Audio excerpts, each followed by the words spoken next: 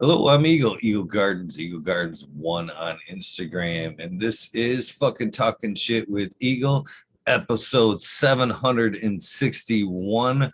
Hopefully, you guys have had a great day. I know I have, and this is going to be a good one. The CandyMan's in the house. You want to tell us how you're doing, my friend, and how you're doing and where they can find you? I'm doing awesome, man. But Eagle, you left out the most important part of my name, the motherfucking part. Oh, Um, yeah, I People yeah. often forget. It's important to me. I know who I am, and I think that helps you guys understand a little bit better who I am too. I'm not just the Candyman. I'm the motherfucking Candyman. Man, completely sorry about that because I kind of like the word myself, so I would have most definitely threw that in if No I were. apologies. I No actually apologies. I had seen the MF because I actually transferred the Instagram to the show title, and then Yeah. you came on and I seen the MF and I was like, what's that? Now I now I kick myself. I could have said motherfucker in the beginning of the show. It's an important part of who I am, man. I appreciate And it. I want you guys to understand that too. So, you know, um, yeah, there's this guy who talks about how, men need to still be dangerous. And it's true. We don't want to just be, weak people. Um, you know, we want to be men. That's real. So, Let go of some of that primal instinct, let it out in a natural way. so I am in Michigan like you. Um, Still not quite 50 years old, but I've been growing for over 30 years.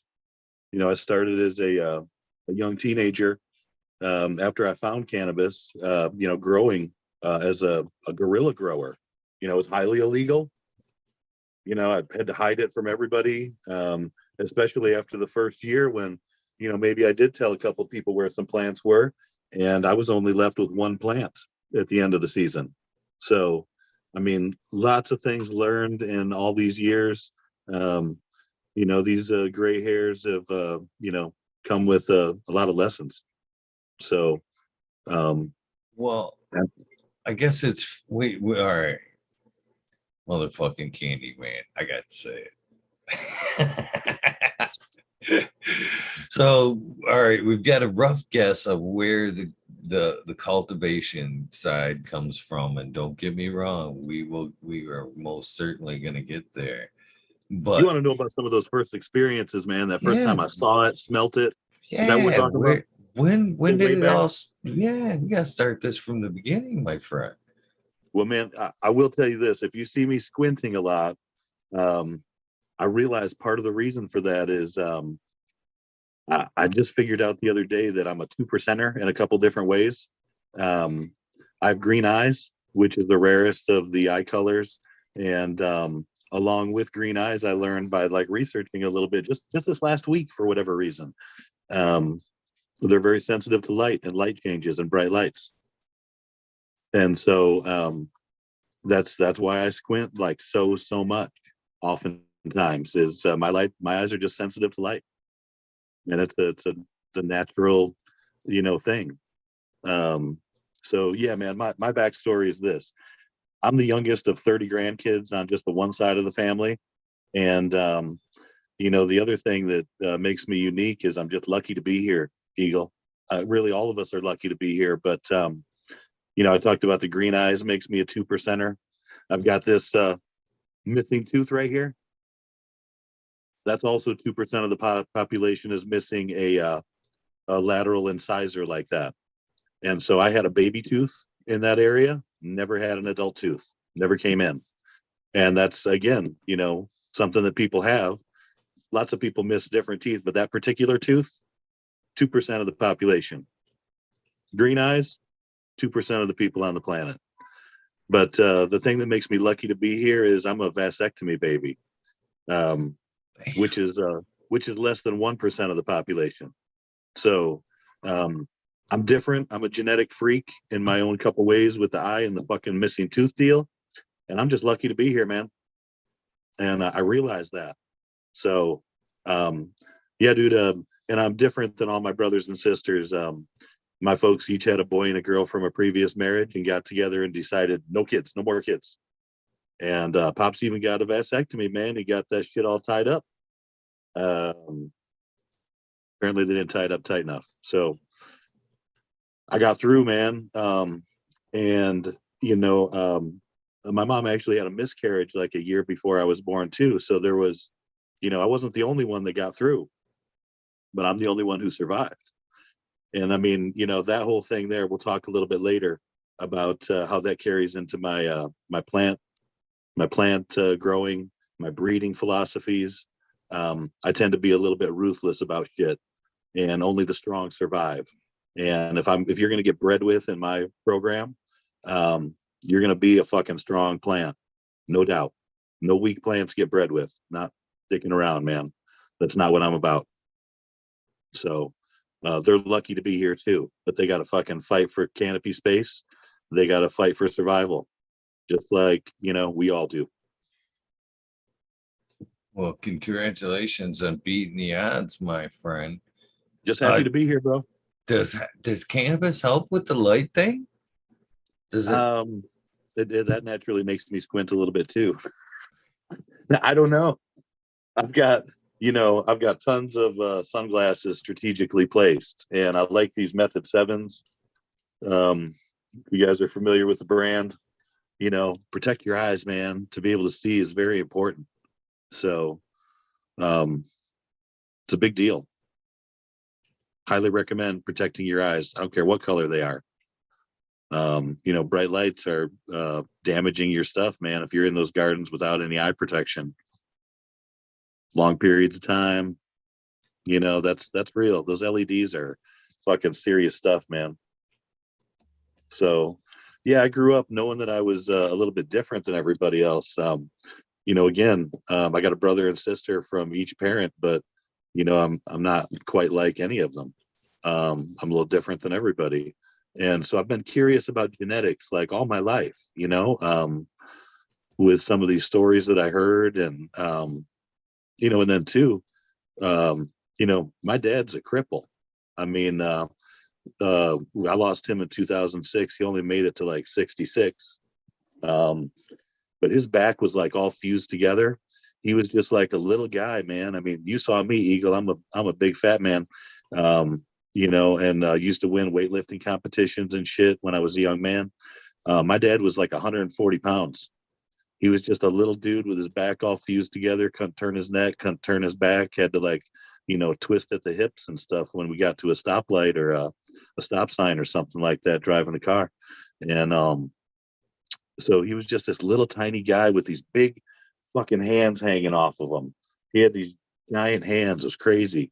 And you remember those gripper things that you do the grip deal or whatever. Again, my dad, little tiny guy, and I was like one of the littlest dudes of all my friends. Most of my friends were much bigger guys than me, even. And they would come over, and Pops would have the gripper dealy out or whatever, and he'd challenge them, stick a dime in between that fucker and hold it tight. See how long you can hold that dime there. And, he'd do the same thing at the same time they would. And their dime would drop out, within a minute or so. And Pops is still holding that fucker, smoking a cigarette, drinking on his beer, talking shit to us. And he just keeps holding it, keeps holding it, keeps holding it, keeps holding it. It was amazing, you know. But then too, growing up, there are so many things that he couldn't do with me. He could only play catch for just a little bit and he was fucking hurting. And just some of the things, he wasn't able to do. But he had his own unique talents. He was a gunsmith. Um, I spent a lot of time around guns, man, as a little kid. He took me to like all these, I think it was like Foxfire Group or some shit like that. I was all dressed. I was like a little redheaded, fucking blue-eyed kid at the time. My hair's turned brown and my eyes turned green. And I'd be with the fucking coonskin cap and all the skinned up clothes and stuff like that, throwing knives and fucking hatchets at block of wood targets and stuff like that. And watching the old dudes clean and fucking fire off the muzzle loaders and all this sort of stuff. And so been around guns, all my life, killed animals, I really don't hunt and fish so much anymore. And it's not a matter of I don't enjoy it. I'm just so damn busy with candy shop and my little farm. And I'm so obsessed with what I do with my gardens. And I feel like I can just buy whatever food I really want. I don't have to go out and kill stuff to get stuff to eat anymore. We're a little more evolved than that, but I do like it. I've done a lot of it. We eat a lot of protein around here, man. Some good fish and some good jerky or Veni sausage is always appreciated. So, but yeah, man, the family thing, and then being the youngest, my closest sibling was 10 years older than me, and I had a lot of cousins and stuff, maybe a little closer, but then again, a lot of them were much much older. So it was a strange thing, sort of like, and then just knowing that you're different, and being treated a little different every once in a while by different folks. It's been a crazy thing. But I will tell you this, man, my first time seeing weed was at a bachelor party at my brother Jack's house. Okay. I was like a young preteen. I wasn't even 15 years old at the time. I didn't even know what the fuck it was. I had to piece together later, Eagle, what the fucking weed thing was. There was some guy at this party, never seen him before. Okay. He wasn't like, one of the normal friends that was always, around with my brother. And, he was down over on the other side of this table. We were playing cards, and we had just gotten back from like a golf outing where they let little fucking, I don't know, 13-year-old me drive the fucking beer cart. That was my job, bro. I drove the beer cart, and at the bachelor party golf outing. So needless to say, get to sip some beers, got some stuff, whatever. I remember them sending me back home with like my mom or grandma driving me home out of the place with like a gallon jug, half to three quarters full of beer from the keg. And somehow, it got in the car, but I never got to drink any of that shit. Mom had that confiscated by the time we got home, but she let my brother stick it in the car with me, thinking, you got away with something. And it just, that never materialized. But anyway, there was this dude at the party across the poker table from me, and he was rolling up joints. Come to find out now, at the time, I didn't know what the fuck was going on, but he had this, green substance, out on a plate on the table, and broke it all up and rolled it up into a paper and lit it and passed it around, and most everybody enjoyed it. It was passed right by me, and there was no fucking talk of it.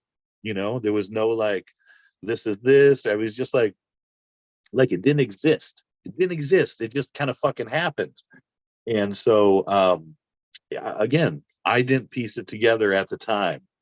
I was drinking beer at the party, just happened to be happy to be a part of, this older person celebration of, transition in their life or whatever. And, but that was my first time like seeing it, and in some way sort of being exposed, was at that, right around 13 at the bachelor party. And I don't remember the smell. I have no idea what strain that could have been, or who grew it, or where it came from, or if it was fresh local, or some kind of brick. I have no idea. Didn't even look that close at it. um wouldn't have known what the fuck I was, how to describe it, at the time anyway. you know so that was the first time I'd seen it, and didn't know what it was. And it wasn't until 16 that I actually smoked it. So, and that was a whole nother thing. Well, that's the good part. So I thought so. But the first time I smoked it, bro, I didn't even get high.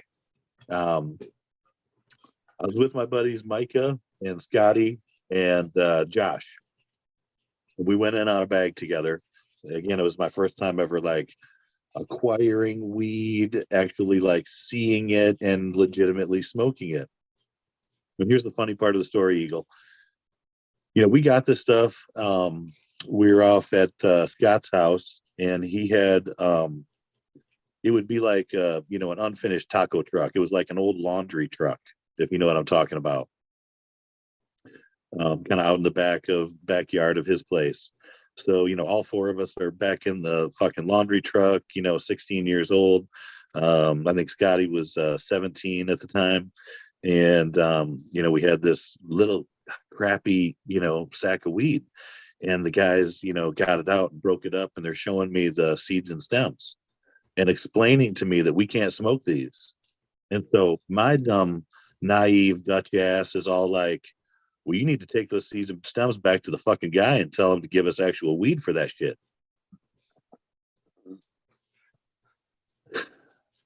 Then my guys just fucking laughed at me. You know, they're like, we don't do that. It comes with this.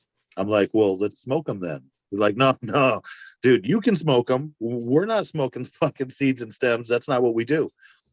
I'm like, why not? It gives you a fucking headache, they said. I'm like, well, let's fucking try it. They're like, we've tried it. You know, not going to happen. And so, you know, I just kind of, you know, took their judgment and whatever and, you know, smoked the other regular weed with them out of a fucking Coke can that we converted right there, a fresh Coke can bowl, boom, boom, boom. Get out your knife, you know, boom. Everybody's got a pocket knife, right? You got to carry a pocket knife? Carry a pocket knife. Something, man. Got to have something in your pocket just in case you need something. You got to cut open a package and you got to convert a Coke can to a bowl. You know, there's all sorts of reasons. Have a knife in your pocket. You got to get into a door that you don't have the right key for. I don't know. Credit card. All sorts of tools. So anyway, we smoked this shit, dude, and I'm just like waiting for something good to happen. They're getting giggly and all affected and whatever else, and I'm like, this is how special this is, you fuckers. You know, you guys talked me into this for this, and I'm just like, you know, fuck you guys, basically. A, I'm still pissed off about the seed and stem thing, right? B, I didn't get high. You know, these guys are acting all high. And I'm thinking, are you punking me? Are you guys just acting high, but this isn't actual real weed, and you're just seeing what I do? I didn't know what to think, you know. So that was the first time, man. I was just like highly disappointed. I'm like, it's got to be better than this, you know. So second time, poof, total different situation. Mind blown. I don't even fucking remember some of the details. All I remember is this is my thing. I fucking love this. And the other thing I remember is these fucking adults have been lying to me for years. It's all bullshit. They've been lying to me. So, all right, I'm on board with your story 100%. And where your journey, I should say. I call myself saying that last night to Dr. Green. Your story. It's not your story. It's your journey. There's no story to it. You lived it. You know what I mean? It's factual. There's no story. Well, it's you know, you call it what you want, man. It's a story. So, I'm weaving a tale of my story. You know, okay. I mean, I'm not in any way offended, thinking that you mean that I'm making things up or something about my history. It just seems like a bad description for somebody telling me their life story. Hey, man, you're the wordsmith here, my brother. I'm just floating along on your magic cloud tonight.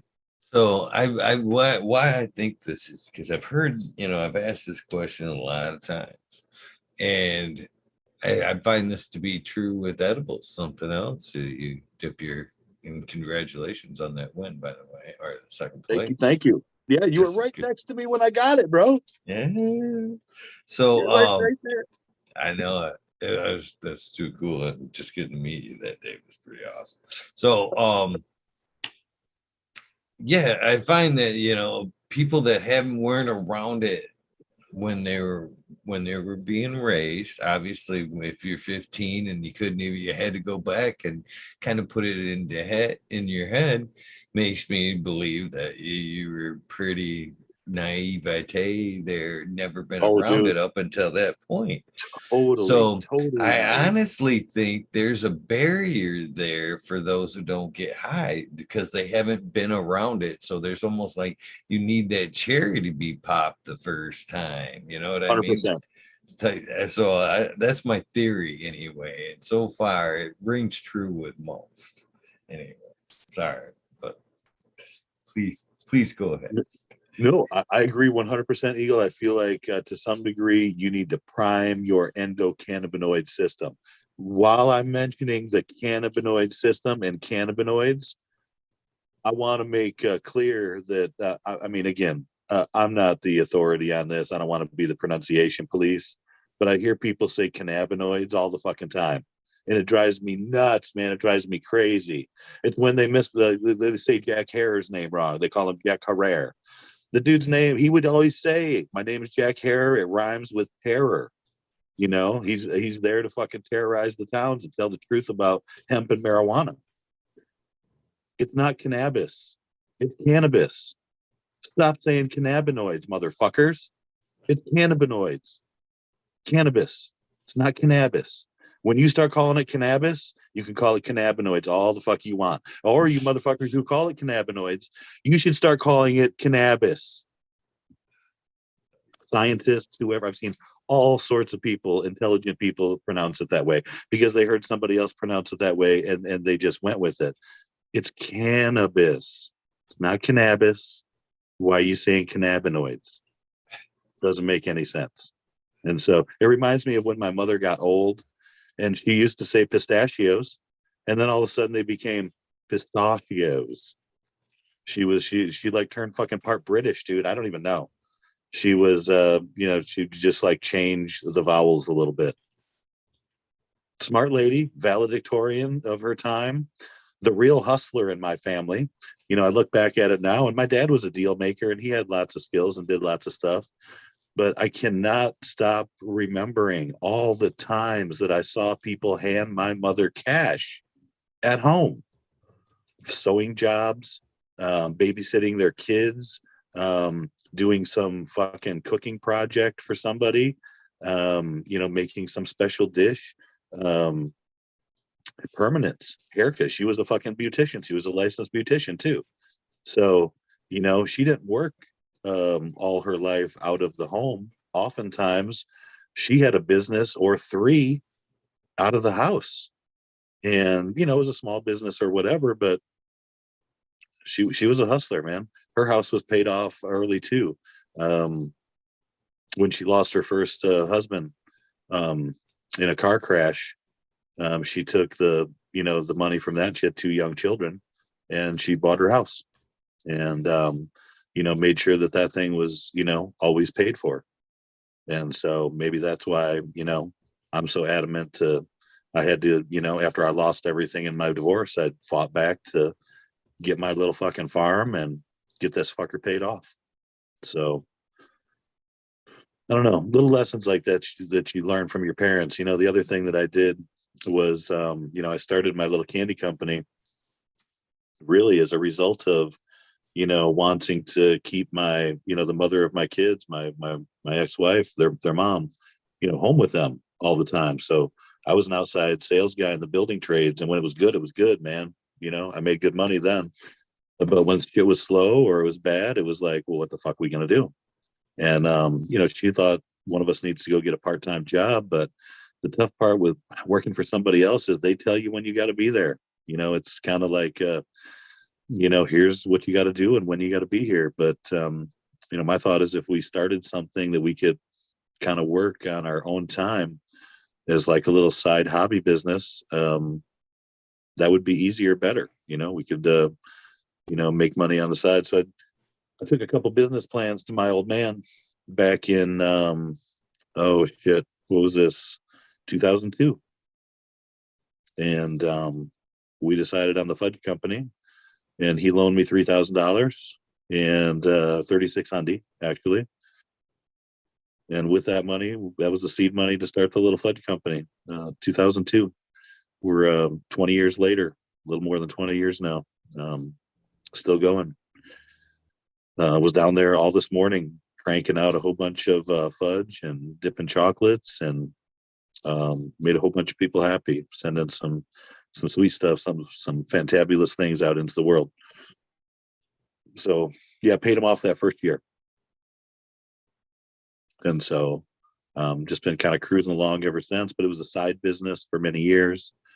I did work for other people, and then I kind of fell back into it when things changed in the work environment and whatnot. And here I am. So um, anyway, that first smoke was, kind of a disappointment. The second smoke was so fucking good, Eagle. I don't even remember it, but I'm like going back for more. And that was how high school totally changed for me after that period of time. And you called it, man. I was kind of a naive kid. I was honor student. I had the highest GPA of any boy in my class. I graduated fifth, you know, in my class, but there were no other dudes with a higher GPA than me. They were all the girls. And I just showed up, you know. I want to say I didn't try, but I mean, I participated, I paid attention, and high school was easy. But, I started to, at that time, the whole weed thing, I started to hide part of who I was, because of the weed, the illegal factor. And, I decided that this was something that I was going to do, but I can only share it with these few people over here that do the same thing that I do. I can't tell my parents. I can't tell my siblings, you know, I can't tell my teacher. I can't tell my coaches, you know, I can't tell my weightlifting buddy who's 13 years older than me and has a family, that I'm smoking weed, before and after we lift weights and shit. But no, man, I was doing it just like Arnold, man, lifting the weights and orgasming all over my body after smoking some weed because it felt so good.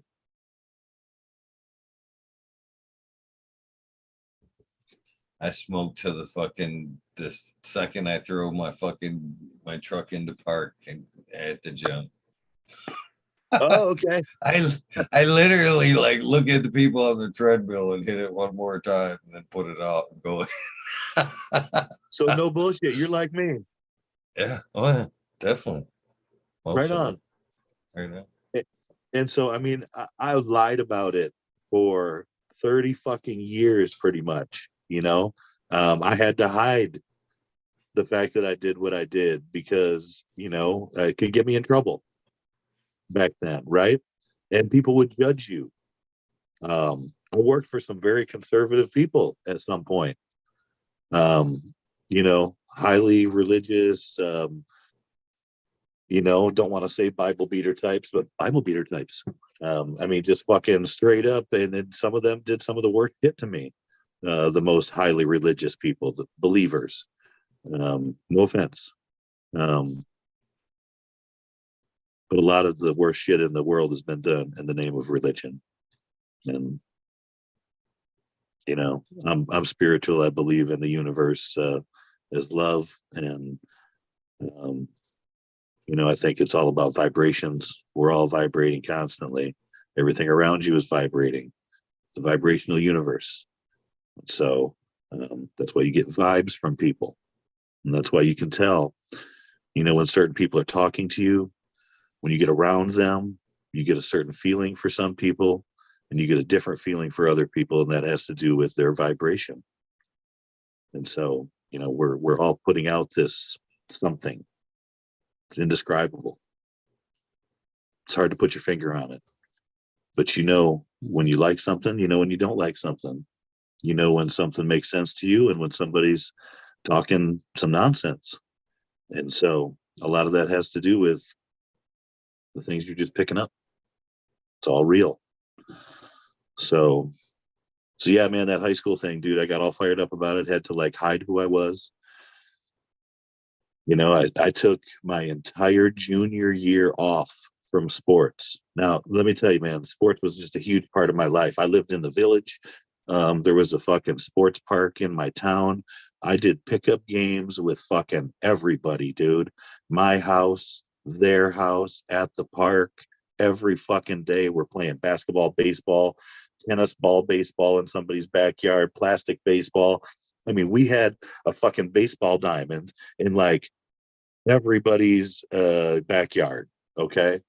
I collected sports cards like a motherfucker. My first business, well, one of my first businesses, because I think my first business was actually mowing lawns, um, just using mom and dad's mower. But then I started a like a baseball card business, sports card business. There was a little football and basketball, but it was mostly baseball. And buy sell trade, going to markets and things like that. Shows where we pay for a booth and buying, flipping cards, sets, you name whatever, you name it. A little bit of memorabilia, stuff like that. But um, yeah, just learning, kind of finding out who I was. But and in sports too, man, I had my glory days. I mean, I hit a grand slam, that tied the fucking game with 2 outs in an 0-2 fucking count. I had 2 strikes on me, 2 outs, bases loaded, fucking grand slam, dead center, fucking center field. Um, I ran an 86-yard touchdown. This fat boy, when I was a fucking younger kid, I got to play. I wasn't just a lineman. I had one of my friend's dads was a coach this one year, and he put me in as like a fucking, the tight end or whatever. And we did a reverse and 86 yards, man, touchdown. Woo! I was a second leading scorer in basketball one of the years, like seventh and eighth grade, stuff like that. And then high school, I kind of, dropped out of basketball for whatever reason. And my junior year, I didn't play any sports, none. And came back my senior year to play only football. And it really wasn't, the same. I wasn't playing football to win. I was just an angry young man, and I wanted to hurt somebody else on the other team. And I was vicious. I was brutal. I gave myself concussions because I would hit somebody so hard I'd knock myself out. Um, I wouldn't like stay laying down, but I wasn't there. I was walking in circles. I didn't know who or where I was or where I needed to go. And, oftentimes I was pulled off the field for a play or two, but then sent right back in. Um, this fucking fake tooth, that I always lose. I knocked that fucker out during football games multiple times. And that's why it's not in now. I knocked it out, and I'm just like, fuck it. This is who I am. I'm a freak. Never got a fucking tooth there. The little lady's like, please put that fucking thing back in. But you got to be bullheaded every once in a while, and this is one of those stupid ways or whatever. But yeah, so high school, just the weed changed me in some ways, and that, like I said, I felt like I needed to hide. I was all fired up about that, and I wasn't as fired up about sports anymore.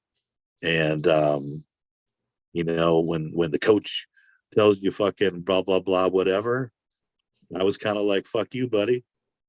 um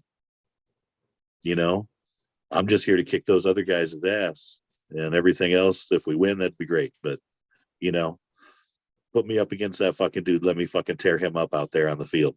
I just, all the other stuff was like fucking gibberish to me. um I was so angry. I had such a chip on my shoulder. I still have a little bit of a chip on my shoulder today. I'll be honest about that. You know, and it had to do with, I didn't come from much, man. I saw, other kids who were not as talented, fucking smart, outgoing, anything as me, getting everything fucking handed to them because for whatever reason they came from more money than me. And I fucking hated that, you know. So I would knock a pretty boy or a rich boy right down to size. That was my favorite thing to do, playing sports. And I could get away with it because we're on the fucking field, you know? And so, there were a couple kids in practice that I kind of abused, and I feel one of them like lives right down the road from me still to this day, and I don't talk to him. He's not even one of my friends on Facebook, no nothing, because I hated him, man. I fucking treated him like shit. I beat him up a bunch in those fucking practices. I mean, we both know it. But it's not anything we've ever talked about, and he probably doesn't want to admit it. But I feel like I need to apologize to him. It wasn't him, man. It was me.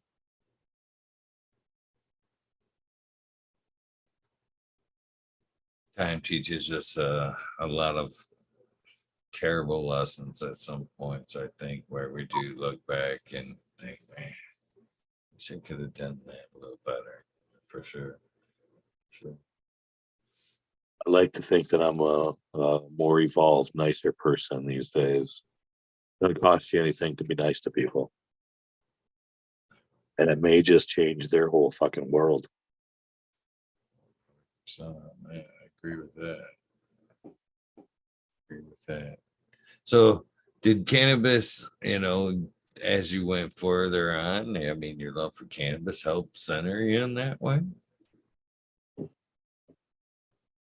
Totally. And I think too, it was like, part of it is that period of time in your life where you've just got so many hormones raging, and you know, just had a lot of fucking stupid testosterone, and didn't know what to do with it. And I was honestly saved by the cannabis and the fucking weightlifting.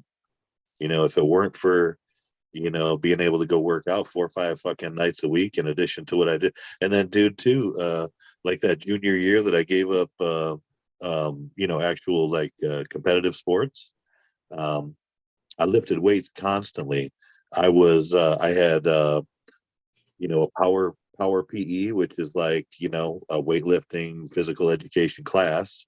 And then I was a student assistant for another gym class, and I basically hung out in the gym and worked out with the fucking freshmen and got them, a little more motivated and into stuff. And then I would go work out in the evenings, with my buddy who was 13 years older than me. So yeah, I had all that time, and and in between there, I would never smoke in the morning before school, but like, after, and I would work after school. Typically, I grew up working in my uncle's welding shop throughout much of that high school thing. I was an umpire. Dude, the best money I made growing up was as an umpire, baseball and softball games, umpire. And I love the baseball and softball, man. I was into it. Um, but yeah, I had a couple guys who were, kind of, I don't know if they were friends of the family. They knew my dad in the village and were cool with him, and somehow got me into umpiring my first games when I was like really a year older than the kids that I was making the calls on. Okay. I was like just out of Little League and into Pony League, and I was umpiring the Little League and the Pee Wee games. And so then I got good at it, and somebody would call in sick or whatever, and my boss would be like, "You're the only one on this game. If you can handle it, I'll pay you double." And I'm like, "I'm your man." And so at that point, he got short staffed. He's like, "I'll pay you double on all these solo games because I know you can handle it." And boom, just like that, I was making more money as an umpire some days than I was, working the fucking welding shop job during the day. So, games would be in the evenings. So I'd work that fucking, regular job all summer long. And then during the day. And then when I was done with that, run over to the ball fields, get changed, and make more money. So I didn't get shit handed to me, Eagle. If I wanted something, I had to earn it, you know? Well, that's pretty respectable. That's real life. So I feel like I'm just bogarting over here, just chiefing away. What are you smoking on? What'd you bring to the table this evening? So, dude, in my bowl is my Party Royale, which is unreleased. I entered it in two of the events this fall, the Organic Cup as sun-grown organic flower and outdoor. And I also did it in pre-rolls. But I fucked up on my flower entries and my pre-roll entries.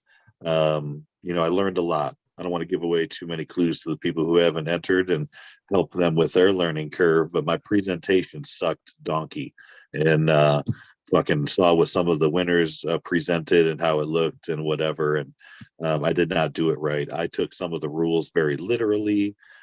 We destroyed a couple buds to get every entry the exact same size, and apparently it didn't need to be per se. I just didn't want to get disqualified, and in trying to stick to the letter of the fucking rule book, my entries didn't look as good as they could have. And so I also learned that, I made two different entries in the edible competition. I entered a couple of my fudge truffles, which again, my candy company is fucking family friendly. I did this just to win the Ganja Award, and I could make some edibles, at my farm, recreationally, medically, whatever. But it doesn't happen at my family-friendly fudge shop. And I need to make that very clear. That's always non-medicated, non-infused, family friendly. There's lots of fucking sugar in it. Ain't no weed in it. So, anyway, we did a dark chocolate peanut butter dipped in dark chocolate, coated in dark chocolate. That was the winner. Got us this, third place from the Organic Cup. The one that did not win was like a little bit more of a crazy flavor. It was maple bacon. So maple flavored fudge with some smoky bacon thrown in it. And then we dipped that in milk chocolate and put a little bit more of that crumbled up smoky bacon on top. And that's a crazy flavor, man. But when you looked at who won in the edibles category, third place was a chocolate peanut butter item. Second place was a chocolate peanut butter item. And first place was a white chocolate carrot cake. Okay. So it was kind of more mainstreamy things, two chocolate peanut butters, you know. But for whatever reason, I love that bacon thing. I don't know that the Organic Cup, when we may have some vegan judges, is the place to do the bacon per se. But look for me to bring bacon as another fucking entry sometime at one of these edible competitions. I'm bringing the bacon medicated. It doesn't always have to be candy coming from me, man. Nothing wrong with that. Nothing wrong with that. So I've also got Eagle, I want to say 4 different colas on my tray over here, my Amsterdam tray that we can show off at some point. I'm going to have to roll up a fresh joint also. But while I have you, and I would like to take just a little like smoke time, can I ask you a couple questions so that I can take a breath of fresh of the marijuanas? I'd usually discourage it, but all right. I try to keep this 100% about you guys. That way, it doesn't, I mean, this is just your tale, I love it, man. I appreciate it. Well, here's the part of the tale that I want to have you give me respite on.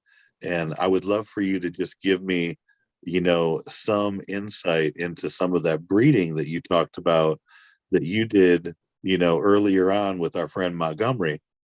You know what I'm saying? I mean, I don't know what you're willing to share in regards to that, or whatever, but I'm just curious because, you guys were more on the forefront of it. Okay. At that time, when you guys were doing that stuff, I was hiding.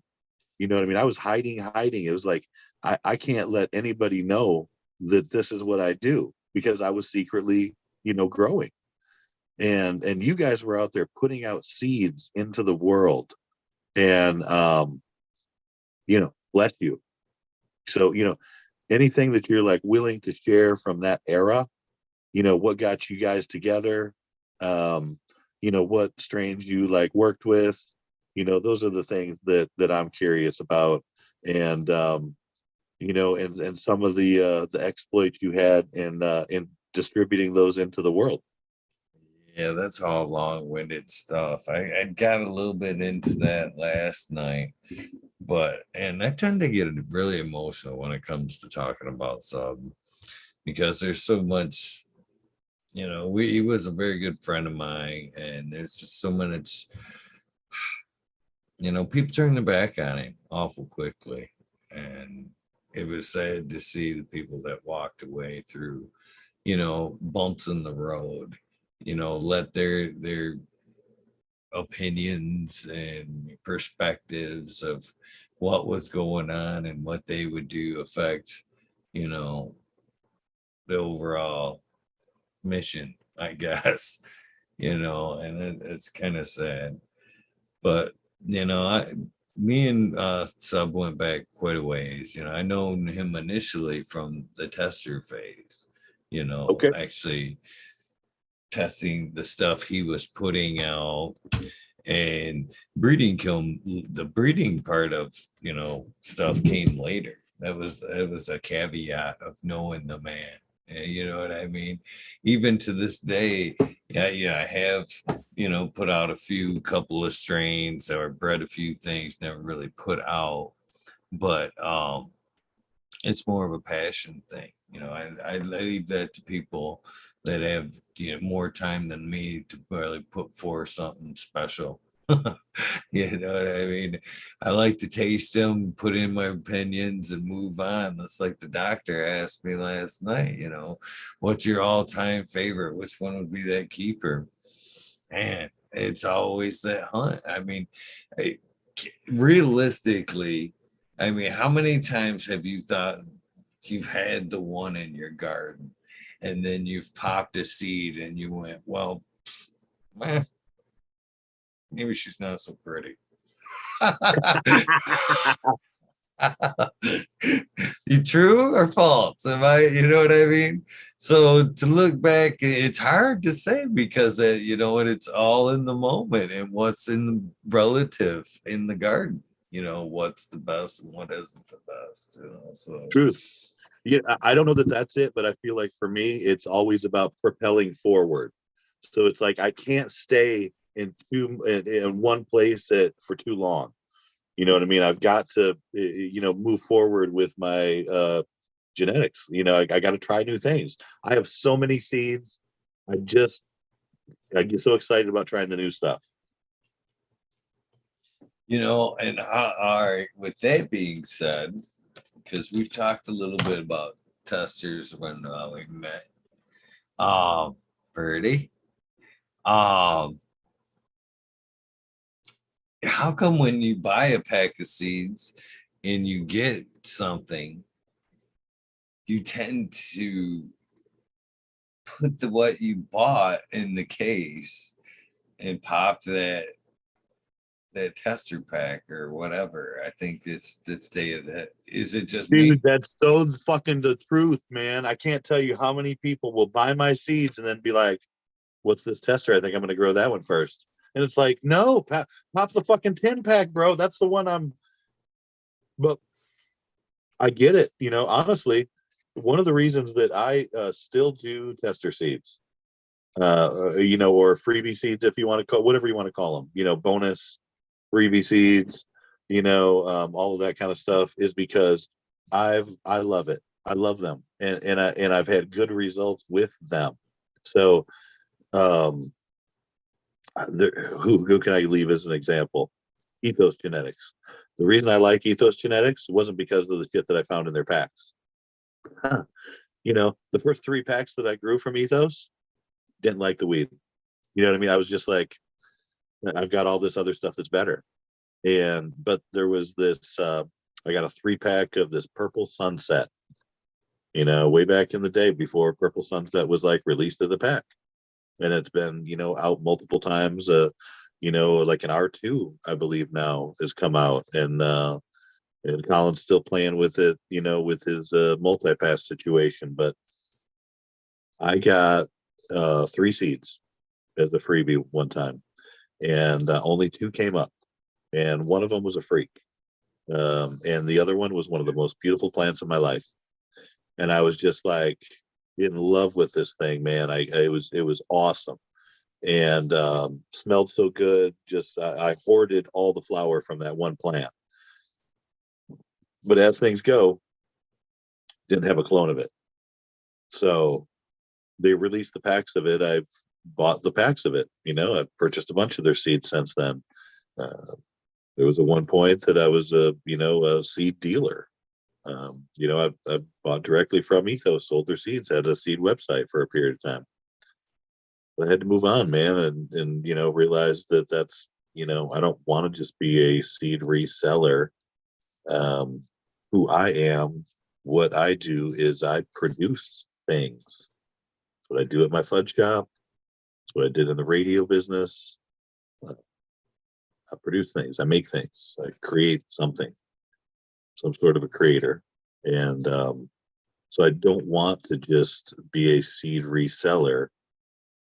However, I need to have a lot of seed reseller friends to be successful as a creator. Okay.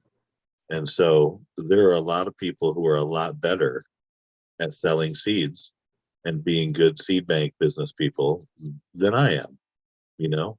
And I decided that I can't juggle 3 businesses. I'm only going to juggle 2 businesses, you know? So that I can handle. The third one was just kind of a little crazy. So the candy shop, always 20 plus years now. Um, my gardens, always 30 plus years now. So that's what we keep on doing. I need to sell my seeds. I need to get my seeds out into the world. That's what I need to do. And I'm working on trying to, what I call change the narrative, Eagle, change the energy around the whole, genetics, weed breeding type deal, seed production, pollen chucking, whatever you want to call it. We're not fucking scientists. Okay. The scientists are coming. Know that the fucking scientists are coming. Okay. What we are is kind of like artists or artisans. We're painting this particular phenotype that we found with this particular pollen donor that we found and are excited about. And it may create this or whatever. And we're bringing that into the world. But I think that some people put on too much hype. They want to charge way too much sometimes for their stuff. And I want to change that energy. I want to change that narrative. I want to be different than that. You know, my kids are all out of the house. They have their own houses. They're out of school. They're successful doing their own things. That's my success. I've checked done. Okay. Some people can't say that. They kids are still home, having problems, whatever, have issues. That I don't. They're great. They don't ask for anything. Love them to death. They're fucking awesome. I got a daughter, 2 sons, 2 stepsons, 2 grandsons, couple of awesome daughters-in-law. So, all good people doing well. So I get to do my own thing now. Check done. Kids are taken care of. They're all doing their own thing. So, now I'm moved on to this whole wanting to share this thing I've been hiding for 30 years as part of myself that I'm more excited about than anything is growing great cannabis. And the thing about cannabis is it's not just this plant that like a tomato or you eat it, you sustain life from it. It's fucking medicine, man. And so the big driver for me is this: I want to share the best medicine in the world. I don't want to keep the best medicine for myself. Okay. I don't think that, I need to be, necessarily winning every award or reaping all the dollars or fucking, I want to get it out into the world, man, at any cost. I'm less interested in Plug it in. uh, no, I've still got 70%, bro.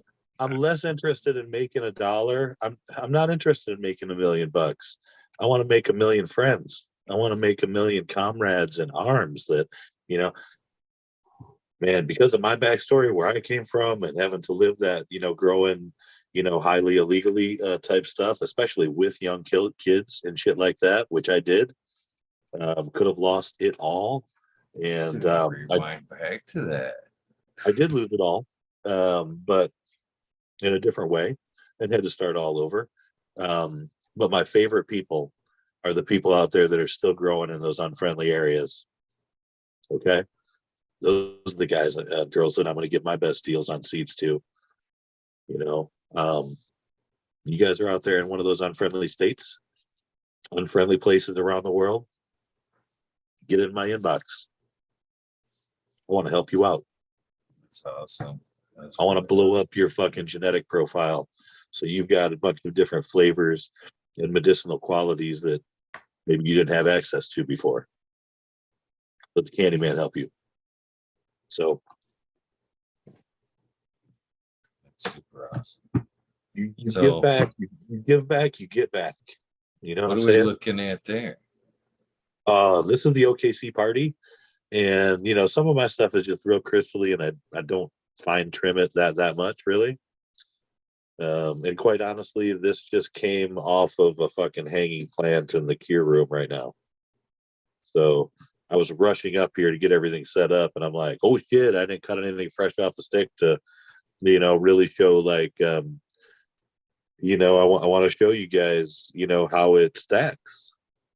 It's not just I grabbed some branches. I'm not just showing you like that one end nug. Here's the other thing that drives me crazy, Eagle, about the hype boys is they're gonna show off that little tiny, beautiful, highly processed photo of a little tip of a bud. Okay, look at my page on Instagram, the CandyMan Seeds. I'm doing videos of my shit, showing you guys how they grow, how crazy I grow with my octopots and stuff like that. I mean, I don't, my shit is ruthless, man. I don't do little plants. I know other guys who I respect who do things their own way, and please, be different. I'm not telling everybody to be like me. What I'm saying is, I can respect people who do things differently. There's a million ways to skin a cat, grow a plant, you name it. But the way that I grow plants is I do them big, I feed them, well, and I give them a lot of light, okay, and a good environment. And so, I know other people who are doing lower light situations because they want to save dollars on their power bill, or they're only watering it every so often, or they're growing flowers in 3-gallon pots, or they've only got like they're breeding, okay, but they're only breeding their only growing space is like 2/10, but they're a breeder. And so, I mean, I've got multiple big gardens and, a couple smaller ones, and I grow outdoors in 3 different locations, with the blessing of the residents of those locations, taking care of their plants. So, yeah, I've got an opportunity to do things in different environments, different grow spaces, big grow spaces. You guys see my plants outside. They're much taller than me. We had 12, 13, fucking almost 15 footers this year, Eagle. Just sun grown, organic, outside here in Michigan. Big flowers, some of them that I bred, and some of them that we were growing from, other breeders. So I'm always going to be growing out other people's stuff too, testing out their gear. It's not all about just, what I've got going on, but I'm always testing my stuff too now. I'm excited about it. But yeah, I will say, Eagle, this breeding that I'm doing now is not the first time that I've done any breeding. I bred back in the early 2000s also, but I never released anything because again, I was doing everything in secret. The whole reason I was breeding was because purchasing seeds from Amsterdam and Canada was a little sketch. Okay. Um, dude, stuff came in like all kinds of fucking weird containers. Um, I remember the first seeds I got from Amsterdam, they show up and it's a package from out of the country, and in it is a Zippo lighter. So I'm checking the whole fucking thing out, open up the Zippo and nothing, get into the guts of the Zippo, pull out, where they store the fucking liquid and the, thing that soaks up the liquid in there and shit. That's where the fucking seeds were. So And, they're just hiding out in what looked like the corner of a baggie. You know what I'm saying? That they like fucking sealed up with a fucking lighter and had to see, and then wrote on there with a little tiny marker, like one initial that you would then translate into whatever the fuck you bought. So crazy. I don't And mean to I don't mean to cut in. I usually don't do this, but you've led me right to what I want to say. That does those 2 points rarely happen. So I have a couple of packaging ideas for you while we're talking. Are you right? So I heard it when a few minutes ago. They kind of popped into my head when you were talking about giving away seeds and stuff like that, and wanting to set yourself apart. So one thing that popped into my head that I thought was cool would be like a multi-pack, almost like, since you're the candy man, obviously, like the Valentine chocolate box that you would get. And so that, you know what I mean, where you actually have to flip the lid up and see what chocolate was in there. So like they're in little containers in the actual like crinkle wraps that the chocolates would be in. You know what I mean? start over, Eagle, because I just switched to Wi-Fi and it blurred me for a second. So tell me the first part of it. I missed it. So basically, what I'm suggesting is like a multi-strained gift box, like you'd get at Valentine's Day. You know what I mean? Where the chocolates, where you flip the top of the box up and you identify the chocolates to the space. But so the strains are in there, and they're all in the little crinkle thing that held the chocolate. You know what I mean? Since you're the candy man, so I thought that would be cool for like maybe a limited, or you know what I mean, a multi-strain thing.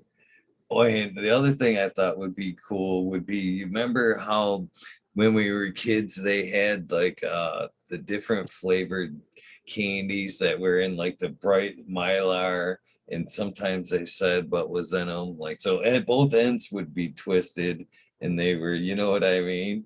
So your little seed vials or whatever in the twisted mylar, maybe with the strain name or the information in the mylar once they opened it up. You know what I mean? You could see the candy, the goodies you got, and you had a little Right, bit right. of it. Uh, I couldn't, I I love couldn't, it. I love it, dude. I couldn't hold it. Dude, I had to dude. throw it out there. No, dude. The whole the multi-strain gift box thing that you mentioned reminds me of a talk I had with Tino like a couple weeks ago. The man of the pizza boxes or whatever, and he's like, yeah, man, go with it. Uh, why aren't you, basically, with more of this stuff? I mean, hey, man, right now we're in our little tins, our little candy tins, sealed for your protection. See, that's Um, kind of what I'm talking about, but maybe in just the candy, added the candy aspect of it with like just the little cup that they sit in. You know what I mean, in the box. I don't what do know. you mean? Oh, inside here?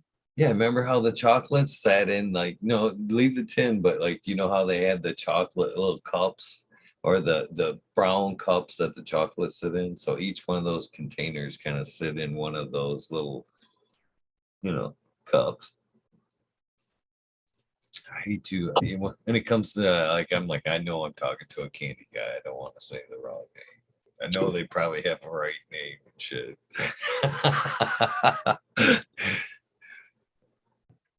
I'm going to show you what we do. I love fudge, by the way. And why is it only fudge is only like hot or seemingly hot around Christmas? I always think of like fudge and Christmas, like it was like almost synonymous there a little bit. But I love some fudge. It is a holiday thing to some degree. You know, it's a happy celebratory sort of a candy. Um, you know, but then too, it's a big time summery vacation type thing, you know, when people are out and about and you know, they find us oftentimes at farmers markets and some different you know, art and craft shows in different areas.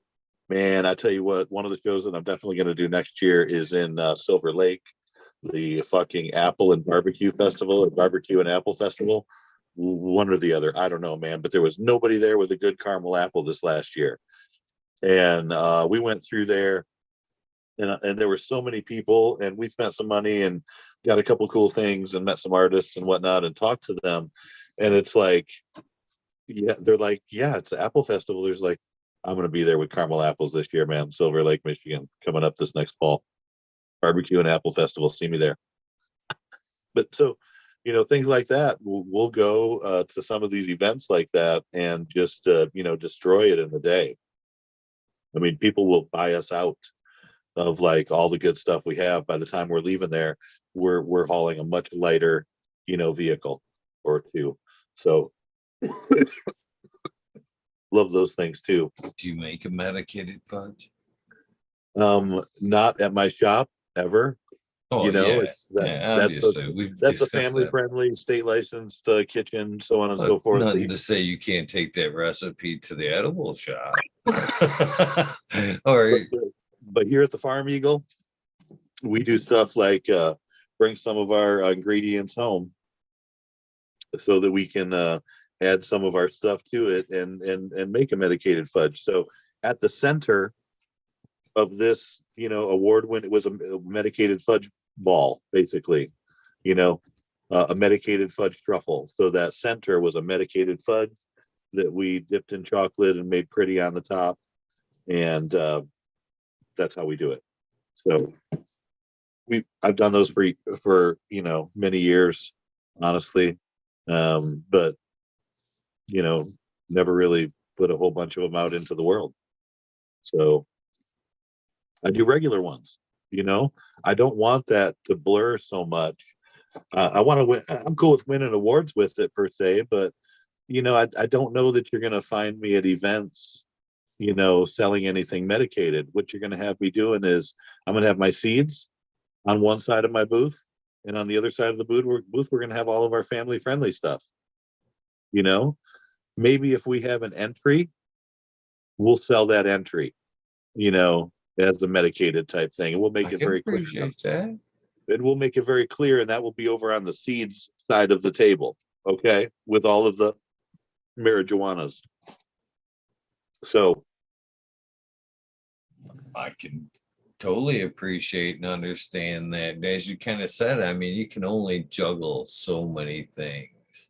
totally. And to like, just the, like, as you kind of said, there's no real mixing the two. You know what I mean? That it has to be two separate entities, and then now you're talking two different licensing, two different this, two different that. I can appreciate that. So, you know, 100%. let me say too, Eagle, and part of this goes back to when I went through my divorce in 2010. Okay. Um, you know, my ex was, you know, a little brutal about some things, and you know, she made I believe, anonymous email that, you know, my inspector basically showed, you know, told me about what it said, and it's like, yeah, that sounds like, you know who, and um, so she accused me of, you know, doing all these things, and you know, again, they come check me out whenever they want to, you know what I mean, and so yeah, she came in and she's like, this is the only reason I'm here, and you know, check the whole thing out to make sure I wasn't doing, and she's like, you know, yeah, no, of course you're not, and you know, it was silly, But yeah, man. Um, I've been thrown to the wolves a couple times, and it's interesting when sometimes when people see you doing good, they want to throw some shade, and so I get that. You know, I'm just trying to help out as many people as I can, be a decent person, share the good stuff in life, and hopefully have a good vibration with the people. Again, I'm not interested in $1 million. I want 1 million friends. Richer man. You'll be a richer man, I think. So this is what we do now, Eagle. They come in this guy. To open these dudes, you got to press the center. Don't be picking at the side with your fingernail, man. You'll bust that nail. So you just press this guy. The release of the lid that comes off, and then inside there, in a little custom foam insert, is your vial of seeds. Badass. So that's how we come now. You know, you're telling me I should wrap this in like a little candy wrapper? No, or maybe just set that in like a can. Oh yeah, that vial. If you're gonna do singles, 100%, 100%. So they open So it up and just they take see. those, and it's all wrapped in a candy wrapper inside there. Yeah, I mean, how excited were you when you were a kid when you'd fucking pull that each end of that twist?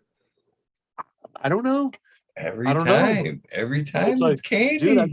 we go Ooh, through a it's a lot of smile steps to every get these time. guys all sealed for your protection, and this whole deal. I mean, that's that whole twist. That's whole one more step, bro. I mean, whew. We maybe even eliminate that. Just do the twist. I mean, I appreciate that. I mean, that's the. I mean, it's shipping purposes. That's 3 times the weight. I'll tell you what. What I do want to do though is steal your idea about the multi-strain gift box, Yeah, where we do something like that, because honestly, um, you know, it's only been like a little over 3 years that I've been like really consciously, selectively, breeding intentionally here, um, to share with the world. And already I've produced 90 crosses. Okay. damn. And we've got a fem project going right now that's going to make, our first batch of fems. So those are all regulars, that first 90. Um, and our first fem crosses that are, you know, in production right now is only going to be, 8 strains. Um, and then I've got some other crazy ideas for next year. So with those 90 90 strains, I've strains. with I those would 90. definitely take 90 and do the Mylar thing and put like 90 and call that the candy bowl.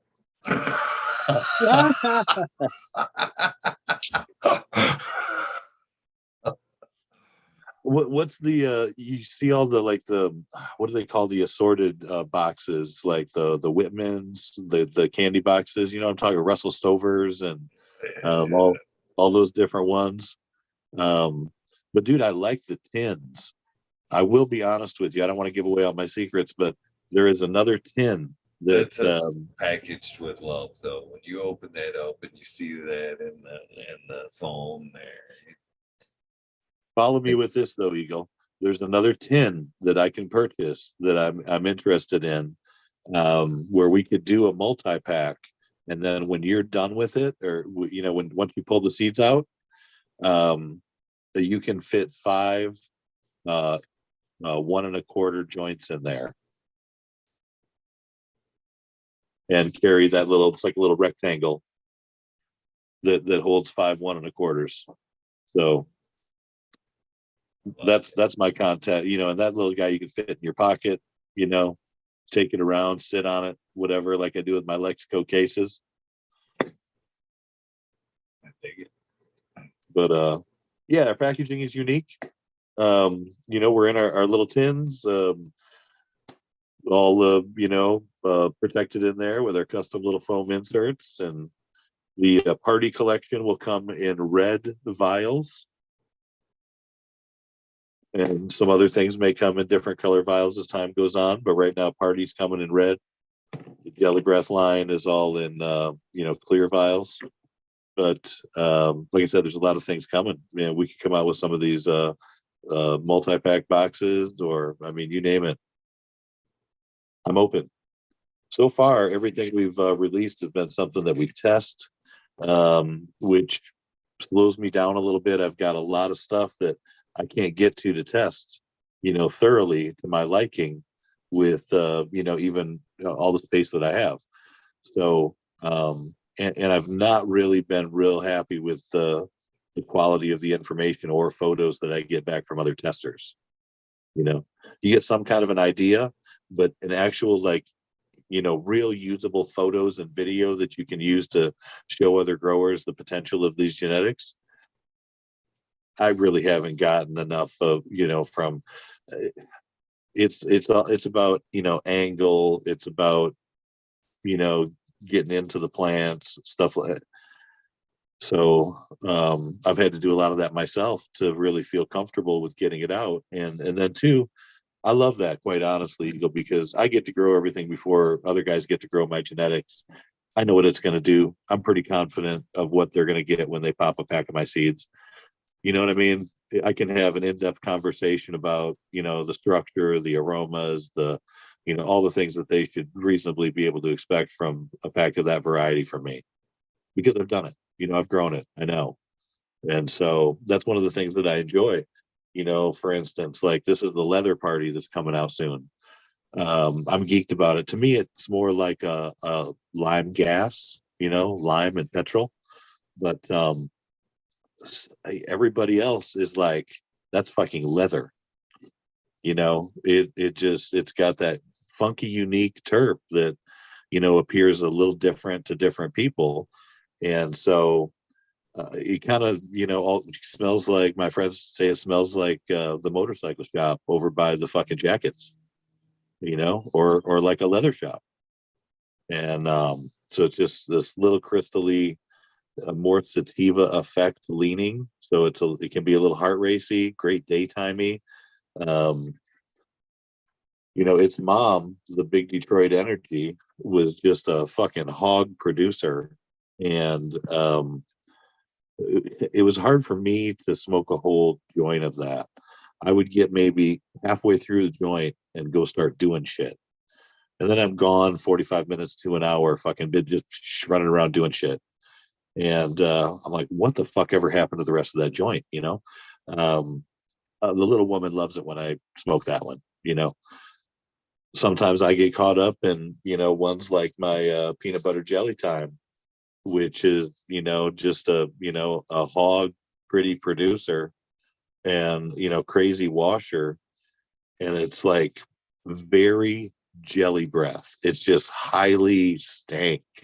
I mean, the peanut butter on this particular cut doesn't really matter. But, this one kind of kicks me down a notch or five. It's more of the I'm going to fucking hold this couch down for half of the day type of situation. Probably shouldn't have smoked it if I wanted to get anything fucking done today kind of weed, and we need those. You can't have things that are that same effect. Eagle, let me ask you a question. I have a certain belief about um, weed flavors. What is your feeling about when I say something like uh, flavor and effect are sort of hand in hand? They kind of go with each other. Do you believe in that? Oop. Definitely flavor and effect go hand in hand.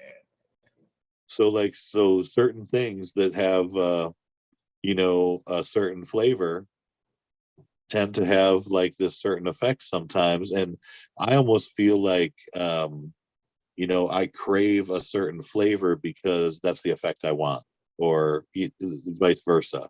You know what I mean?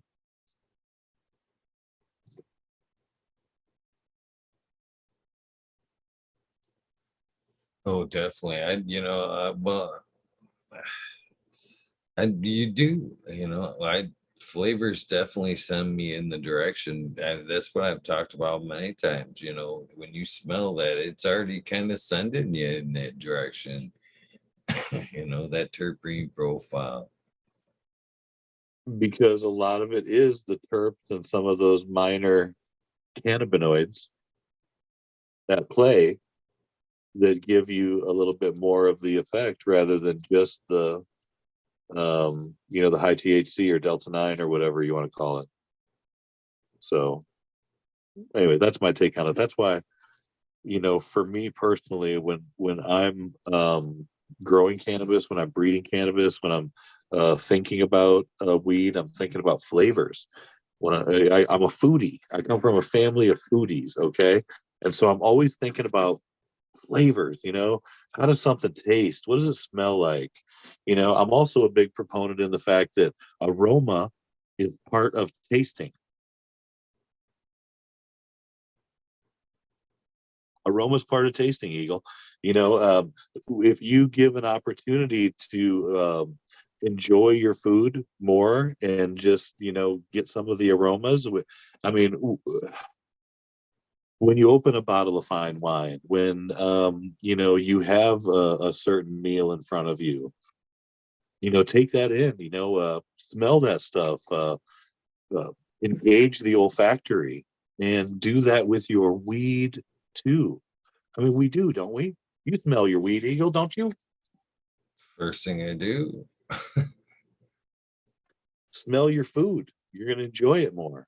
We do it with our weed, but especially, often, yeah, the better it smells. I do it all the time. Like break open a nug and get it like a slight hint of it.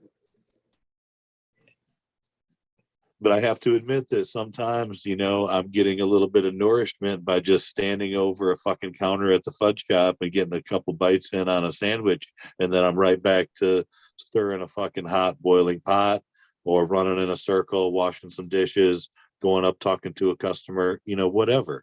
I've got a crazy life like that sometimes. So I try to force myself every day to at least one time or twice, if I can do it morning and evening, um, slow down,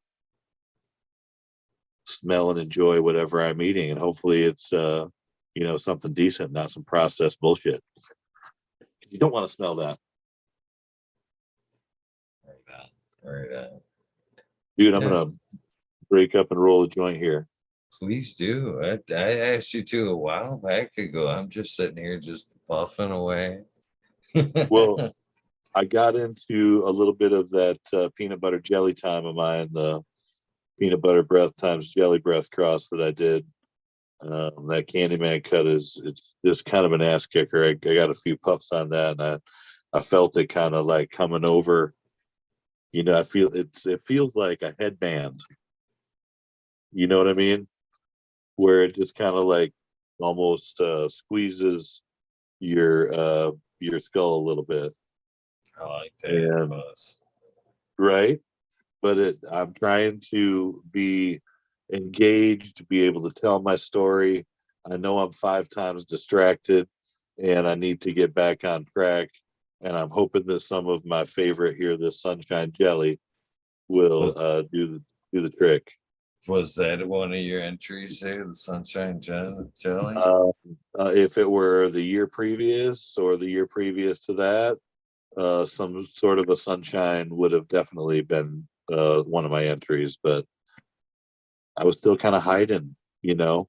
I wasn't really, my first foray into, really trying to sell my seeds was to, kind of get a sales guy um, to do it, and it just didn't. I think that people really want to know the craftsman, if at all possible. You know, they want to know the artist. They want to be able to be like, I know that fucking guy, that motherfucker, that motherfucking Candyman. I know him. He's cool as 100%. fuck. And I can tell you one thing about the motherfucking Candyman. That dude is a motherfucker.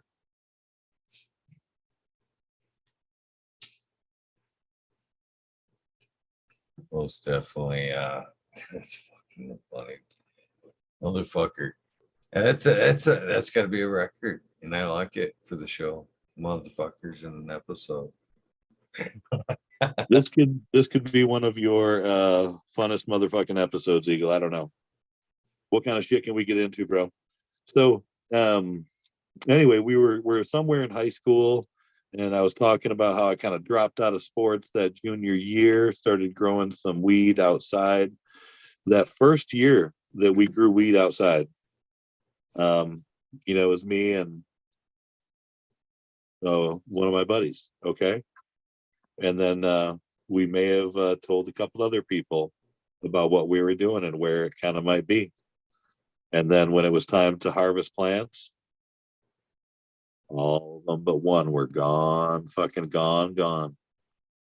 And so that was a lesson, you know. I've had a lot of lessons in growing weed, and it hasn't all happened all at once. You know what I'm saying? It's been a lot of fucking years. So I've taken some lumps. I'm just chopping this up with my scissors. It's taking me a minute. I don't know if my grinder is up here.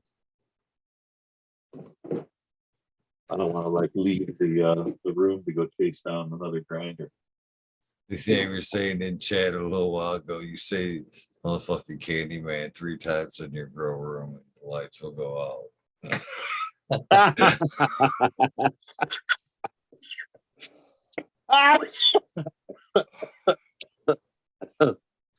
Don't forget the motherfucking part. No, you got it wrong there. You say it 3 times and your plants will turn into fire. Yeah, you guys keep making that stuff up, man. You guys be my hype beasts, man. I'm not gonna be any kind of fucking hype. I'm the anti-hype. No hype. Anti-hype. Real fucking plant talk, real life talk, real fucking plant pictures and videos, not just the fucking pretty tip all fucking altered and image fucking enhanced and all this bullshit. Dude, I was talking to another breeder type guy the other day, and mentioned something about photos or whatever. And he's like, oh yeah, man. He goes, you got to do this first, and then you do this on this setting, and then you do this, and then you do this.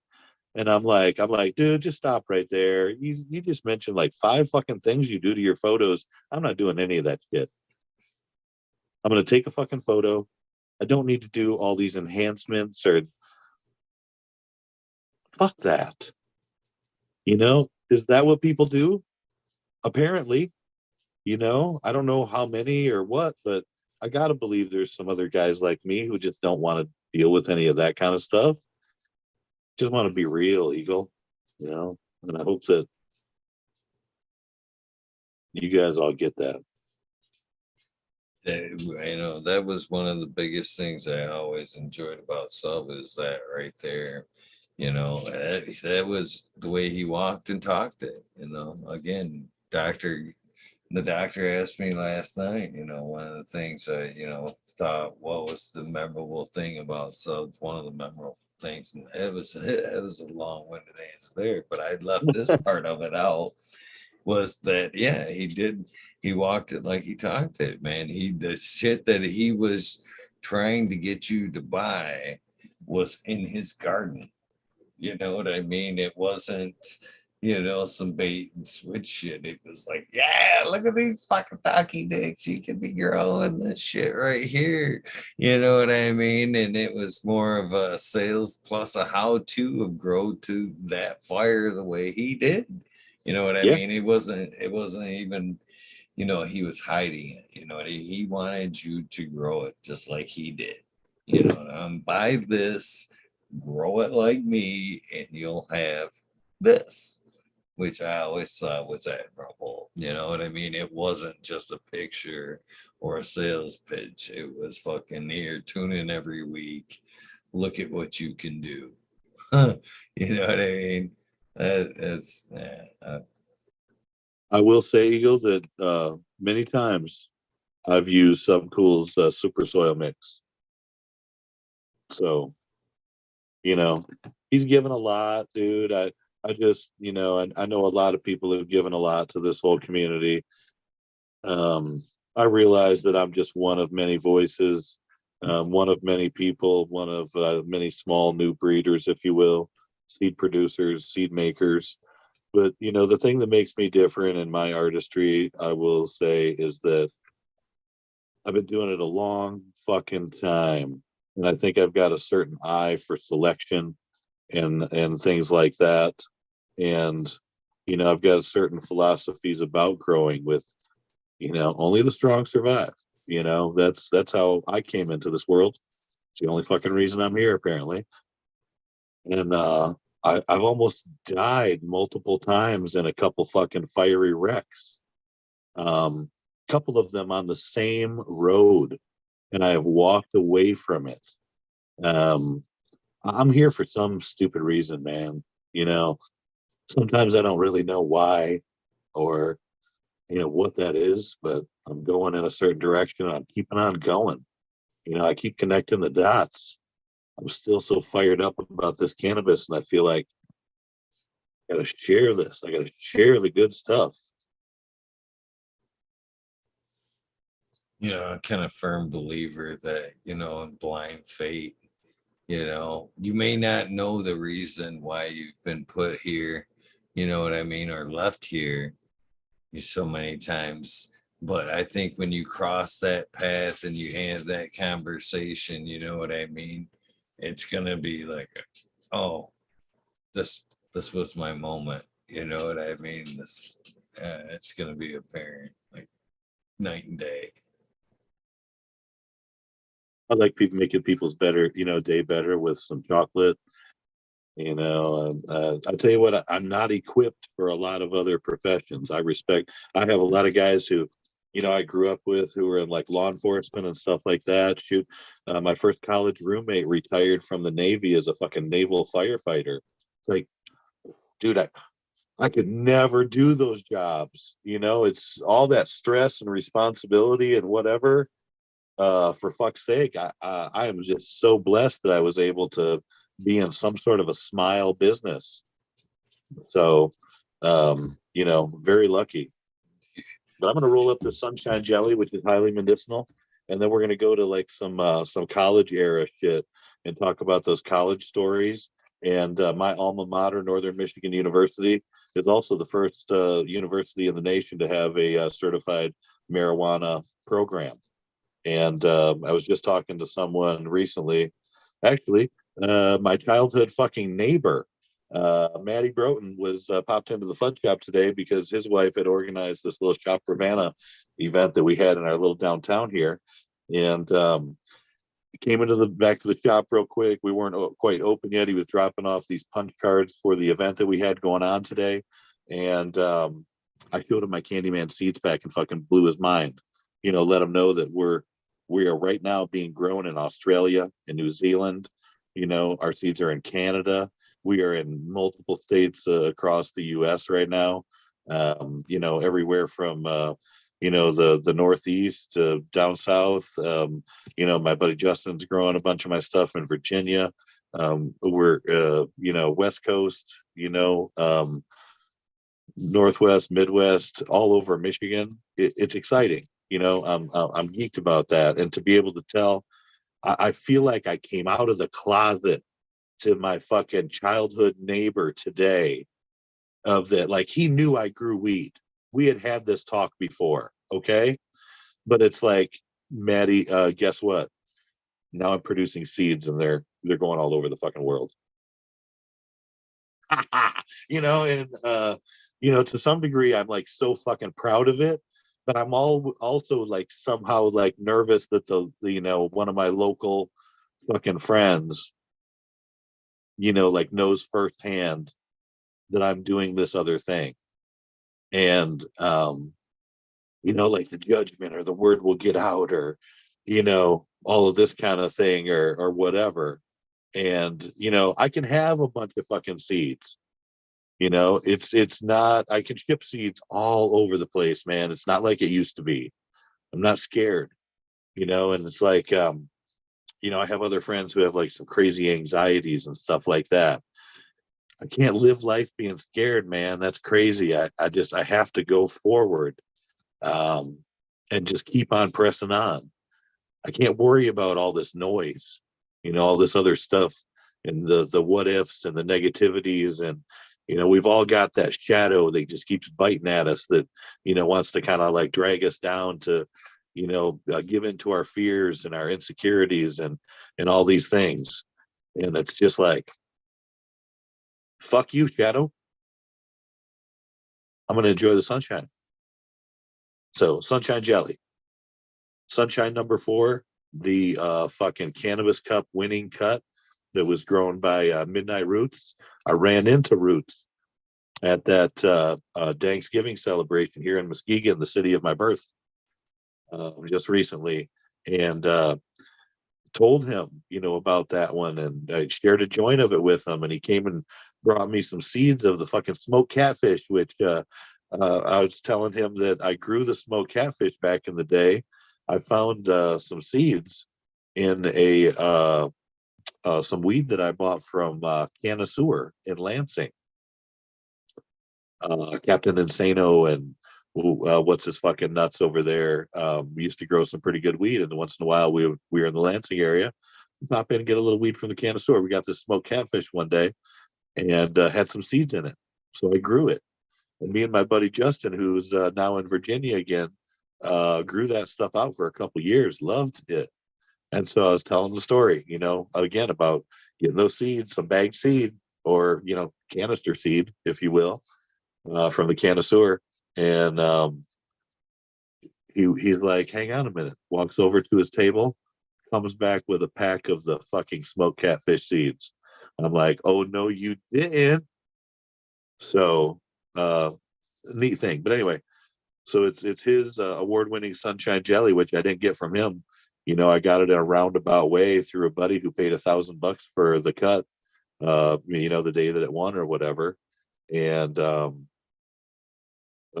had grown it for years. I finally let it go, and I'm growing its progeny.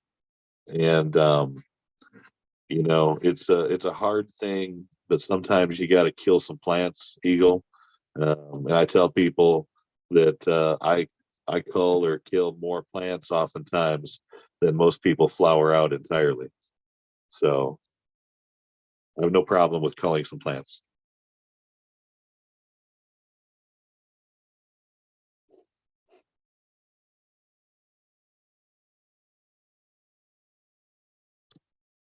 If you're talking, brother, I can't hear you. Eagle, my guy. I am. I think you're on mute. Yeah, if when it comes to breeding, that's a good mentality to have to keep that vigor in your lineup. I think it's very important. Sometimes scary. You mentioned ethos earlier, and I think that some of that stuff, the vigor in that stuff's like almost like scary, like GMO kind of like. Let me tell you about the Big Detroit Energy Mom that I used in my leather party and my Big Detroit Jelly. That thing, when I first grew it from seed, Eagle, was it was like 2 ounces shy of a 2-pound plant inside. It fought and got into the space of so many of its fucking neighbors that it dwarfed a couple of its neighbors. You know what I'm saying? Because it just took over. And was just a hog producer, and then just had that really crazy terp profile and upbeat daytimey rah rah rah sativa type effect, which some of my strains will give you a little anxiety sometimes. Some of those party crosses. My buddy Dr. Dankenstein got into a little of the OKC party with me one day and needed to go take a little chill pill for a moment, man. He's just like, dude, I was freaking out. My heart was just racing. I love that shit. Yeah, I definitely love the ones too. The get up and goes. Definitely they help you get through them days. Sure. That's I what got the pines are that for me. I got a lot to do, man. Oftentimes when you see me on these Instagram lives, I'll be doing shit. Um, I love that we have some of our friends who, just kind of sit in one spot behind the microphone. Um, but I got to keep my hands busy doing something a lot of times. And then sometimes I'll just pop it on, recently at the shop and jam out the music and just let you guys watch me make some caramel apples or shit. This morning I was folding fudge boxes for an hour. Uh, that'd be it's got to be done, right? Somebody's got to do it. Somebody's got to do it. What those fingers do. So I probably should have had you guys watch in on my joint. So I sat in on the table there at the judges there. And the pre-roll, one of the pre-roll judges was in chat there, judging pre-rolls and indoor flower. It was And what? one of the indoor judges was at the competition, the organic cup was in chat. And Was what? I was lucky enough to sit there and help put in some input on the pre-rolls. Okay. And for me, I didn't necessarily think that presentation was that big of a factor as far as pre-roll goes. Before I get too much down that road, I want to tell you about the other thing that we talked about earlier was a headband. Fuck, we smoked just in the indoor flower category, probably about 50 strains easily. And not too many stood out. That's the talking about the hybrid. If we hit that wall, I kind of think we have.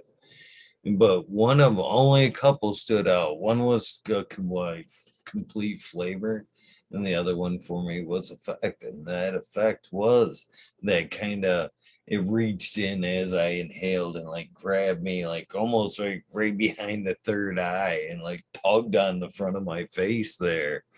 And that what to me was one of the two that I went, whoa, that and especially after so many samples, in to do that for me, I was like, that's impressive right there. So I do that for me stands out. Not too much cannabis these days grabs you like that, and that's I like those ones myself. But to get back to the pre-roll thing, pre-roll to me wasn't necessarily, a huge factor. To be honest with you, as a consumer or somebody that knows anything about cannabis, you know what I mean? I always look at those ones that are rolled in key for whatever. That's to me a waste. It looks fancy as fuck, but your dollar's going right in the air. So how pretty can you make it on the inside unless maybe you've went to one of those cellulose papers to where you could see, you know what I mean, a little bit of bud around a fucking some wax, a little bit of bud, and that would be so fucking hard to do. So what it looks like on the outside to me was, you know what I mean? That to me, every time I see that, I just go, well, that's just sure looks cool, but it's a waste. It's 100% a waste. So I don't I like to agree. waste money. So my money, my opinions, what's inside. So the overall appearance didn't fucking matter. You know what I mean? It was Okay. taste and effect. You know, as far as the pre-roll went for me anyway. At least I believe that was, you know, that judge's kind of opinion too. You know what I mean? Flavor and effect. Now, I want to tell you that I got a sample of an entry from some folks that won on the pre rolls and the fucking donuts. Okay. And they use glass tip. They put a glass tip in there. Okay. And it was like, you know, a white paper that was like, yay or whatever, pretty much just a straight, almost like your finger with that glass tip, the same size as the glass tip. And just kind of like, rolled up, on the one end or whatever. And, smoked up fine. And I don't know, their weed was decent. It was good. Um, but I think that appearance had something to do with it. I think See, that, the making it just a little fancier or whatever helps with those pre-rolls. It doesn't have to necessarily be loaded up with extract. I want to win on the merits of my flower. Okay. Really. And, I smoked with you one of those bananas that was one of my entries. It's a Party Royale, the shit that was just in my bowl to start out. I love that shit. And it was, sun grown organic outdoor. It was my outdoor entry. And I put it in pre rolls. And it just has this fucking phenomenal effect. I mean, it's just like you can be smoking all sorts of other things or whatever, and that one just like reaches right through on you. And it's a game changer. So it's just a powerful buzz. But um, like I said, the presentation on both my pre rolls and the flower that I submitted uh, was subpar, and that's the glass it, tip to me, they see that necessarily again, as far I appreciate that, 100%. I didn't realize, but I don't think again, presentation, maybe a little bit, but not. I'm gonna put that at scalability. I would way down I, there. I'm with you 100%, and I want to see somebody win But on the enjoy merits of as the. far as like appearance, enjoyability, maybe a little bit more because I found that, and I never, and I still am not a fan of like tipping joints or especially with the paper and stuff like that. I want to smoke it down as far as I can get it. That's to me, I kind of still old school. That's all the more joint I can smoke that I'm putting that fucking filter in or the crutch, as some Yep. would say. But no, I still roll old school joint all the way down. Me to you, you know what I mean? That's what I'm rolling. But like when it come to like rolling like the bigger joints, I started putting a glass tip in there. And what I noticed from that uh wasn't necessarily, and it wasn't an appearance thing. I noticed that it was a fucking flavor thing. So like the it was getting less wet from each hit, and it wasn't getting as fingered as much. So with the tip not being, pinch, pinch, pinch, it allowed for like that flavor to kind of seem like last longer, almost all the way through. So appearance thing, no, and enjoyability thing, yeah. And that's another thing too. I think with the like the paper filters or crutch. I don't know about you, but I know when I get leery as it gets down to that cardboard. I don't like, I don't want to, fucking Windows cardboard ignite or start, vaporing up.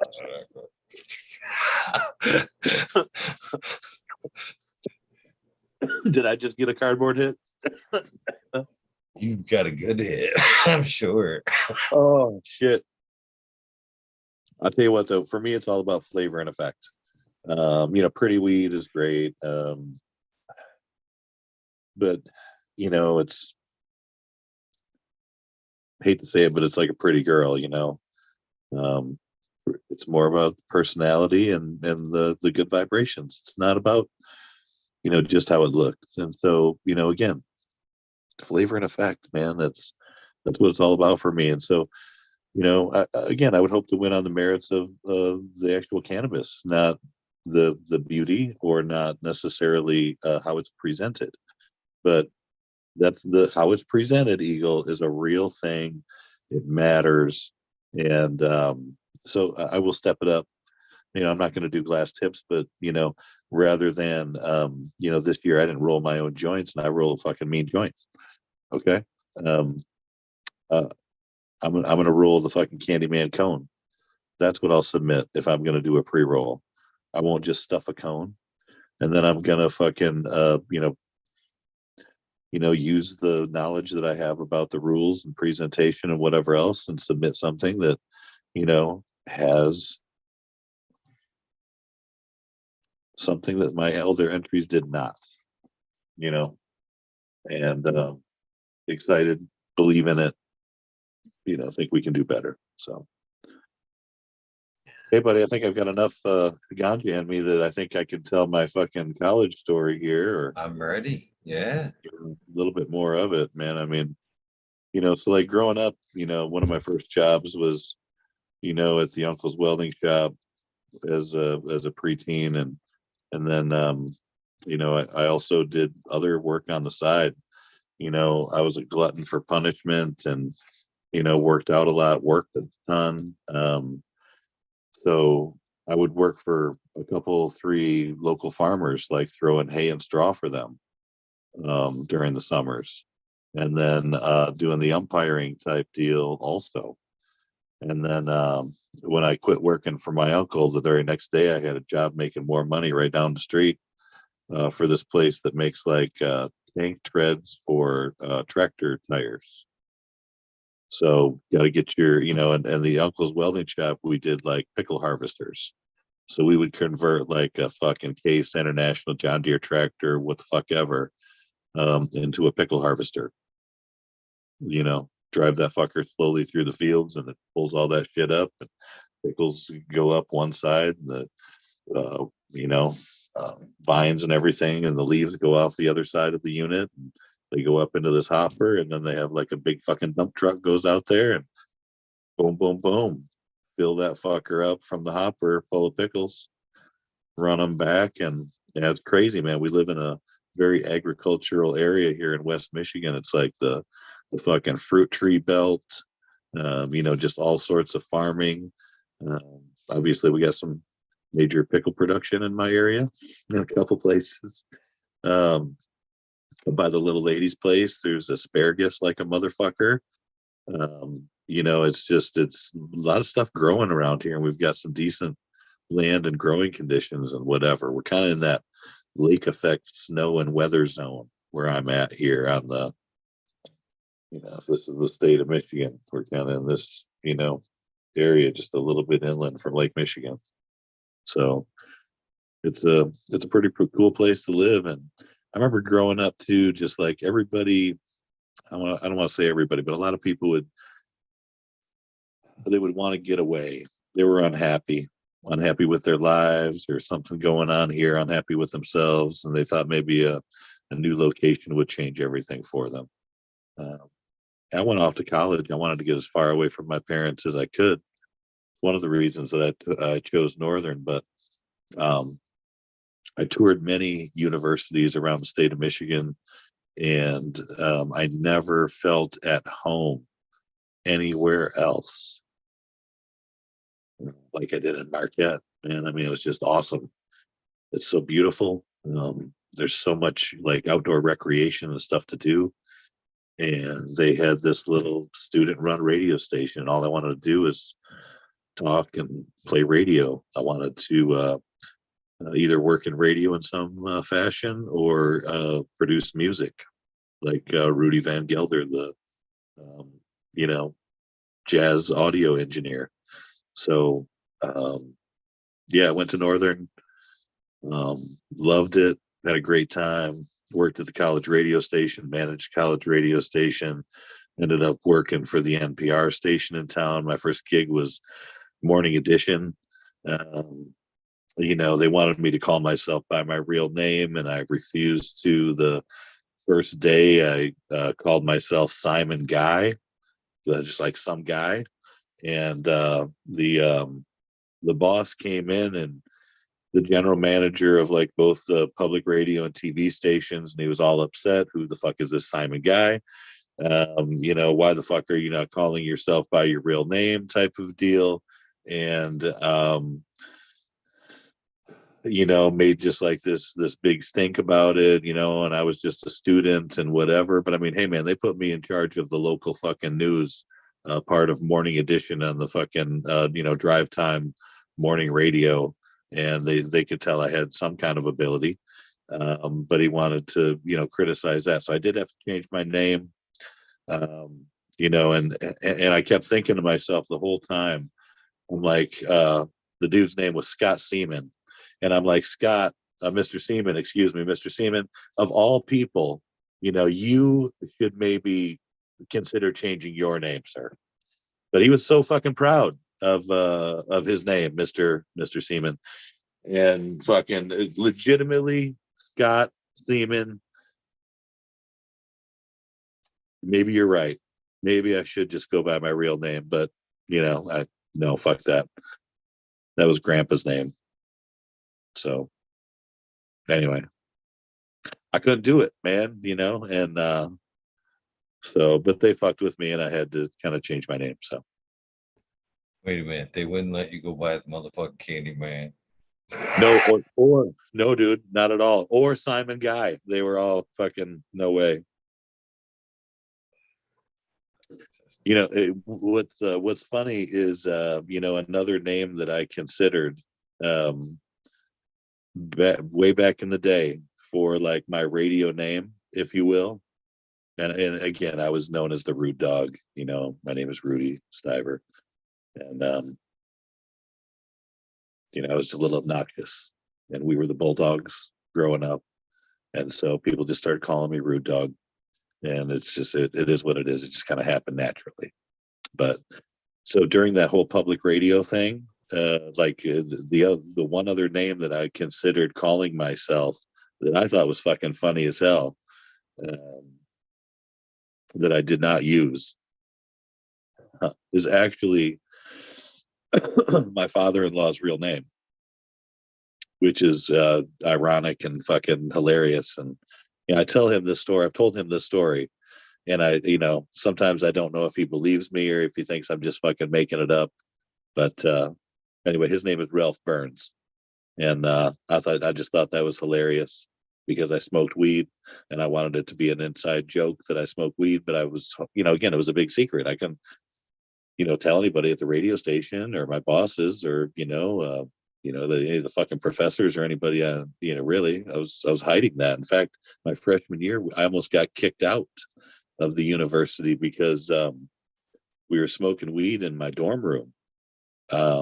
We had like 7 guys in my dorm room, and we were chiefing down. We had a joint, we had a big bowl going, we had somebody passing around a couple one hitters, and we were trying to like blow it all through, the paper towel with the dryer sheets in it or whatever, and there's incense burning and all this stuff.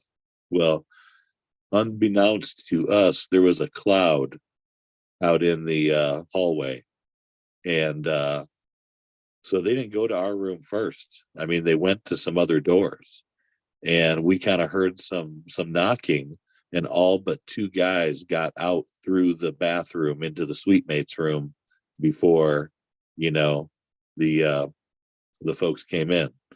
And it was just me and this dude Joe from down the hall, and we both got taken down to public safety, and they checked out our room and everything else. And I'm down there getting interviewed. I got some silly fucking hat on, some like fucking fishing hat or some bullshit, while I'm being interviewed at the public safety. And had to go down there in the police car, and they separated us, and Joe's over here and I'm over here. And I gave him some weed, and it was some stuff that I had grown outside, and it wasn't that great.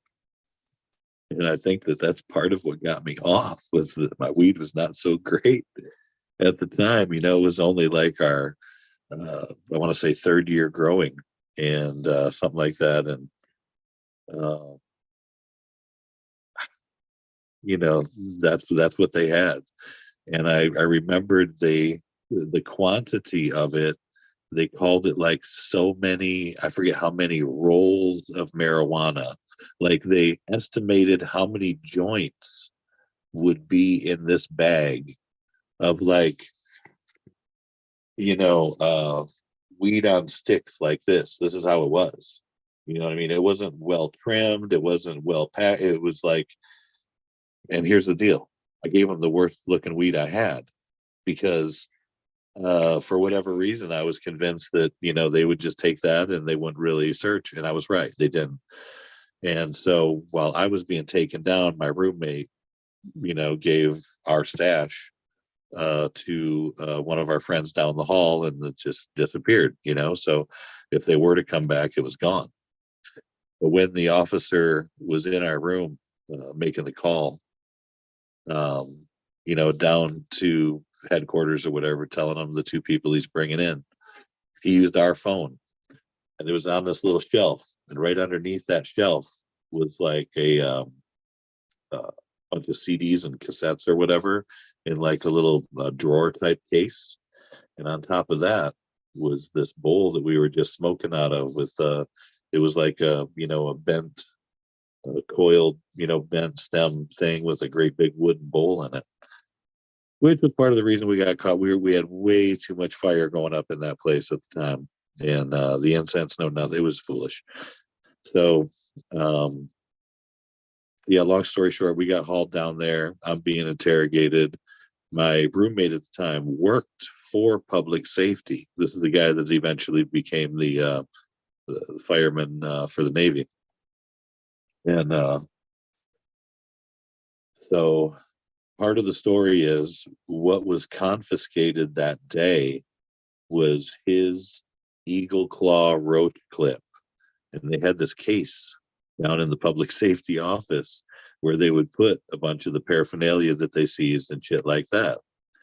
And they took that fucking eagle claw roach clip and stuck it like right up in the front of this case. And my dude worked there for like another 4 or 5 fucking years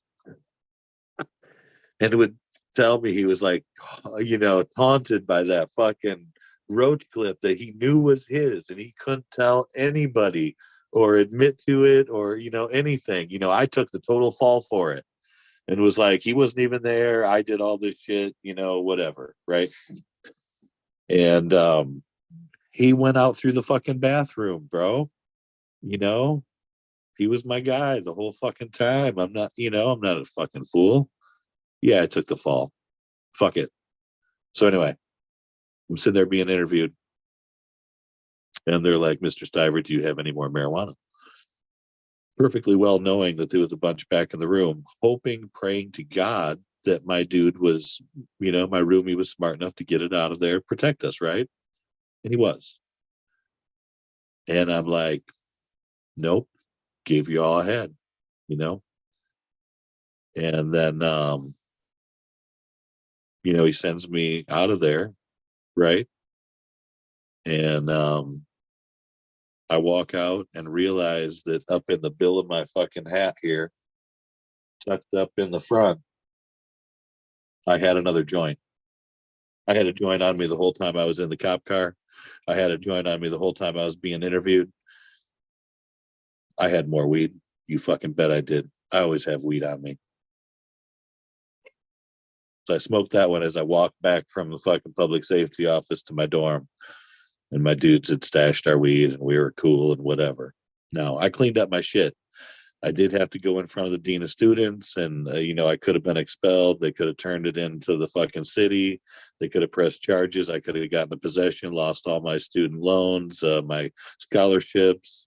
Changed my whole fucking life. Dean of students says, "Dude, getting emotional."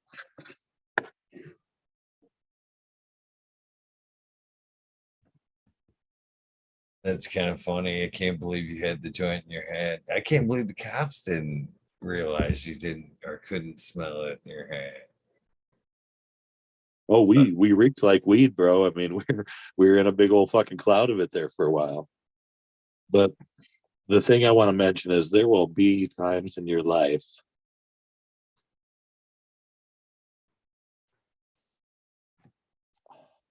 I'm gonna put glasses on so I can try to get through this. There will be times in your life where sometimes you will have some of the most unexpected people come and be your savior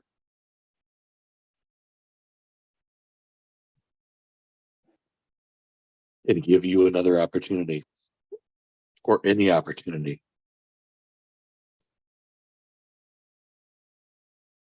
it's powerful. Take it, take it, go with it. So the dude kept it on campus. He put me on campus probation, did not turn it into the city. And and he watched me, become the manager at the radio station, be a known person on campus, help other people chase their dreams too. So It's pretty awesome. good dude. Ed Ed Nemi.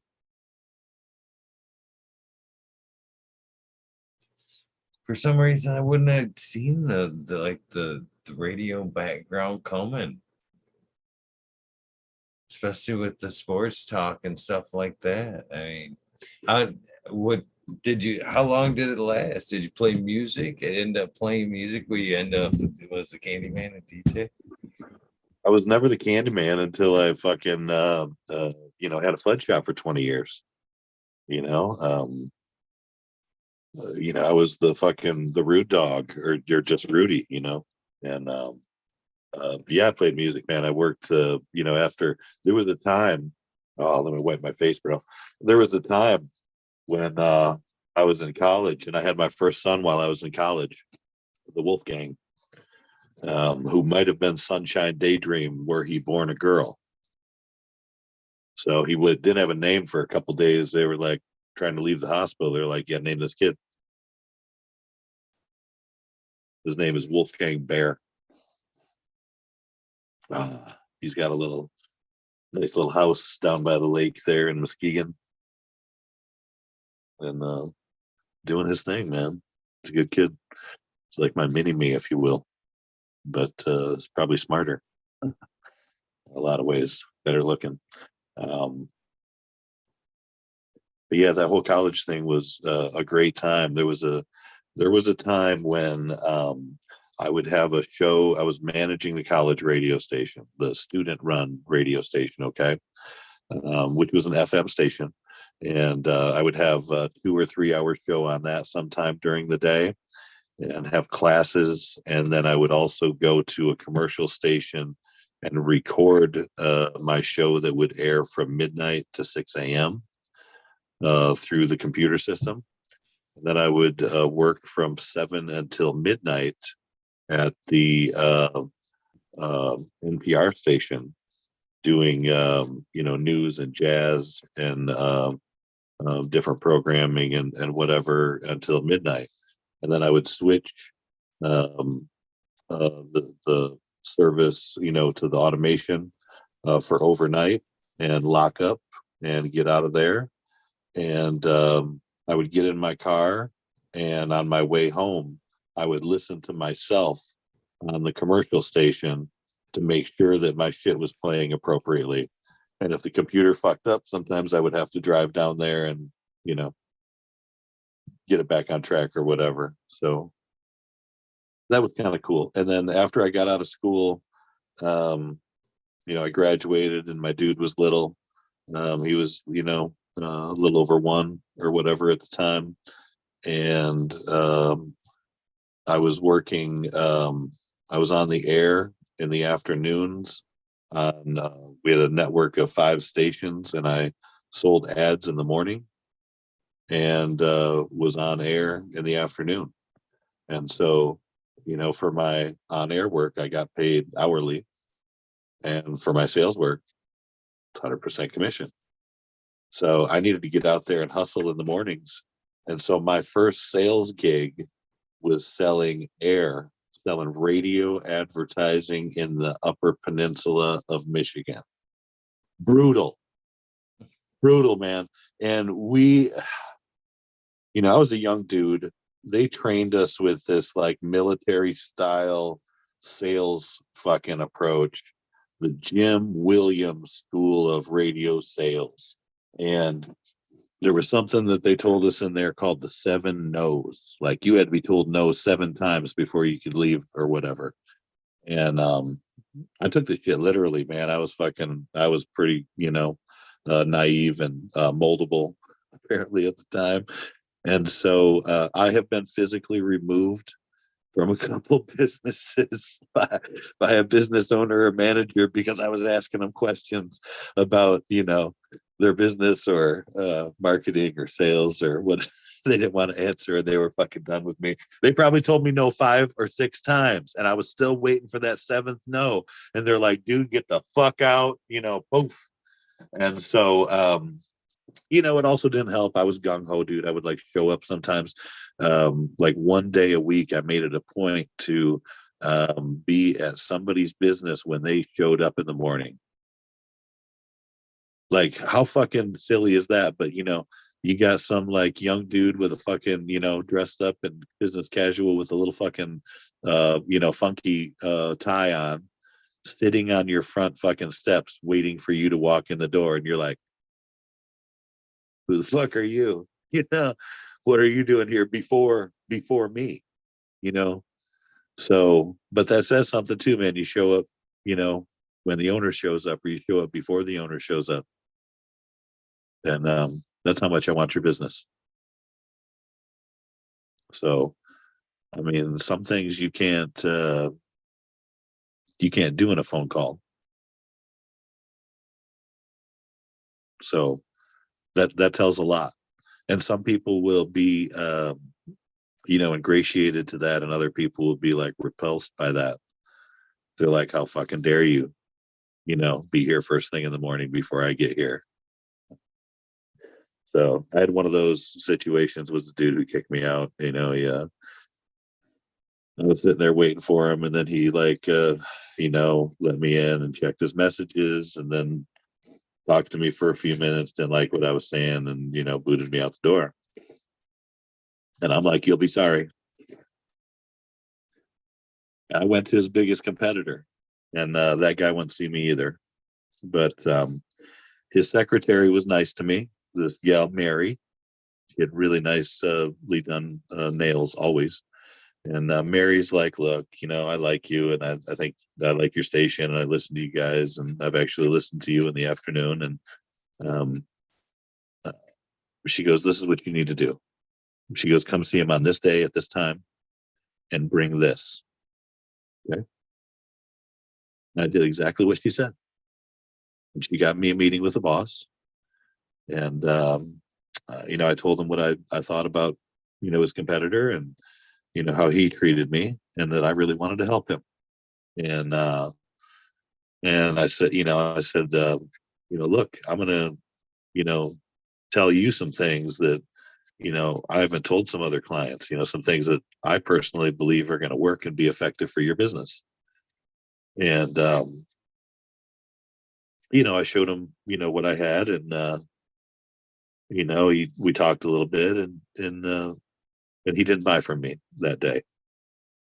And he said, come back and see me, in 2 weeks. And I did. And we talked about it a little bit more, and I had a couple more, ideas for, how to present his business. And he bought into my idea. And we increased his business by like 50% within 6 weeks consistently, and he kept it. And then we found out that we were taking away a little bit of business from his competitor, the guy who kicked me out, and that made me feel great. So yeah, little stuff like that. But it's it's a matter of like perseverance and persistence, and Um, I've been told no a lot. Um, we all have, you know, but if you believe in something enough and you believe in yourself and you keep going, man, you go to the next step, to the next step, to the next step.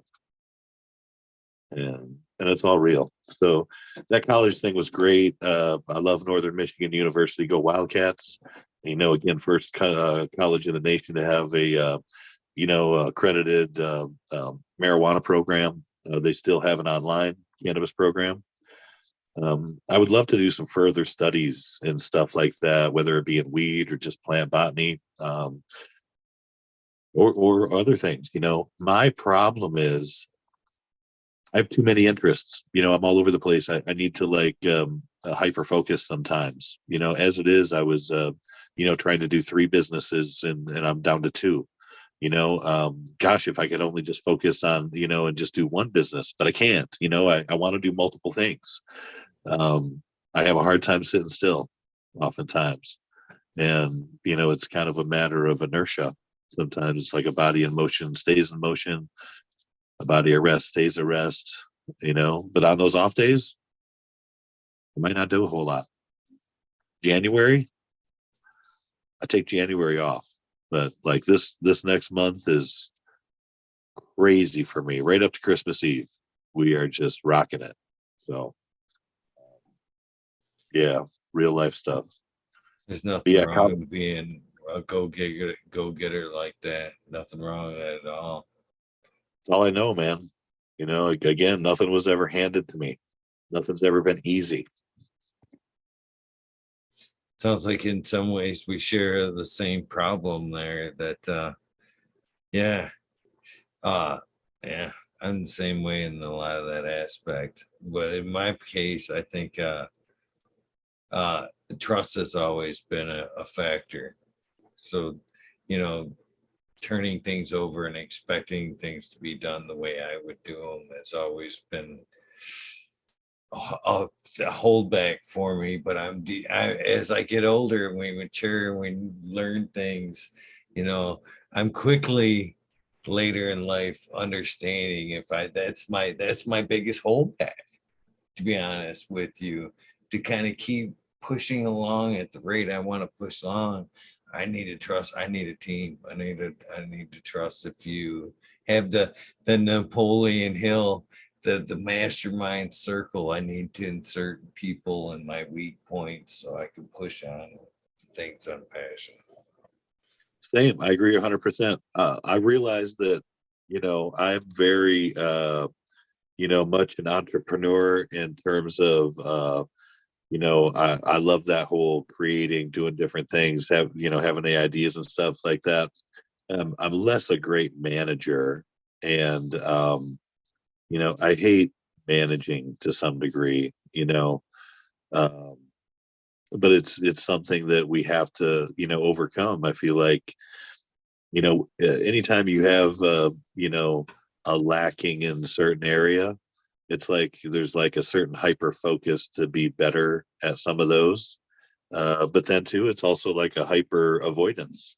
It's like, let's focus on what we're good at, you know, let's just do that. And so to some degree, part of me is in that same philosophy you are, Eagle, in terms of, hire those people that have a skill set that I don't have, that can do those things that maybe I'm not as good at as maybe somebody else would be, and or partner up with those people in some way that can, we have a mutually beneficial relationship where I help you with these things and you help me with these things, or you know what I mean? But in terms of a lot of things, like we all have certain people who are specialists in our life. Even dentists are not their own dentist. They all go to another guy. Chiropractors are not their own chiropractor. They go to another chiropractor and then they adjust each other, you know? So I know this because I talk to some of these professions, and have. And that was one of the cool things about, that radio business early on, is learning so much about so many other different people's businesses because I would go in there with a genuine curiosity, and I was such a naive, gung ho guy. That's kind of who I am to some degree. I still am to some degree. And, I would just go in there like wanting to learn everything about their stuff and, try to position them appropriately in that little marketplace. And a lot of people told me to fuck off, you know, get out of here, dude. Uh, but the ones who worked with me, I tried to do the best that I could for them, and we had a lot of fun. So that radio business was great, dude. So what happened to me at this time was, the mother of my children was came to me on Christmas Eve, 1998. I was all getting ready, or it was the morning of Christmas Eve, 1998. I'm getting ready to go to work at the radio station, getting on my little tie, saying goodbye to everybody and the dog, getting out of the house.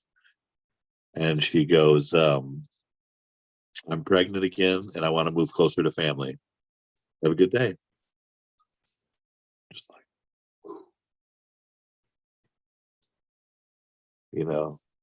what the fuck does this mean? Right. And so, and then she says, what we need to do is like, whoever gets a job first closer to one of the two families, that's where we should go. And luckily, she got a job first closer to my family. So we moved in with my folks. Me and my girl, pregnant, and my 2-year-old, the Wolfman. And then we got a house like a half a block away from my folks and the house that I grew up in. And, that's where we were. And anyway, when I told my boss that I was leaving and where we were going, he picks up the phone and starts dialing the phone. I'm like, what are you doing? He goes, I'm calling my brother. I'm like, I just told you I'm leaving. He goes, just hang on a minute. I'm like, the rational thing is to call your fucking brother. So his brother owned a radio station, come to find out, close to where I was moving.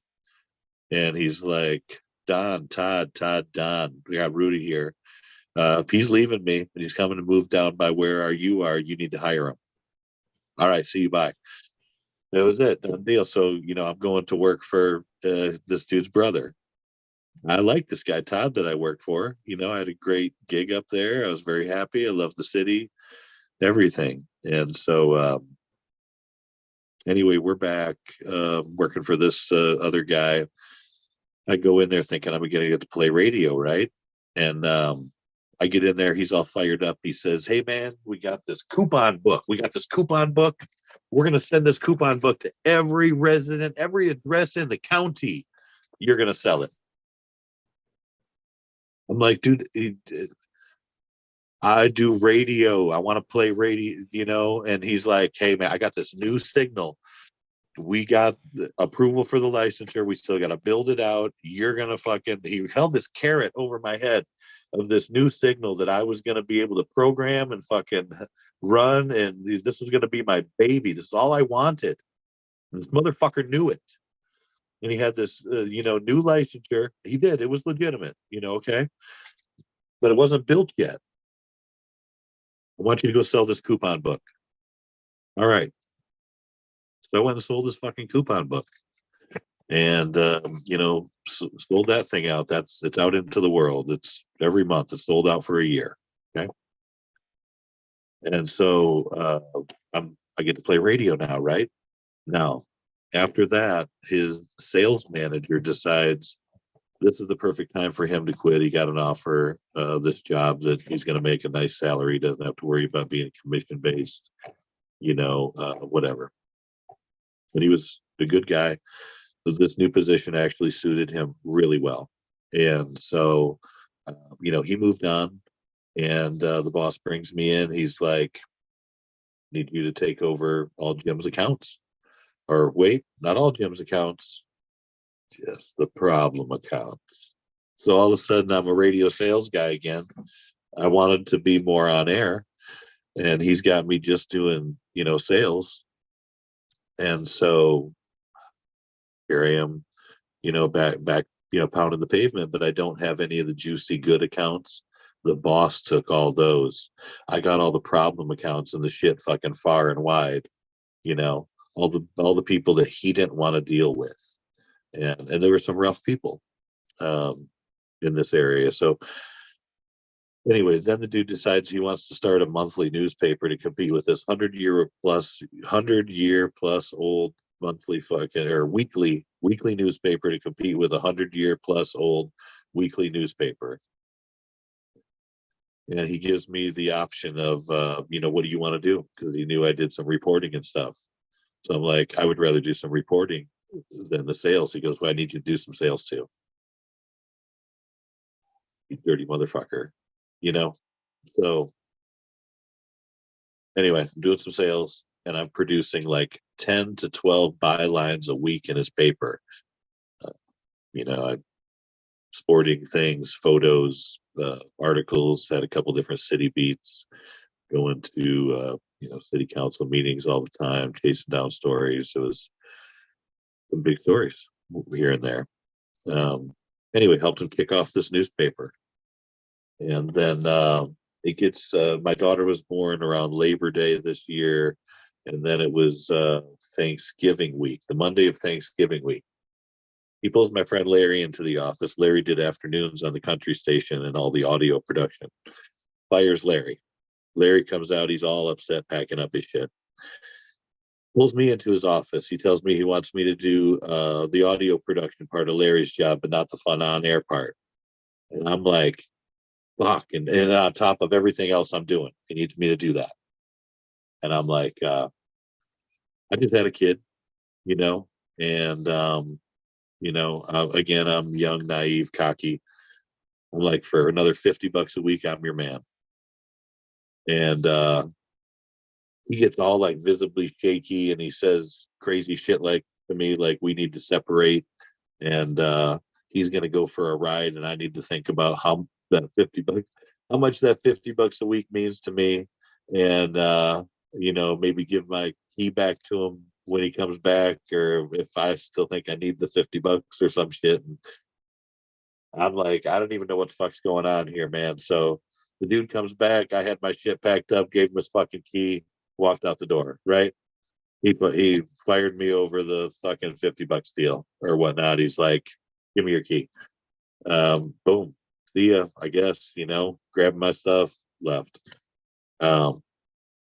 On the way out of town, I stopped at the 100-year-old newspaper, and I'm like, I just got fired. And they knew who I was because I did a column. My face was in the paper every week. They knew my name, you know, and they took my information and sent me away and called me on Wednesday, 2 days later, and said they would hire me. But at first they said they didn't believe me. They thought I was just there trying to get some fucking information from them. And so they hired me part-time. But they wanted the other dude to still pay some unemployment. And so I worked for them, did some other, stringer type work as a correspondent for a couple other booth type newspapers, Muskegon Chronicle, Grand Rapids Press. We had some, little dollars there, but I needed like a real job and not just like a little part-timey reporter thing. So this is when I got right out of the media altogether and just got a sales gig. I was an outside sales guy in the building trades, and ended up being 100% commission. When it was good, it was good. When it was tough, it was tough. And that's when I started the fudge company as that side business, man. When stuff was tough in the sales gig, I started the fudge shop on that $3,000, $3,600 loan from the old man, and we're 20 years down the road now from that. And I don't know, seemingly living the good life. But then, like I said, in 2010, my marriage fell apart. I had to kind of start all over again. Lived with my mom for 4 years, helped a bunch of friends in their gardens because I didn't have a space to have gardens of my own. We lived a half a block from the elementary school, you know, couldn't have plants there. So I worked in greenhouses, worked in a couple of my friends' much bigger grows than mine. Learned a lot playing with other people's plants too, because, you know, there's such a thing when you just have a couple plants, okay, or you just got a small grow, you treat it differently, you know. Um, so, you know what, Eagle? I realized there's one part of my story that I'm missing. Um, and that is when I really got into growing inside, circa 2000. So again, highly illegal. And the story goes that I purchased some really good BC bud, British Columbian, Canadian bud from my buddy who was bringing stuff in from Canada. And my wife at the time asked me how much I paid for that weed. And I don't lie, you know, test me, motherfuckers. I'll tell you the truth. Um, I told her, and she's like, for that kind of money, you know, we can grow weed. And I'm like, can we?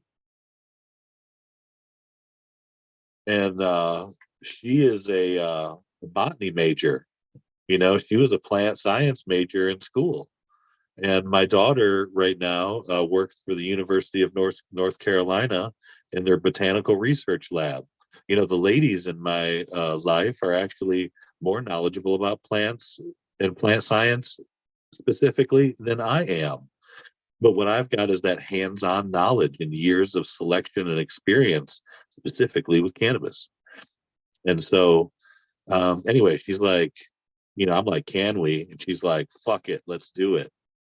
And so, you know, that's when I got my first fucking, you know, had to work with a buddy to do like the first makeshift light situation because, you know, it was hard to go in. There wasn't a store type of situation. And then there was a store. Um, Jay from Growco had his like first little shop in Easttown and Grand Rapids. And I walked in there and I'm like, dude, I want to grow some fucking weed, you know, blah, blah. And he's all like, oh, you mean tomatoes, right? Big, juicy tomatoes. And I'm like, no, Jay, I want to grow fucking weed, bro. He's like, dude, just fucking say tomatoes. All right, dude, I need a grow light to grow tomatoes in my house. Okay, you know, but it was all like fucking deep hush hush secret. You couldn't even talk about like this is what I'm actually doing with your fucking equipment, bro. It was like all sketch about, you know, all of that stuff. So I started with a 400 water, and then we added 1,000, and so I had those two for, you know, quite a while. And you know, really, what it was, you know, in my basement there was this really old cabinet. It's fucking floor to ceiling cabinet. And so I got a couple of my biggest buddies and we detached it from where it was kind of tacked into some studs and scooted it like 5 feet and created this little like big long false wall under the stairs. The only way you could get to it is kind of ducking coming under the stairs.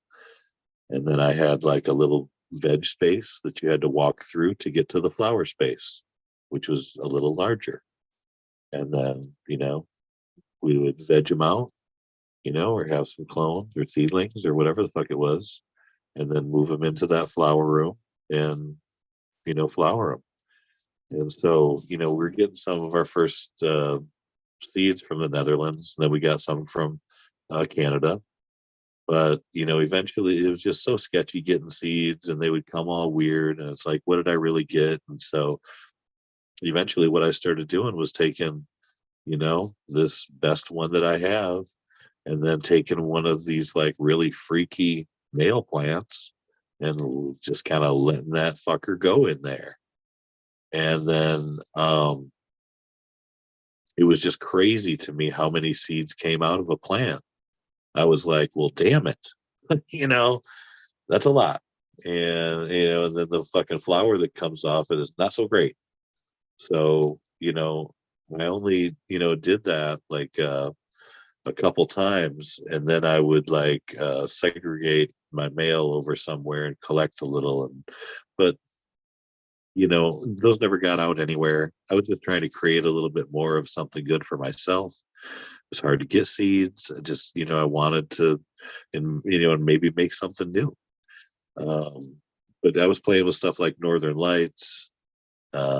We grew a blueberry for a long time. My favorite back then, we did a bubble gum for many years. The bubble gum was delish. My favorite back then was something called the Big Kahuna. And it was this Hawaiian indica sativa cross. I was talking to my man, motherfucking Happy, the other day, another motherfucker friend of mine, new friend. And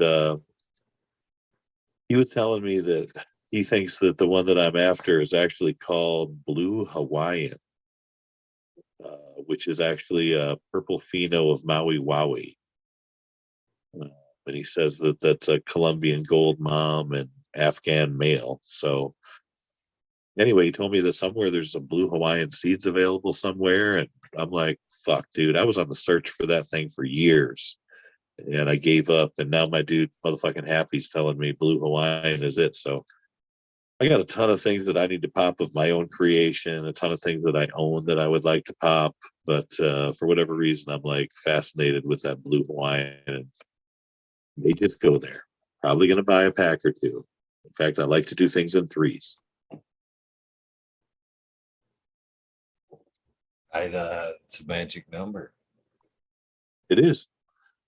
The rule of threes where you take any digit out of any string of numbers, add up all those numbers. If that number that you add up is divisible by 3, then the whole fucking thing will be 2. Right on. Truth. I believe it. Hey, while we're talking about, I mentioned my buddy Happy. He said this to me the other day, and it plays in with this whole seed thing, because I'm really trying to be the anti-hype. My whole game is less cartoony bullshit, more real fucking plant talk, real plant pics, real plant videos, not just this much of the top of a nug with some visual alteration on your photo. But anyway, Happy says people have forgotten how to differentiate a salesman from a craftsman. Let me say that again. People have forgotten how to differentiate a salesman from a craftsman. There's lots of people out there that would be great salespeople, but sometimes it's just a facade. So that's why I got carpentry, because there was nobody wanted to pay for the craftsmanship. Yeah, well, some things will continue to be cheapened, just like the price of cannabis has continued to be cheapened as it's mass produced and flooded on the market and things like that. So yeah, I get guys all the time asking me like as the markets and things have changed, because we've had it really easy here in Michigan for a few years, and now the things have changed and there's a dispensary on every corner. And recreational is a thing, and everybody and their cousin and their uncle and their cousin's uncle and their uncle's cousin's uncle and some other fucking dude named George that doesn't even smoke weed. They're all growing fucking weed, and it's gotten a little convoluted. So I really think that the people who are going to remain relevant are those people who have found a specialty, or those people who are just really fucking good at what they do. Yeah, you're right on both accounts. Um, and pardon my vulgarness to you and Chip, because I don't ever talk like this on the air, but off air, you talk to me off air about cannabis, and I will most certainly tell you the big dick wins every time. Every time. You can be in a room full of fucking growers that are growing subpar or the same strain, and you can walk in with that fucking strain nobody has with terps that are like, and the big dick's gonna win. That dude's walking that dude's walking out with the cash that you guys all wish you would have got that day, and I still believe that. And that was the thing that I sitting at that table. uh I tell you what, all in all, that organics cup to me was a very, you know sitting outside, like observing or more being mindful about the whole thing. I took in a lot that weekend, and one of the Same. things was genetics. And then I had that conversation with a friend of mine, good friend of mine, that weekend too, about staying or going in the industry. And you know and I told him 100%, I bet on you every time. Big dick wins every time, and you're throwing quality, and quality.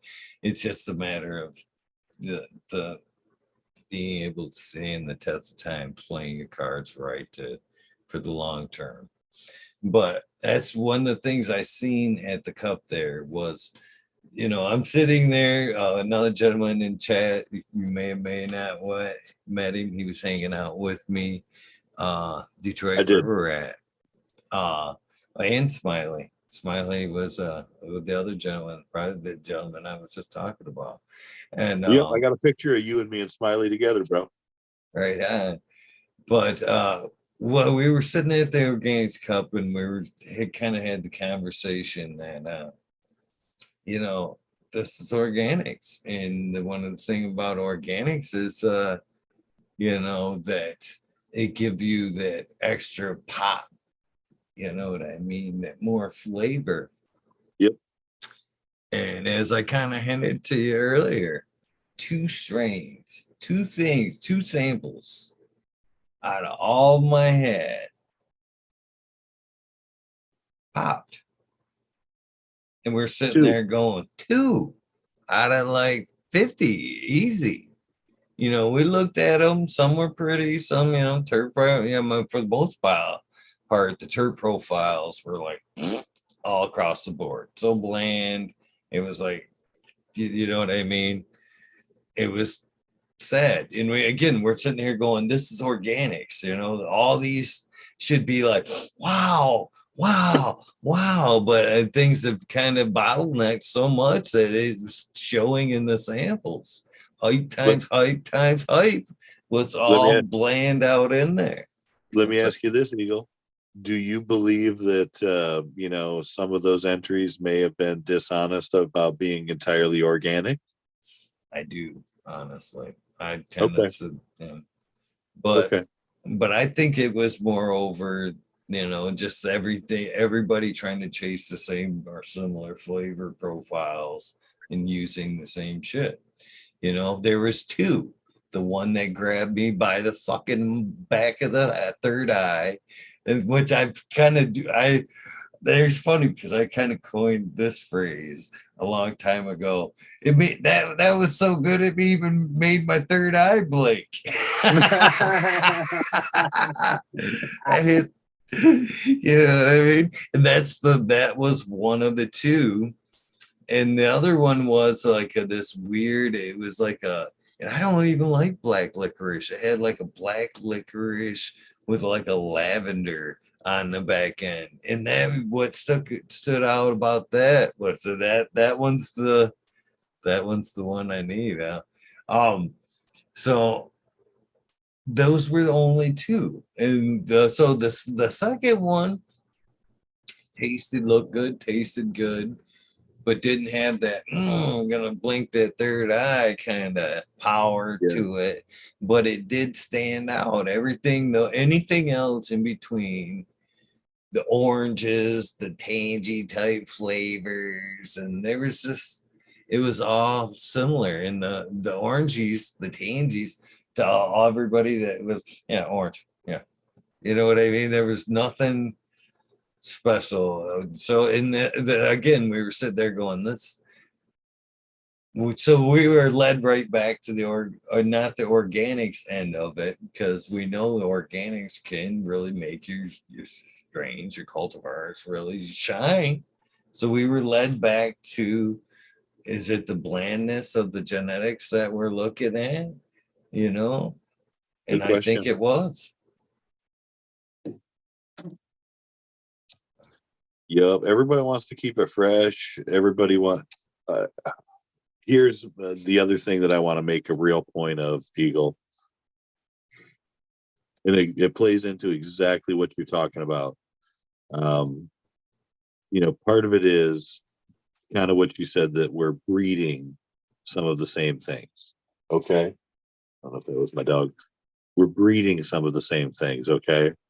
But more importantly, we're growing a lot of the same things. Okay. So many people are growing from clones. They're getting these, clones all the time. They're, getting this cut from whomever and just exploiting it. Oh, I've got the what's such and such cut of this and that. Um, okay. I want to tell you guys right now that some of the real heroes in fucking weed and cannabis are the people popping seeds. The people popping seeds, popping packs of seeds at a time, multiple packs of seeds at a time, finding the freaks.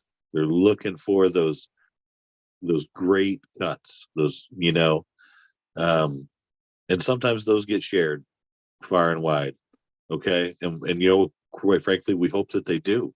We want to share the best medicine, but my point is, grow more seeds, pop more seeds. Don't buy more clones. Stop buying clones. Pop more seeds. Or, all right, continue to buy clones. Buy less of them. Grow some seeds. Pop some seeds. Test some stuff. But I mean, I get it. I've been there where I just want to continue to rotate sensimelia crops, rotate sensimelia crops. Keep cash cropping out. Or whatever, if that's your game, that's your game. I get it. But um, gosh, I wish more people would pop more seeds and find more of these fucking freaks, man. Find more 2%ers. So do them freaks only come from break seeds, or do you think you could still find those freaks in the fem For real. I lines? mean, listen, all cannabis will hermaphrodite itself to survive and produce pollen to, pass on its genetics. They want to survive, they want to grow again, they want to produce their own seed. They all have that tendency. Okay. You're just trying to be selective with your pollen donor in such a way that, you're not going to have like full on hermaphrodite issues. My belief is this: there are some full on hermaphrodites out there. Okay. Um, I've seen it myself where it didn't really matter. If you grow this shit again, it's gonna fucking pop a bunch of shit early and just ruins a room. I've had that happen. It's awful. Um, but what I can also tell you is, I believe a lot of the um, hermaphrodite issues come from grower error, light leaks, wind issues, drought, all sorts of, stressors that people aren't paying attention to because they're just not knowledgeable. I think that people aren't walking through their rooms during a dark cycle to ensure darkness. I've got burned exactly that way. You got to do stuff like tape off the indicator lights on your appliances inside that room, dehumidifiers, fans, all these kind of things. All of that can, ignite. Oh, it's got a green uh, cover on it. Fuck that, dude. Cover that bitch. You want to risk, you know, stressing out a room because you want to see your little green indicator? No, put tape on it. And so, little dumb stuff you learn. You gotta fucking, light leaks, big deal. Having an error in your timer or some junk like that, um, little stuff. Consider that your gardens are important to you. You might want to have eyes on it every day. So, some people are like, nope, I only get in my garden these days of the week. Okay. I can't understand why these problems keep happening to me. But it's what you put into it. It's always what you put into it, man. Stop thinking about what you get out of it. It's what you put into it. Enjoy the journey. Because sometimes all you have is the journey. So I love the climb, Eagle. I'm excited about it. I like the underdog. I like being the underdog. This is fun.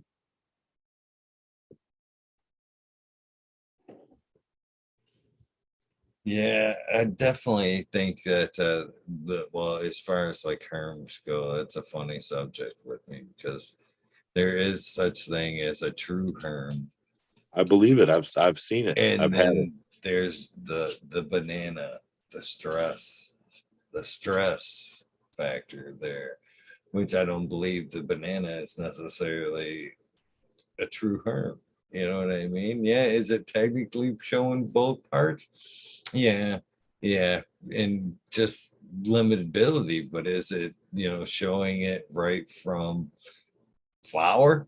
You know what I mean? It's naturally showing both parts. No, it's a lot of times, most times than not, more than likely, I think it's a nutrient, bad nutrient regime.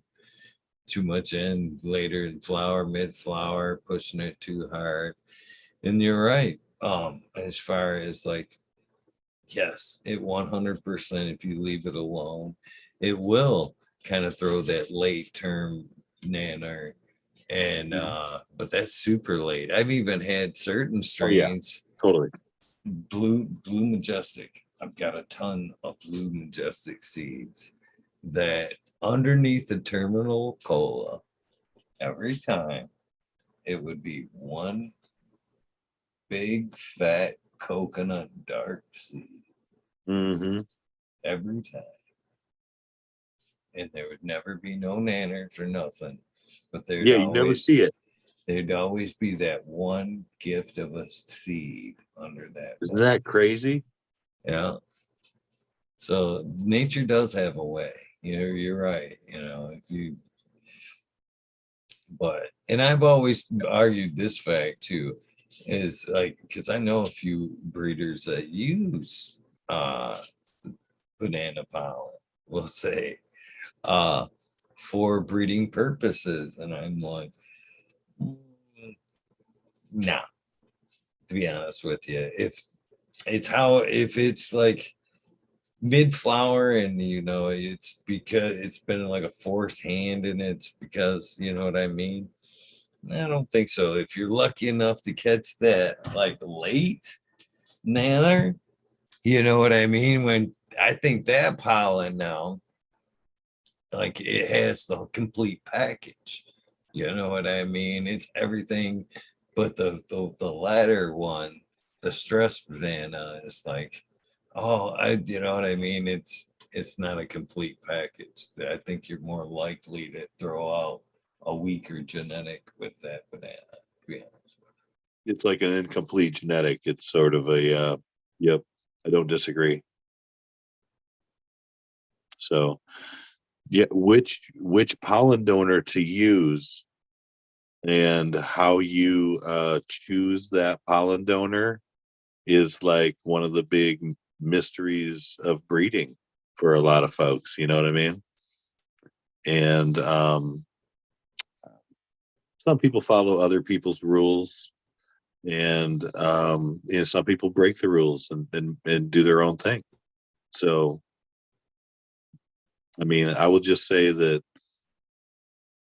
the pollen donor is one of the most important parts of the puzzle, um, and often the one that is most shrouded in mystery. Okay, do you agree? Oh, 100%. 100%. So, and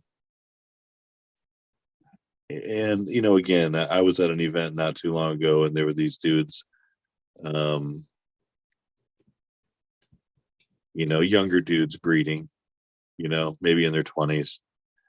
And I just keep thinking to myself, man, how long have you been making selections? How many plants have you killed? How many, different ways have you really grown? I don't know. I've done a lot of things. I've done it a lot of different ways. I do what works for me now. I think we all need to find that thing that works for us. Um, that thing for that works for us is everything. It's everything in life. It's not just how you grow your plants. It's how you live your life. It's how you food. It's how you feed yourself. It's how you exercise. It's how you raise funds to pay for your lifestyle. It's the way that works for you in relationships. It's the you know I tend to do like to work for myself. Other people don't like to work for themselves. They want to go and check in at this time, do what they have to do. They're off, they're done. I hire and fire myself every day. I don't think about shit when I'm not there. Man, Eagle, I've got crazy seed and cannabis and fucking candy ideas going on in my head 24/7, dude. I go to sleep thinking about stuff. I wake up thinking about different things, man. It's crazy. And the weed helps me kind of like turn it off or focus it a little bit, here and there. Uh, so yeah, we've all got our own thing, man. I love that. I've learned over time to not be as judgmental of others, because we're all going through something, man. We're all dealing with something. Um, and again, I should have known that growing up with a crippled father, man. I saw the pain that he had to go through just to get through a day, and discrimination, and just, people treat you differently. It was interesting to see. I saw that from a young age. Well, people treat people differently sometimes. And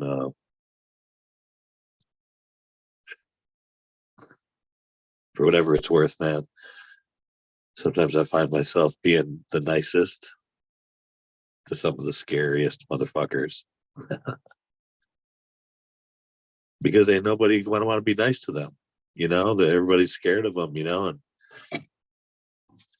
some dude who's got a big fucking scar on his face, or he's missing a hand or some bullshit, I treat them like they're just exactly like me, just a regular fucking guy. And I think they appreciate that sometimes, or I treat them extra special, you know, like a fucking buddy, because they deserve it.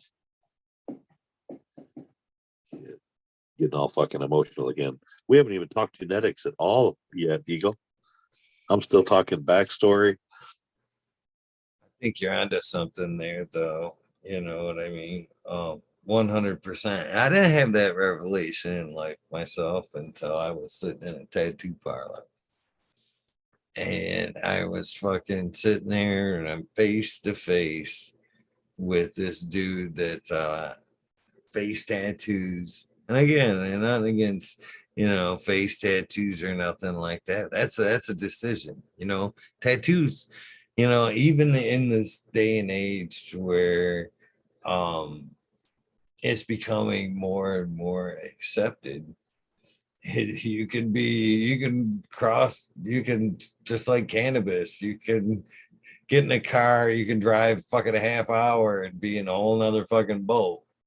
You know what I mean? And it's Totally. not necessarily accepted.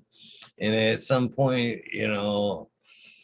I wonder why we do what we do. And it's sad because I'll say this before I go any further in the story. And this is another part of caveat of that is, you know, people look at the with people with tattoos and they meet a median judgment a lot of times automatically go, oh, I don't want to be associated with that person, or they're a type of person off the bat. I'm like, well, they don't judge a book by a cover, but you just took a book by the most illustrated cover you could look at and aren't interested at all in the crack in that fucking cover, that book at all. And in a lot of cases, it's to the biggest loss. You know what I mean? And it, Totally. and I've learned a lot sitting in them chairs over the years. You know what I mean? And a lot of times it's that ink therapy. With me, a lot of times we're there because we're dealing with something, or that's our outlet. You know what I mean? We're just that's the end of the line where it's the closer with whatever we're fucking, you know what I mean? So there's quite of a cover there. So I'm looking at this guy, he's got tattoos on his face. Is Big this your fucking artist? he was the no, he was an artist that was working for the guy my artist. So, Okay. and I was waiting for my artist. So I'm sitting here smoking with his artist, one of his artists, having a Got you. conversation while I'm waiting for mine. And this guy's like fucking, 6 plus, 6'2", 6'3", big dude, height wise and width wise, you know what I mean? And I'm thinking, looking at him, and super intelligent dude, you know, great demeanor. And I'm thinking, why I had, and I took a risk, you know what I mean? You always take that risk, Why the fuck? Why did you do the face tattoo? He had a big old fucking knife, through this, through the eye, through there, and then come out the cheek, under the cheekbone. And I'm like, why did you're not? Why? And my assumption after the fact was it's a shield. You know what I mean? At some point, we fucking, even with the crazy fuckers that you've talked about there, I'll bet more than not that there's such a trauma event there that they're at one point fighting to deal with or hide. You know what I mean? And that's the same thing I think that was with this gentleman in the face tattoo. He had just amazing dude, but he had just done society had fucked him over so much that that was his shield. You know what I mean? Just don't bother Totally. me shield. And pretty crazy. Beautiful.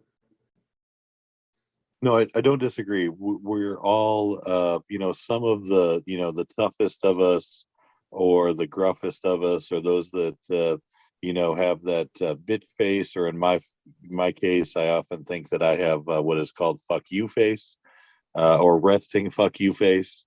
Um, oftentimes, we've been, hurt or abused or taken advantage of or whatever.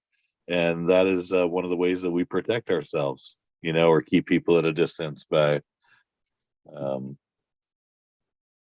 somehow giving off that meaner demeanor.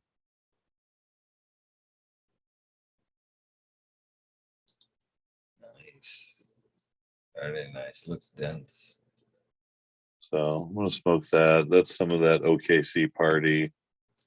So I was thinking about this as we were talking to. I find my mind zigzagging every so often there. So is your packaging, looking at it from the top, almost looks like sliced candy cane? Am I wrong in thinking that?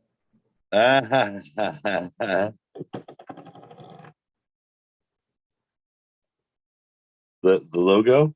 Yeah.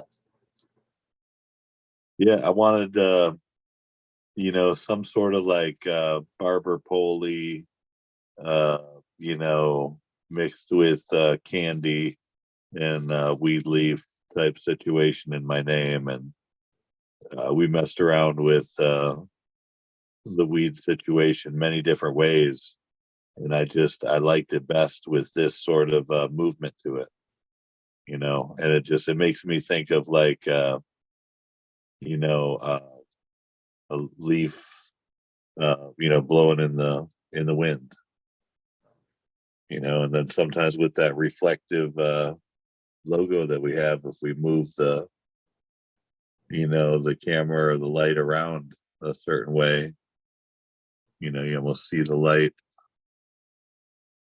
change on the leaf. So, but I mean, there's Fudge Company packaging, CandyMan sees packaging. Everything's red and white. Boom.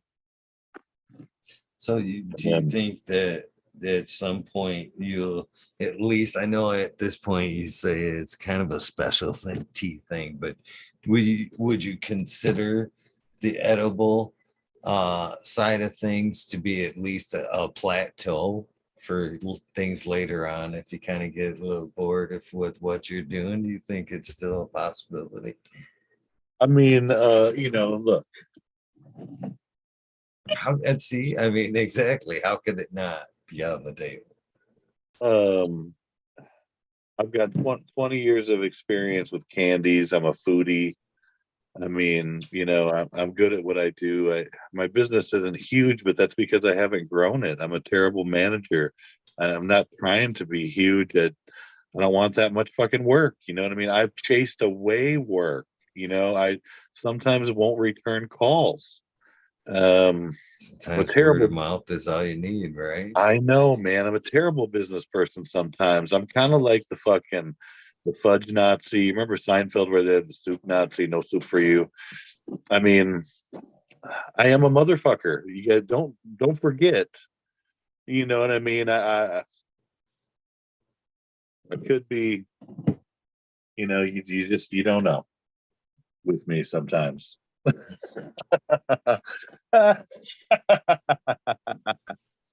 It's too much sugar. It's too much sugar, Candy Too much Man. sugar, man. I'm jacked up, bro.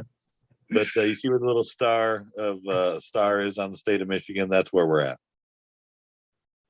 So somewhere within a mile or two of where that star is, right there. No, I don't know. I just like to say that. It's kind of hard to figure out exactly where that is, but fuck it. Anyway, ship around the country, Fantabulous Fudge Company. The website is fucked right now. We changed from fantabulousfudge.com to mifudge.com, and we need to improve that website. So I've got a couple of my people who normally we're fulfilling a whole bunch of web orders right now, and still hasn't transitioned well. We had a couple pass through after we switched, and we thought it was working, but apparently it is not. So yeah. So are you still? You're still kind of playing both fields. I want you to know that, right? I am, dude. I totally am. I'm just, I and I'm like smoke my fucking weed, and then you can still have some really great sweets if you get the munchies.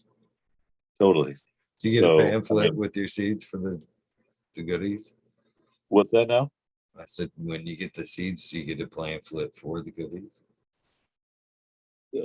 So honestly, dude, we need to have I need to have like combo deals with my candies and seeds. And I have several of my people. So again, here's the story, man. I thought I was gonna have a sales guy that was gonna help me sell most of my seeds. I didn't think I was gonna have to get on here and show my face and you know, be the voice of, who I am per se as a seed producer. But that's what it takes. People want to know the craftsman. They want to know the artist. Like I said earlier, they want to be like, That motherfucking CandyMan, I know him. I like that guy. And yes, he is a motherfucker, you know. But they want to know. They want to know you. They don't want to know like a sales guy per se or somebody else. Um, and you know, what I do need some of you guys to be my hype people because I'm not going to be my hype man. Not interested in that. I'm interested in real plant videos and photos and showing you guys my real gardens and sometimes where I'm failing. And like right now, I need to go. I just got root riots in. I need to take a bunch of clones and lollipop and schwazz a room and get it all scrogged up and transition it. But I'm in the throes of the fucking busy candy season too. So, I'm juggling all that stuff. But, recently I started taking to doing some more Instagram lives and just kind of like showing people, real life, here's me, man. Here's where we are. We got these gardens, we got these gardens, we got these gardens, we got these gardens. And we got Hoochie the rescue dog, we got Tucker the rescue dog, and now we got a fucking random stray barn cat living out in the fucking yard here. And we're making candy today. And we're taking clones today. We're chopping a room today. We're bucking weed off stick today. We're doing a final trim today. Just like all these things that you do in a grow, in a business, in a life, and showing just a little bit more and opening up the showing behind the curtain. So I think people enjoy that, and you know, just the realness of what we do. Uh, Not trying to do or be anybody else. I mean, when we fucking turn this camera on, you guys see me making shit or talking shit. That's the real shit. It ain't no bullshit. And some days I feel like I don't even know jack shit, but it's better Well, than being. we should all take that approach, though. I mean, literally, we should all approach every day like we don't know shit, in my opinion. Hey, I know a few things, but I'm trying to learn every day.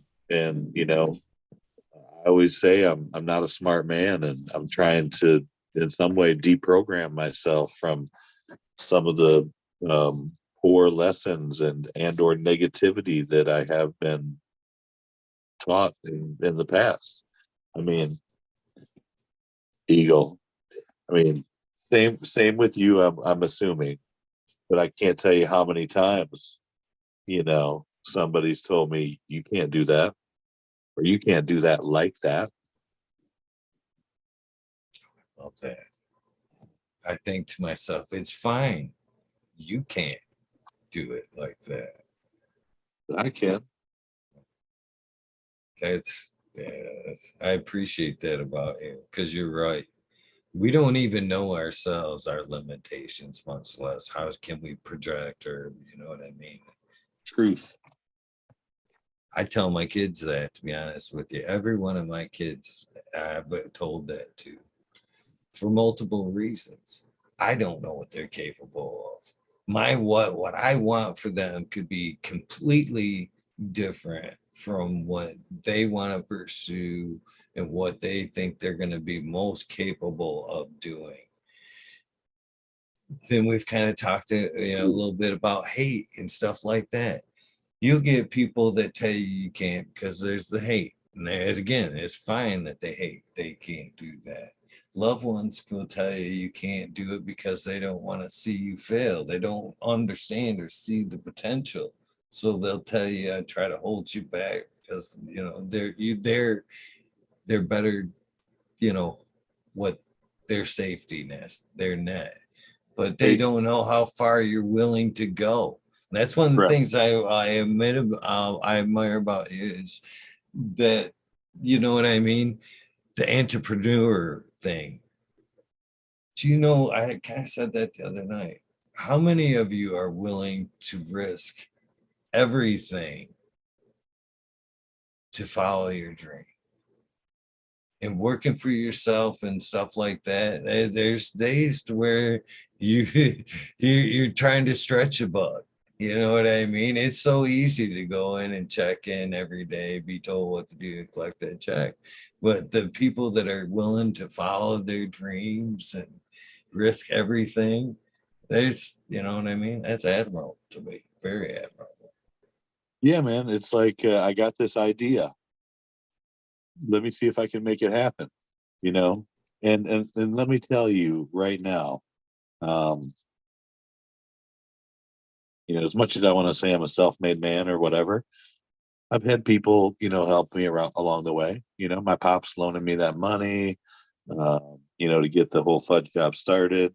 The dude that I still continue to, you know, the town that I still, live in and still, supports me. And like today, came out and, you know, visited us and, spent a whole bunch of money to get my stuff. And, you know, we're, let me just say this, we're in a small town.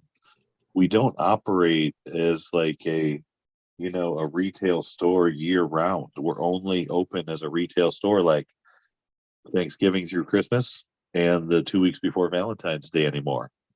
We used to do it, all the time differently or whatever. I'm going to make just as much or the same money by not being open all the time than I would being open all the time. So, I spend a lot more of my time chasing down like, the big corporate gift orders, wholesale orders to different stores and things like that. Fundraisers where we help churches and schools and music groups specifically, raise funds for their endeavors. And we sell it then at our deepest wholesale rate, but we provide them with, the materials to go out and sell. And then, once they turn their stuff in, they give us, a week or two to make our stuff and then deliver it to them to get out to their people. Um, the website when it's working properly. But it takes all of that to make it go. And then we do events and farmers markets all throughout the summer and things like that. So it takes a big mix of stuff to make it go. If I was just counting on people to come through my door and buy my candies, wouldn't have made it through year number one. Would not have made it through year number one if I was just waiting for people to walk through my door and buy my stuff. And so anymore too, that's the way of the world, you know. I'll tell you right now, I don't care who knows anymore, really. But for as much as I want seed banks to sell my stuff, if I'm not in some way promoting and selling some of my stuff in some way, shape, or form, also, no one's buying my stuff. Okay, the seed banks are not promoting me. The seed banks are promoting the big money guys, the hype guys, the easy guys to promote. They're not spending a whole lot of, even if I'm in that seed bank, I'm going to get a little tiny mention every once in a while. Help change that, guys. Be my hype guys. Let's get some CandyMan seeds out into the world. So that's the reality that I see. And, I'm considering not testing everything. I've got 90 crosses, 50 plus of which I'm sitting on that are untested. Okay. I need to just get those things out into the world at some point as is at any cost. So, yeah, look for some CandyMan seeds packs coming in Mylar, like the Java Party coming soon, which is blue Java times peanut butter sunshine. This is actually what I used as the mail this summer. And I've got tons of crosses of this blue Java as a male. I just did a couple lives and a couple of videos where I'm showing my grow and some of that blue Java female next to a Tiki Madman cut. Familiar with the guy named Tiki Madman? Yeah, it sounds familiar. Uh, Hype. Cool logo. But I tell you what, man, I have grown some Tiki Madman cuts. I got this lemon icy next to my blue Java or Java party, I'm sorry. And this lemon icy is a quarter, if that, of the size of this Java party.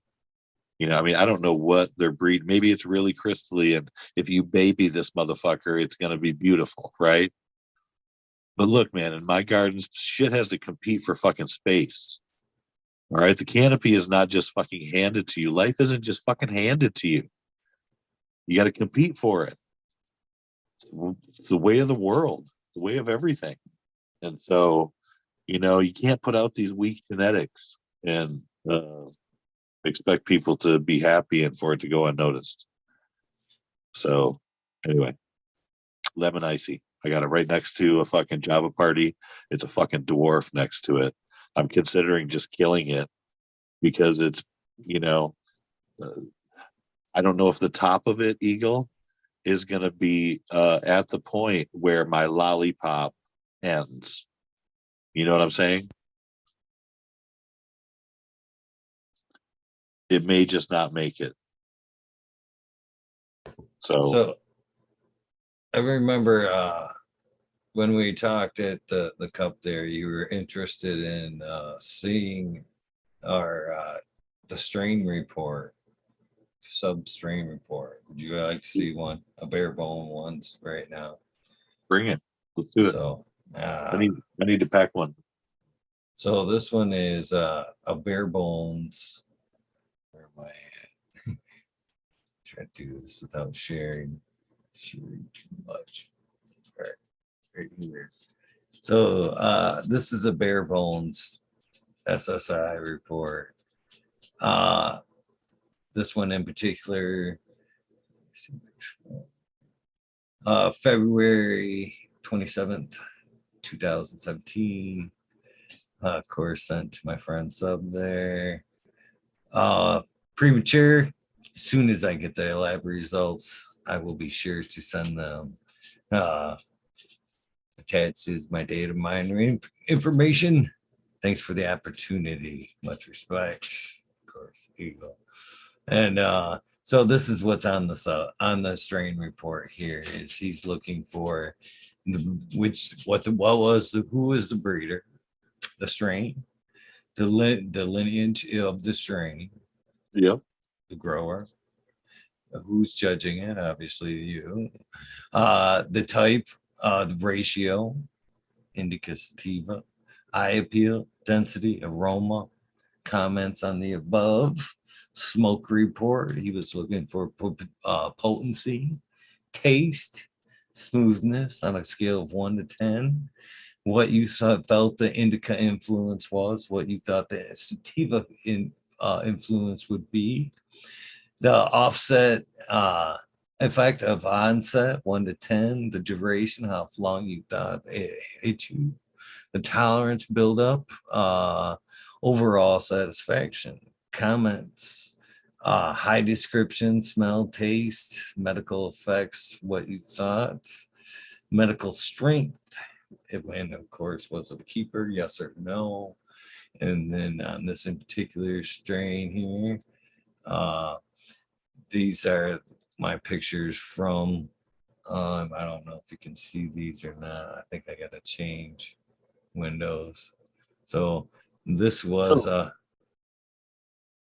that's interesting to me. There was a lot of stuff on there that I didn't expect, and there were things missing that I was expecting to see. So this in particular was that, let's see if I can stay in this window.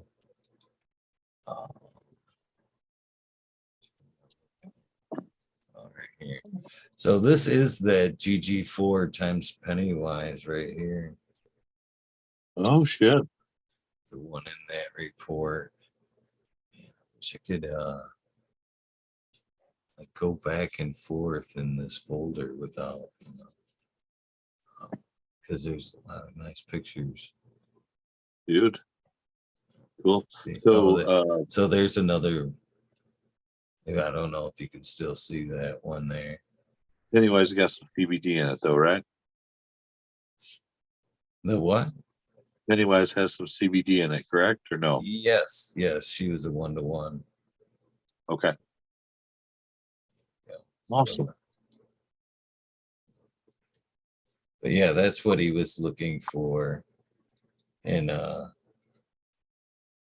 his basically from bare bones from his testers. That was the minimum he was looking for. So, That was how much photo sharing was there at that time? a lot. A lot. Okay. A lot to that in particular, and just to that one email that I sent along, 8 pictures, 8 really nice pics. Okay. Okay. And as you can see, they weren't just the tip. Yeah. And I'm gonna start calling those guys nothing but the tip. but yes, that was what you would get with a tester pack. That was the minimum he would ask for you. And of course, if he would hope that you would provide some type of test results for that. And even back then, you guys knock it off. My dog's behind me.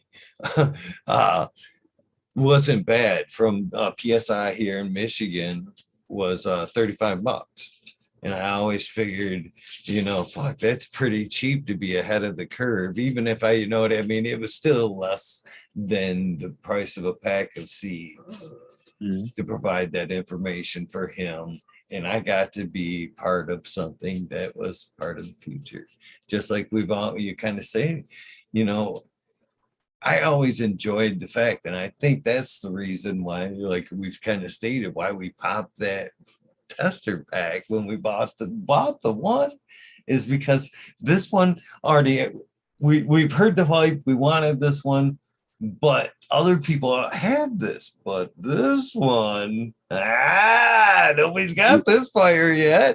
And who doesn't like to be the guy that, you know what I mean? When you walk in, everybody's like, what in the fuck is that? You know what I mean? That's not like what we've got going here. What is that?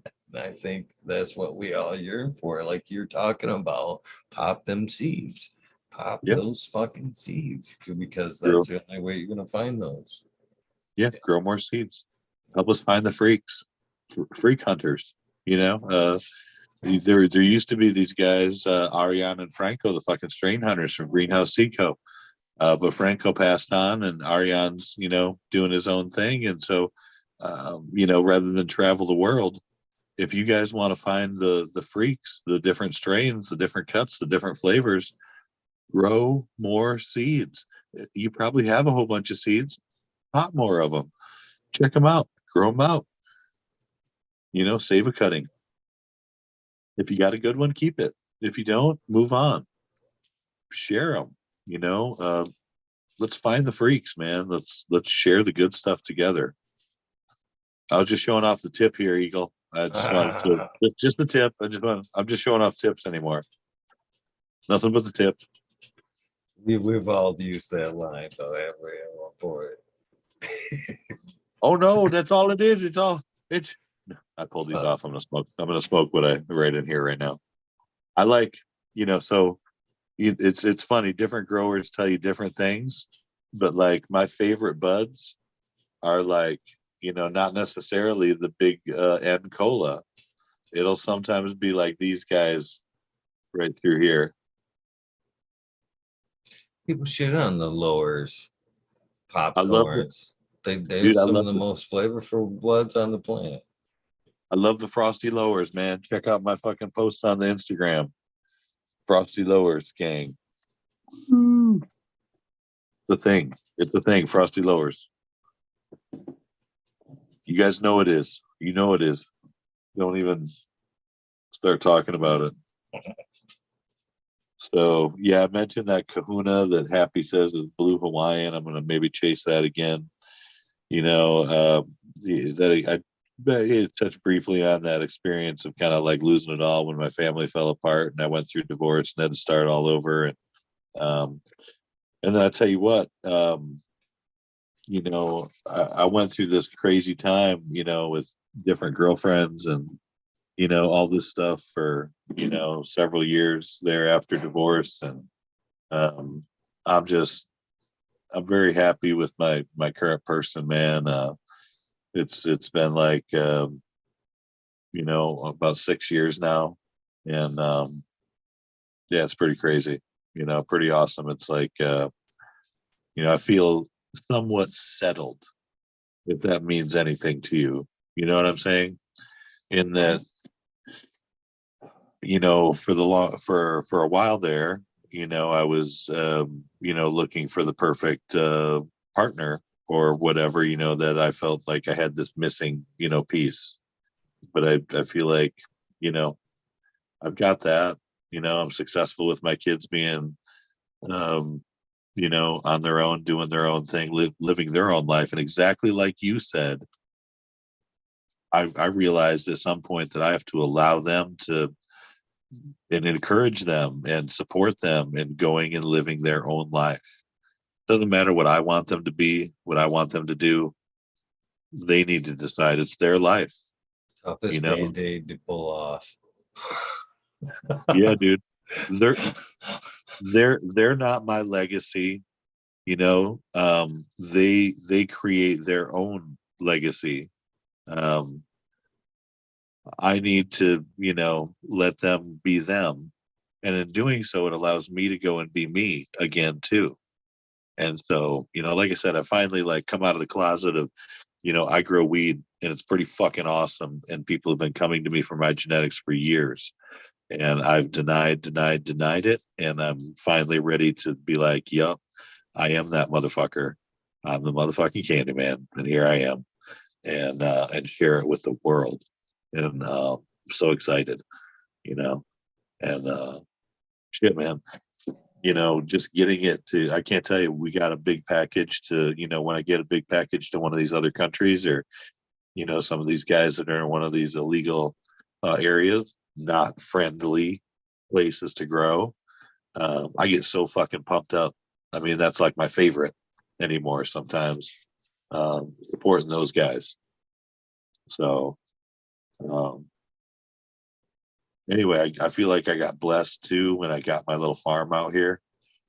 Um, for 4 years, I was like looking for places and put in lots of offers and denied, rejected.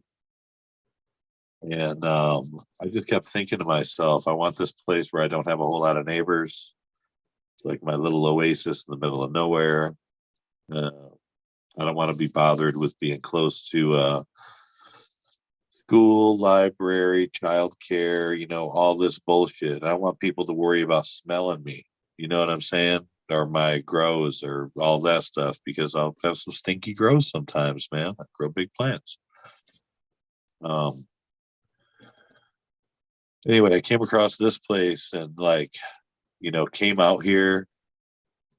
Um, I brought a hammock one day, did some voodoo shit, man. I buried cash in 3 different places, hung up in that hammock and imagined that this place was mine, acted as if it was. Um, found out, who owned it.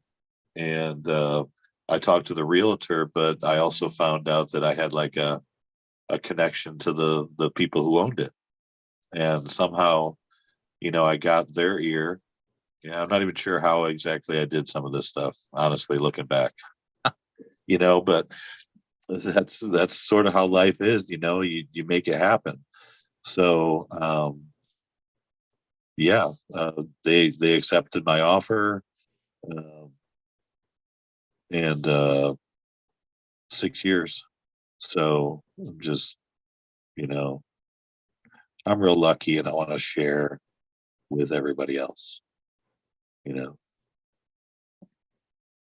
don't want to get rich from everybody else.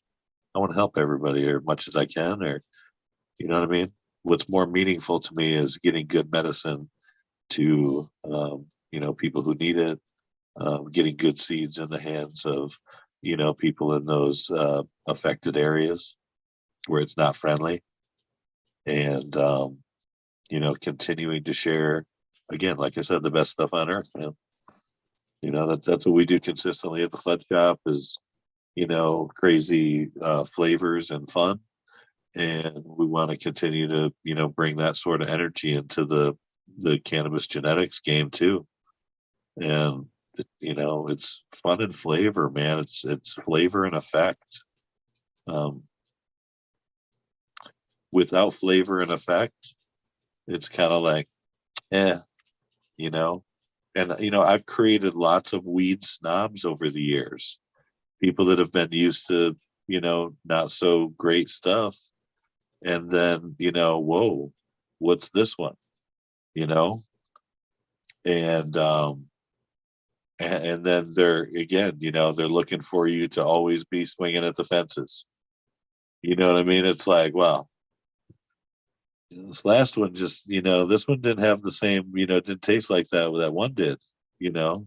And so, um, I have some people that get real picky. They're like, I want the Pheno uh number 3 or whatever. So, So in your opinion, does THC have anything to do with taste and effect? You it know what has I something mean? That overall number that everybody see, or the retailers. it has something to do with effect, but I don't think it is the most important factor per se. Um, I want a decent crystal count and appearance in my flower, but my breeding is done with the purpose of, strength, vigor, uh, that whole kind of thing, structure. But then additionally, and more importantly, probably flavor and effect. Boom, flavor and effect. I almost want to like, rename my shit fucking flavor and effect genetics. I tell you.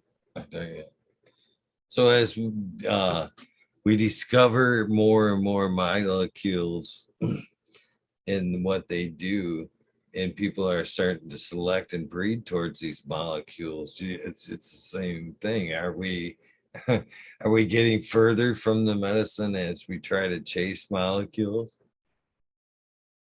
Not necessarily, because to some degree, that's what's going to happen. Like I said earlier, dude, the scientists are coming. Um, the big companies, the scientists, the GMO fucks, they're all coming for you. Breeders, pollen chuckers, seed producers, whatever you want to call yourselves. That's real. Um, Realize that you're an artist or a craftsman. You're taking the art of selection into producing these seeds, and then to some degree the art of sales hype to bring your stuff into the world and convincing people to grow it that way, I guess. I don't know, but um there will be more of exactly what you're talking about, Eagle, in terms of trying to pinpoint exactly this. I mean, look, if I were good enough and one of these big companies and as well funded, I would be making strains that were called things like um, pineapple energy, or um, you know lavender uh, evening at the beach, or um, it would be like a flavor and a feeling. Everything would be a flavor and a feeling. You know what I'm saying? It would be that it tastes like this, and this is what it makes you feel, because that's essentially, I believe that that's the way that the commercial and recreational stuff is going to go eventually in the future. Is things will be really sort of tried to be pigeonholed by flavor and effect. You know, that's what's going to sell. It's not going to be these numbers. For me personally, I don't give a fuck what it rates out as THC wise. I want to know that it's clean medicine. And personally, this whole like commercial or licensed market in the state of Michigan where they uh, remediate product and then put it back on the market after it's gone through some kind of process, after it's been found that it has some sort of problem, in its, passing some sort of a test for whatever it is. I want to see that shit on every package that they sell. They're collecting all this other fucking information and putting all these numbers, dates, information, THC bullshit in there. If that product has ever failed a test, I want to know what it failed and what it was and what the date on that was.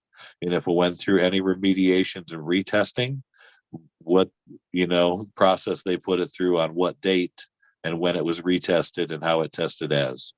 Okay. And then I'm never going to buy any of that remediated shit. Okay. But I want to know about it. I want it to be right on all the packages. They should be able to have to show if they've, done some process to something to save it. You know what I'm saying? If they put my food through some kind of funky process, I want to know about it. It's not going through the processes that the front man will tell you that. I can tell you that. I guarantee it's the salesman craftsman thing. You know what I mean? The salesman out front will probably tell you most of these companies, yes, we take a long-term, slow dry with a nice cure period, and it's going to reach you at the moment of perfection. And this is what I found out, and I don't want to discredit. So I'm not going to discredit the band, so I won't show the label. So this is what you get. Yeah. And Tell us. so What do you get? basically this is reality? a harvest date of 5/10/21. So that's taken from the plant, right? We've chopped it down 5/10. May 21. Packaged 6/16/21. Okay. So we're 5 weeks later. Yep. Month or so later. From chopped to Packaged. packaged. When was it sold?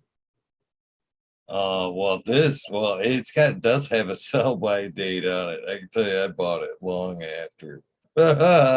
Long after. And you could kind of taste, even though it once you broke the nug open, it still had somewhat of a decent flavor profile to it. But when you nosed it, it had that sour smell to it, like it had been packaged with some moisture.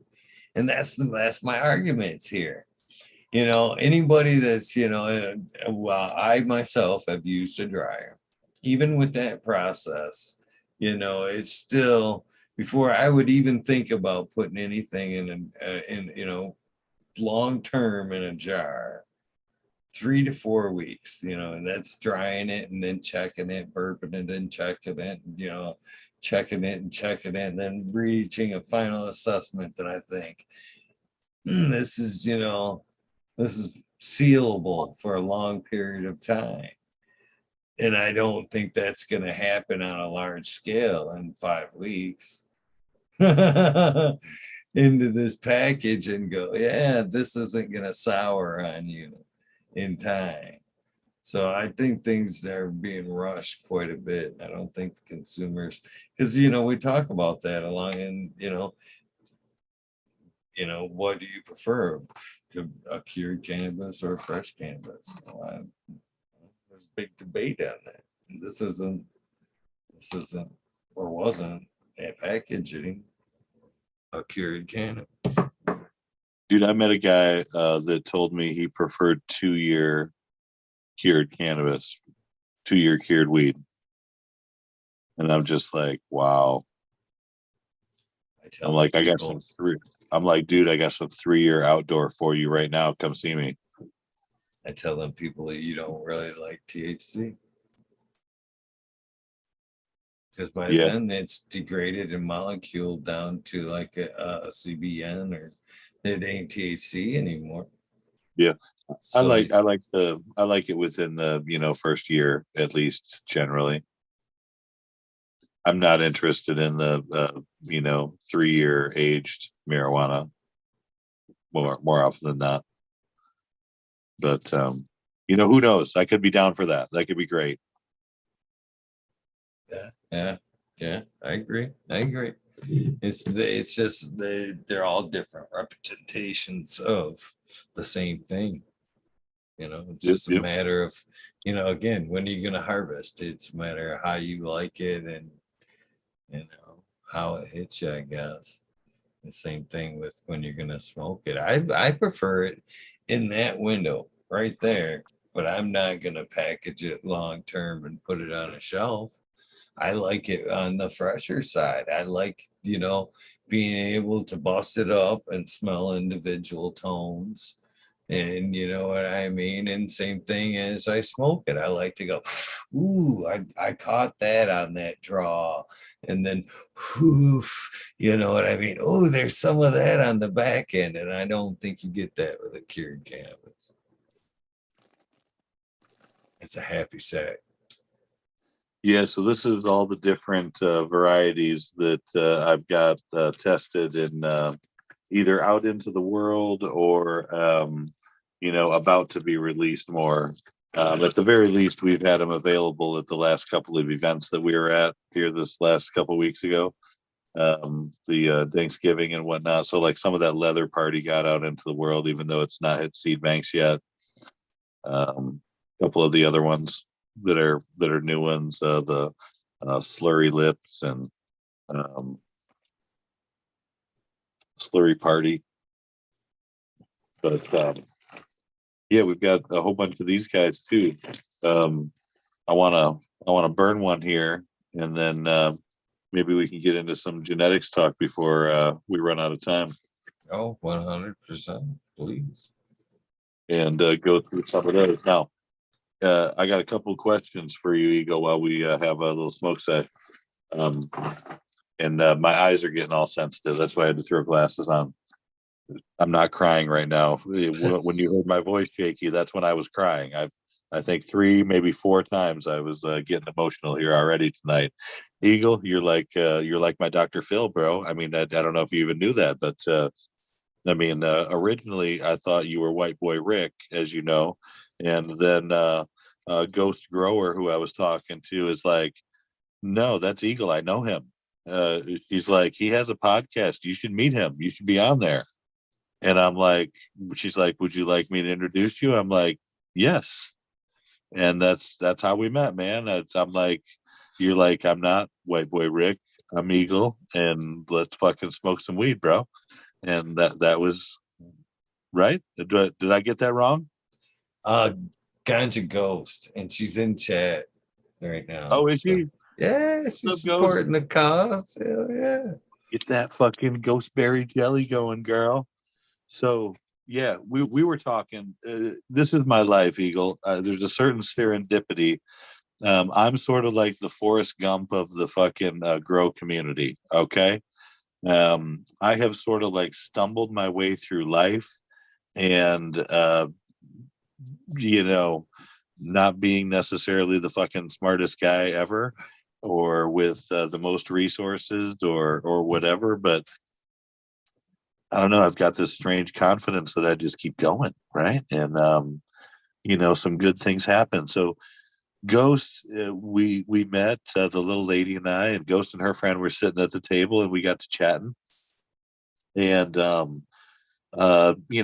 I was like, hey, you guys are cool. I would love to give you some seeds. And so I just asked her some questions about like how she grows, and what flavors she was into, and things like that, right? And anyway, I'm like, she was a little bit newer to growing, and this ghostberry jelly, the mom to it, the ghostberry, helped me pay off my house. It was like one of the easiest plants to grow ever. So this sucker is too, and I'm like, you are gonna fucking love this one. It's got like that Gorilla Glue Heritage. So it'll be like a little bit like gluey, gassy, tiny bit berry. So mostly gassy and gluey, a little bit berry, but beautiful nuggets, nice producer. Anyway, I'm like, here you go. You got to grow this one, Ghost Berry Jelly. She's like, oh my God, my name is Ganja Ghost. And I'm just like, that's my life. And then the whole eagle thing happened, bro. It's amazing how shit happens. Fate works out sometimes, or things. I dig it. I dig it. I don't even know, man. I just get up and show up, and cool stuff just keeps happening. She says Maybe it could she's happen to you. in chat. She's gonna pop that Ghostberry Wednesday on the full moon. So Awesome. Fuck yeah. Love it. All excited. she was just as stoked about the coincidence of the ghost in the title Right? too. Totally.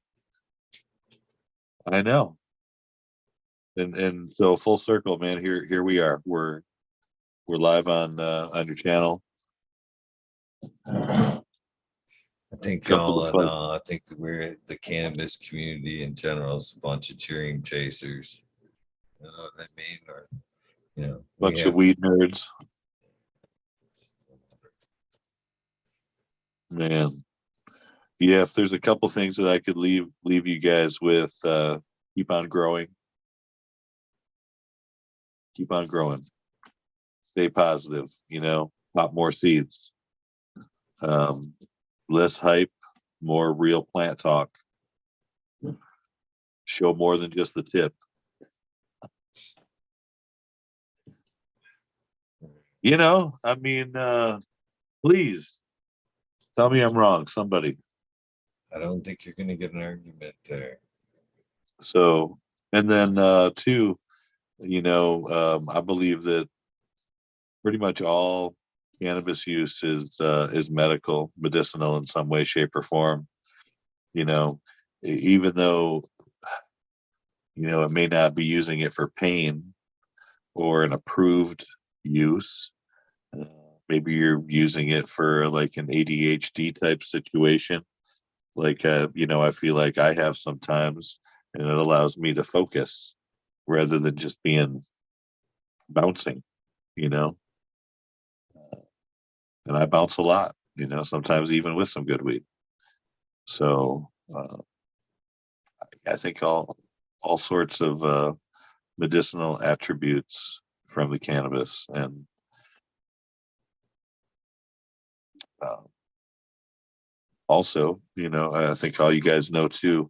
We were told that it was the gateway drug, and we found out through our own experience that it is actually the exit drug. I can tell you how many friends and family members and loved ones that I know who have found their way away from some other substance or issue with the use of cannabis. They've gotten away from pharmaceuticals, they've gotten away from alcohol, cocaine, heroin, so many of these things that stop us. And so I get it. There was one time, Eagle, where I went to Narcotics Anonymous meetings daily in downtown Grand Rapids, Michigan, at this little church with a bunch of people who had way worse problems than me. Did I ever tell you why I was there? No, I haven't told you yet. I had this girlfriend, and she was okay with the whole weed thing, right? But then somewhere down the road, she changed her mind and introduced me to a guy that took me to like AA meetings, introduced me to Narcotics Anonymous, and she wanted me to, quit the weed. I don't know if you're talking, Eagle, but I can't hear you. Um, she wanted me to like quit the weed, and apparently, I thought, her relationship was real important, so I did what I did. And I was on my way to do like 60 or 90 meetings in 60 or 90 days or whatever the fuck that is. It just kept going, kept showing up, hearing these fucking horrible stories of all these fucked up people, fucked up people, fucked up people, fucked up situations, crazy stuff. I never sucked dick for fucking marijuana. I never, it's like all this fucking crazy shit these fucking people did and lied about. And I did lie to some people about that I smoked weed. You know what I mean? Thank you I for mean, letting that out of my head, by the way. It was just bouncing around in there. what's that? That you never suck dick for marijuana thing. I think every Yeah, time anybody thinks that, right. It's like, or for any reason, quite frankly. But, um, it's like I never had to do any unsavory things. I never had to like truly hide that from the very closest people in my life. I hid that from everybody that I kept at a distance. Okay. If you were truly in my world, in my circle, sure, I shared that with you, but I wasn't public on any social media. No, none of that stuff, man. It was, hold your cards close to your chest, and only share what you got to share, and don't let anybody really in on the true thing that's going on with you. So, anyway, long story short, um, I'd been going to these things, shared a little bit, listened to everybody else again and again, had some fucking tears flow because I heard some crazy fucking shit. I mean, these people, wow, some of the toughest people, and gone through some crazy stuff. And anyway, one day we're in there and, they're going through everybody, how long you've been. So, you've been sober this long, you've been sober this long, you've been sober this long. We got to like, one day. And this one dude's like, I've been sober for, 47 minutes because I had to smoke a joint this morning just so I could fucking, get myself out of bed and through the day or what, some shit like that. And he went by the name Oni. I don't know if you've heard of Oni Seeds or whatever. I don't know if it was the same guy, but it could have been. Anyway, uh, I don't think it was the same guy. It wasn't. Um, so I was all fucking fired up and pissed off at this dude. I'm like, dude, that's what I'm here for. I'm here for weed. And you're telling me you smoked weed and then came in here stoned to this meeting. And he's like, dude, you're here for weed? And he's like, he showed me his arm and was like, I almost killed myself from heroin multiple times. Just like this weed helps me in my mental state, just fucking make it another, few hours, man.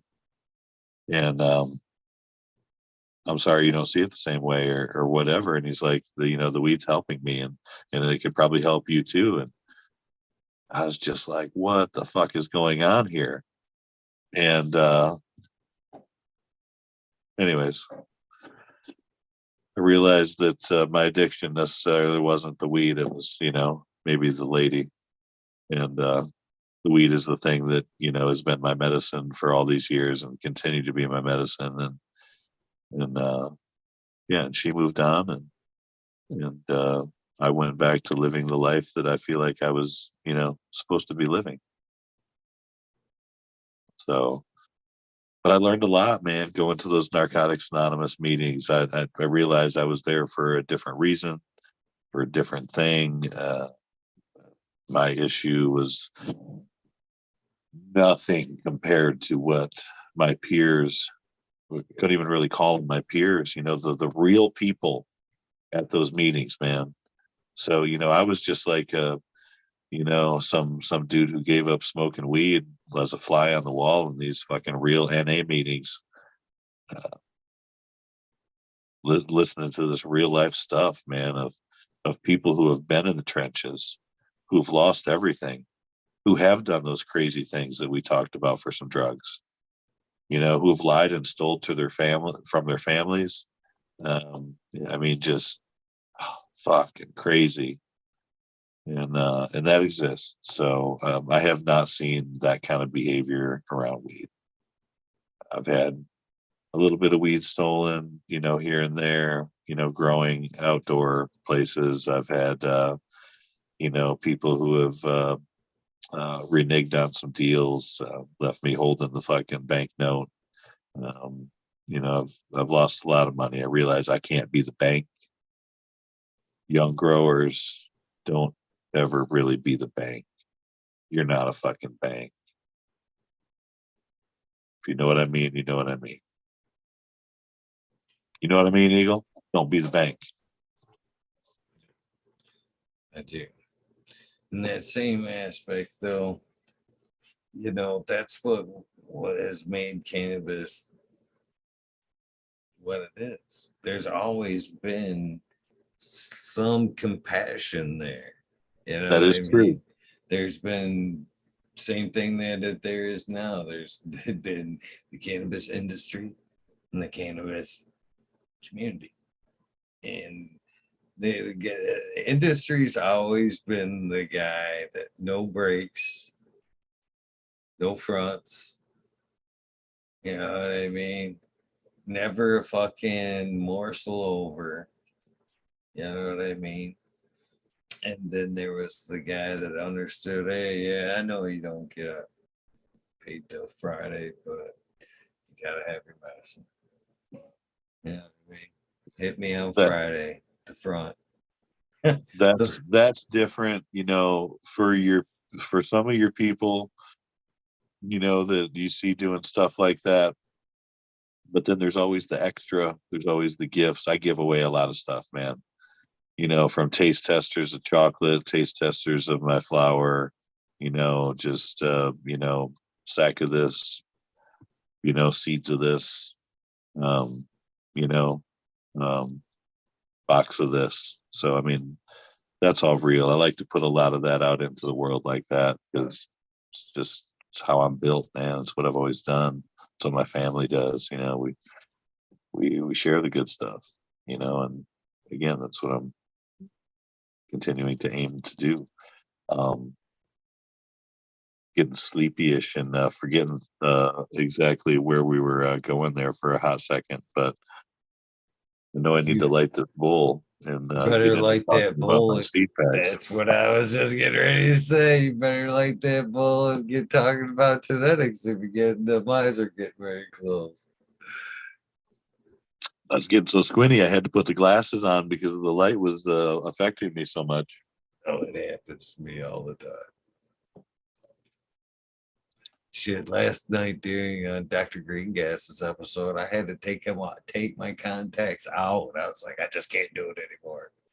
I just can't do it anymore. Wow, Fucking, how long did you guys go for?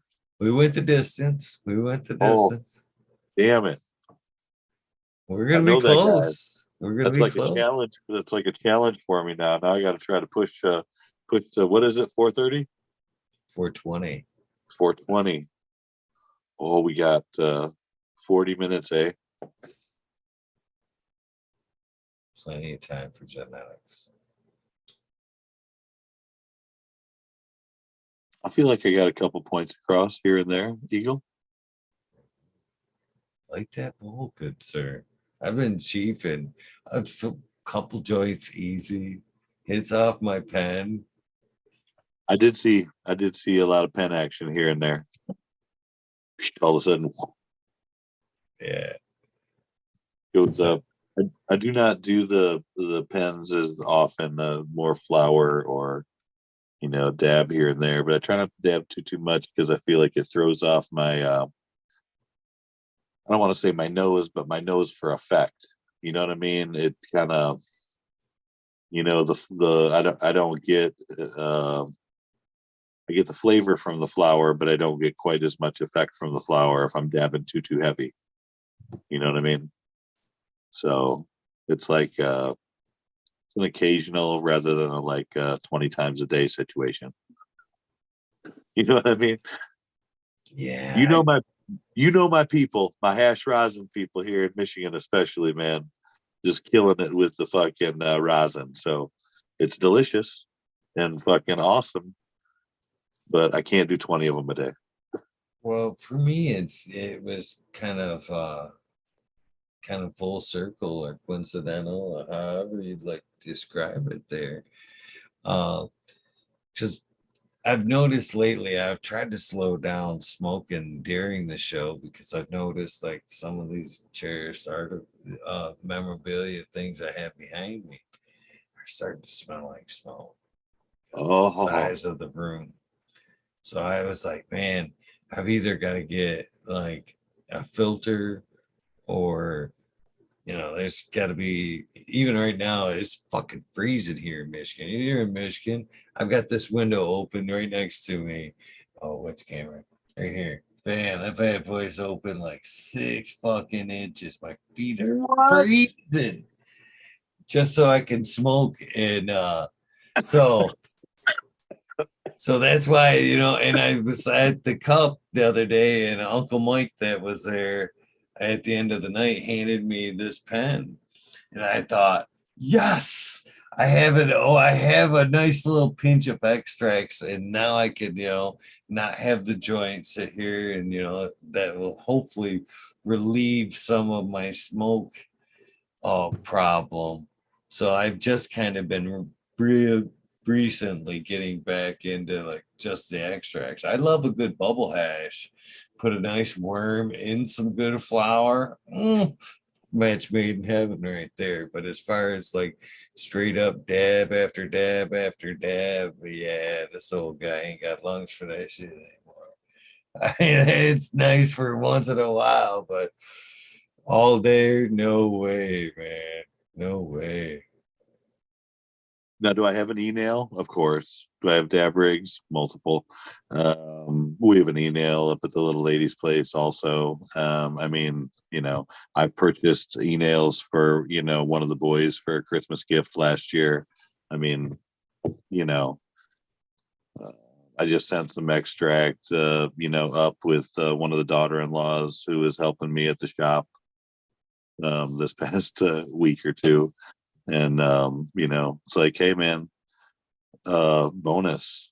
I mean, how many of you guys tip in ganja? Oftentimes I've got like joints with me, and like, I mean, come on, you guys know that a certain amount of people in the service professionals, waiters, waitresses, concierge, you name it, any of those folks, your fucking gas station attendant, who it's fucking recreational in Michigan, man. I don't know.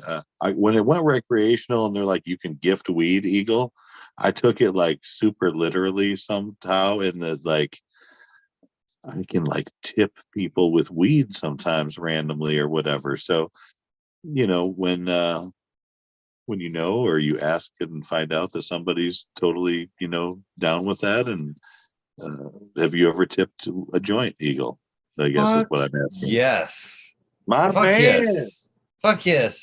In fact, I give away seeds and shit in Walmart all the time. So this is What? actually look, this is actually Seeds in my Walmart. oh yeah, this is actually like my like road container. So yeah, if I Of manage right, seeds. oh yeah, oh, fuck yeah, I give away seeds. If I walk by you and you like smell like weed or something, I like 100%. Yeah, pass you a sticker. A lot of times I'll give you, if I've got seeds, which is a lot of times on me, I'll pass you a pack of seeds because people pass me seeds or I have seeds.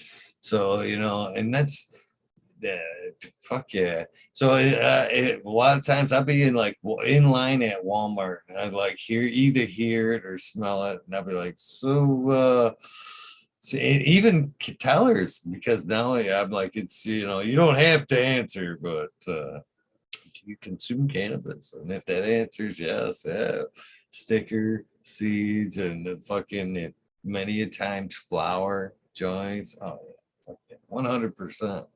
100%. Love it, Yeah. dude.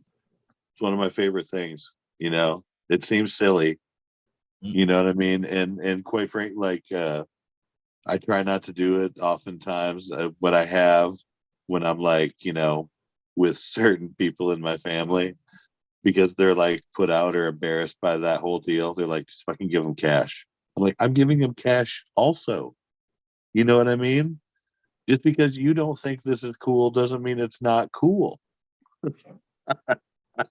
Do you not agree with this? Have you not gotten a bit more gratitude out of past flower or seeds than you would have fucking passing money? 100%. You Um, could give somebody a beautiful gram of weed, And they'll be like, really? What? Really? You sure? And the you could ask somebody $20 and they'd be like, thanks. Because they're taken aback by it because it's unusual. Not many people are doing that. You know what I mean? They're like, they feel like you're like, oh man, who's this crazy guy? It reminds me of this time I was in college. I was at the Village Pub. I worked for the radio station. We were having open mic night. Okay. And I'm in the bathroom taking a piss, and this OG, this gray haired dude, like comes in and fucking kicks his fucking boot against the door and leans up against the door and lights a joint. He says, "You guys are all staying in here until I'm done with this joint. You want some?" And I'm like, "Fuck yeah, I do, dude. I'll smoke with you." You know? And I just thought that was, badass. We didn't get out of there until the joint was done, everybody.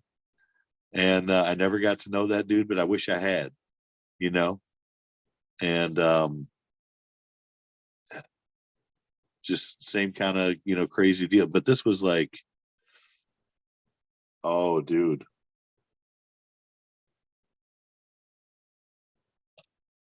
1994, something like that. So it was highly illegal. And the dude's like, fuck it, we're smoking this joint in this bar bathroom. Nobody gets out till I'm done. You want some?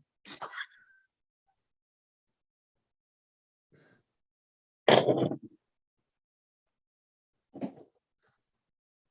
old days. So, and now everybody's, vaping out and about downtown, and it's everywhere, man. It's pretty Everywhere crazy. except heavy metal concerts, apparently, or at least small venues. Yeah, I fucking went to like a small venue, like heavy metal concert, not too long ago, a couple months ish ago. And I don't drink.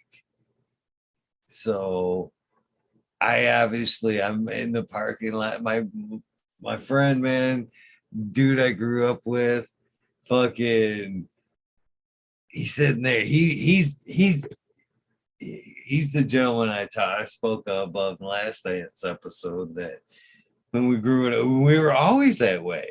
I was always the weed friend, and he was fucking alcoholic. You know what I mean? The yin and yang of the friendships there. And he had the shakes that fucking he didn't have that beer in high school. Before school, he would have the shakes all day long. Wow. Yeah. Before school. Yeah. And weed was always my path, was always my jam. So fast forward too many years later, and he hits me up. He's like, dude, man, I got some tickets, man. It's been forever since we hung out.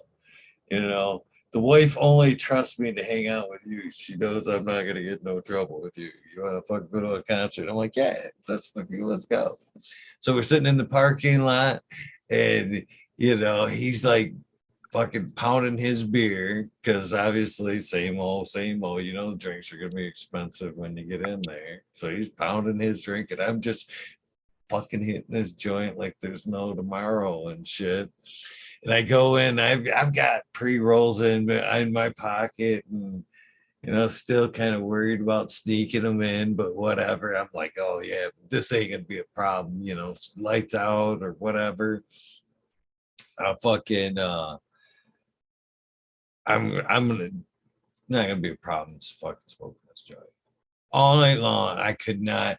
And there was like the outside area, in the inside area, smoking, non-smoking. And I'm like, either way, band fires up, you could smell the additional once in a while puff of a, vape, cannabis vape, that smell, but nobody was like, man, I can't believe this. No smoke, no nothing, bad playing. I'm like, opportunity wasn't there.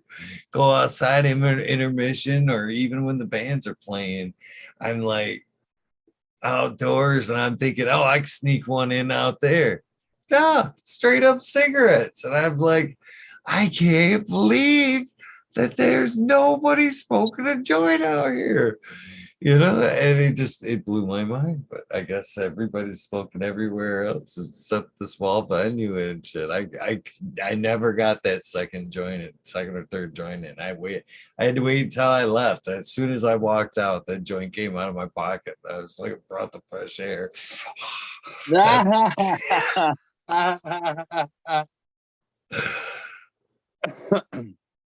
Dude, I can't tell you how many different places I've smoked joints.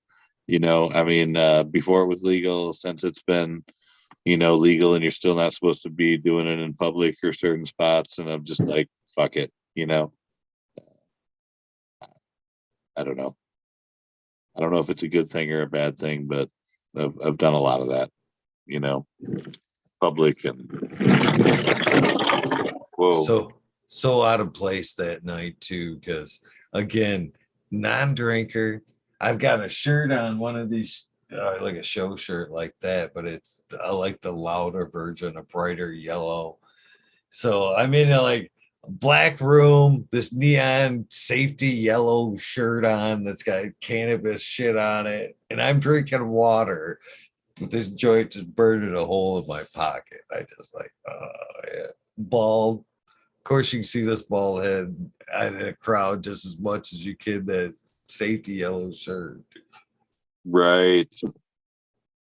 Yeah, that guy. Oh man, it was a fun night though. Psycho Stick. If you ever seen the band, that was the headliner. I have not seen them. That was my first time seeing them too. They were all like uh heavy, a good thrash metal bands, but shorter songs, all Michigan based bands. Oh, nice. Downtown Brown and a few other. There's like 5 bands that night. But yeah, it was a good show. Machine Shop and down in Flint, Michigan, there, which is a cool little venue. Dude, I love me some live music. One of my favorite things in the world. Me too. I honestly give no shits about what it is either. I can listen to some country. I can listen to all kinds of, as long as it's live. All right, I'm gonna Awesome. turn this camera around for a minute and talk about some of these seat packs. Right on. I can figure that out. Oh, just a few. Oh, you got a bug dying here.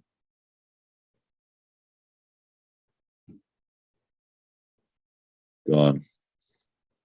All right. So those CandyMan seat tins, sealed for your protection. These are ones that have already been out for a hot minute.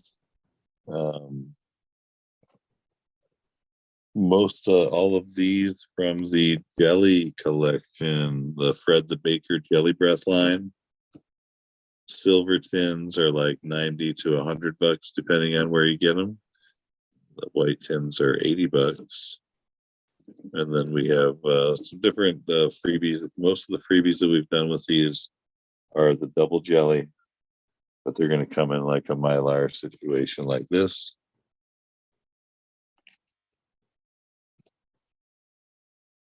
Or the monster jelly.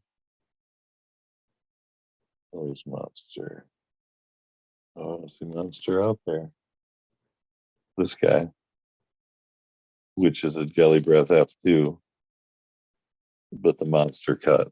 Monster cut was ginormous. It was again one of those like 2 pound single plants inside. So double jelly, Jelly Breath F2.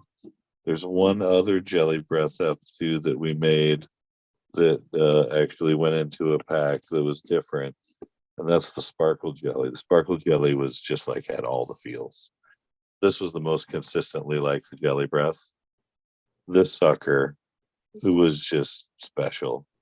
It was like frost upon frost upon frost, extra stanky.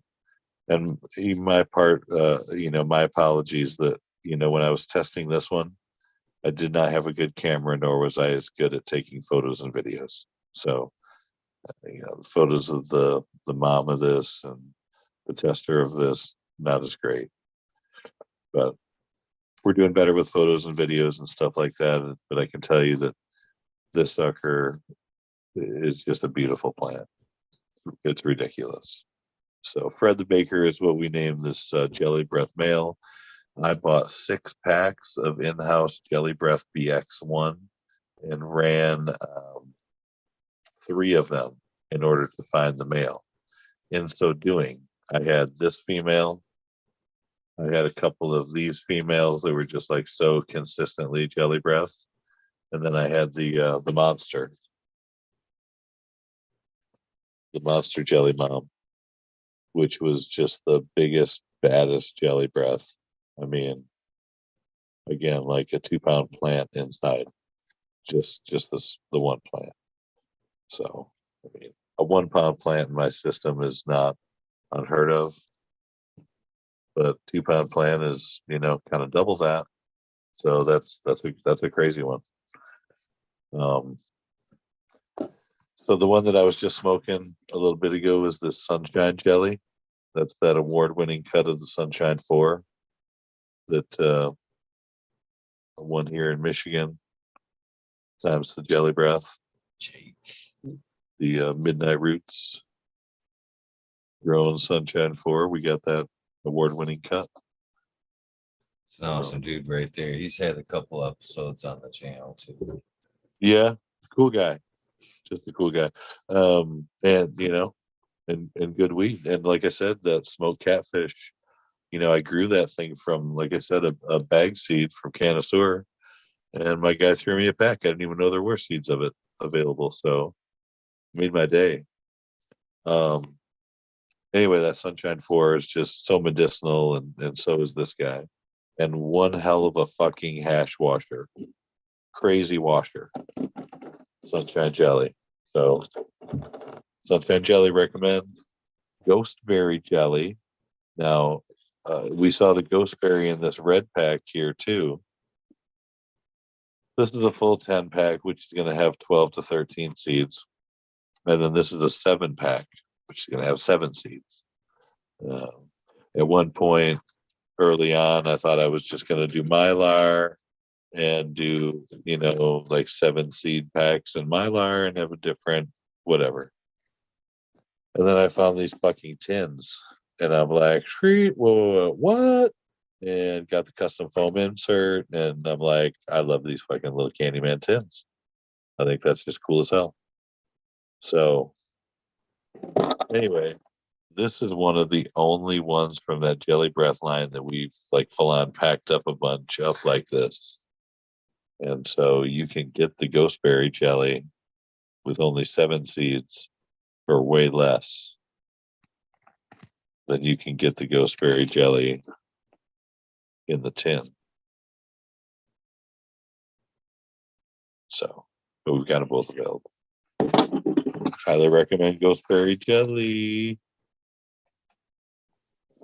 I am somewhat good at advertising. That's one of my dirty little secrets. For the love of God, for the love of gosh, spirit, however you want to put it, you have to put the Mylar packs, multicolors, in a bowl, even with the tins in a separate bowl, with the picture of a Christmas tree in the background. Oh, my dude. You're so fucking right. Jesus. All right. Jeez, please do it. I'm on it. All right. Wedding Punch Jelly is Wedding Punch, which is wedding cake times purple punch times Jelly Breath. One of our guys who got, multiple testers of these things, this was his favorite. He fucking loved it. Biscotti Jelly. We had this grown commercially at one of the commercial facilities in Oklahoma. And so they got to test everything there. This one tested out over 25% THC and over 3% terps, and was told that it was delicious. I was not in Oklahoma to try it.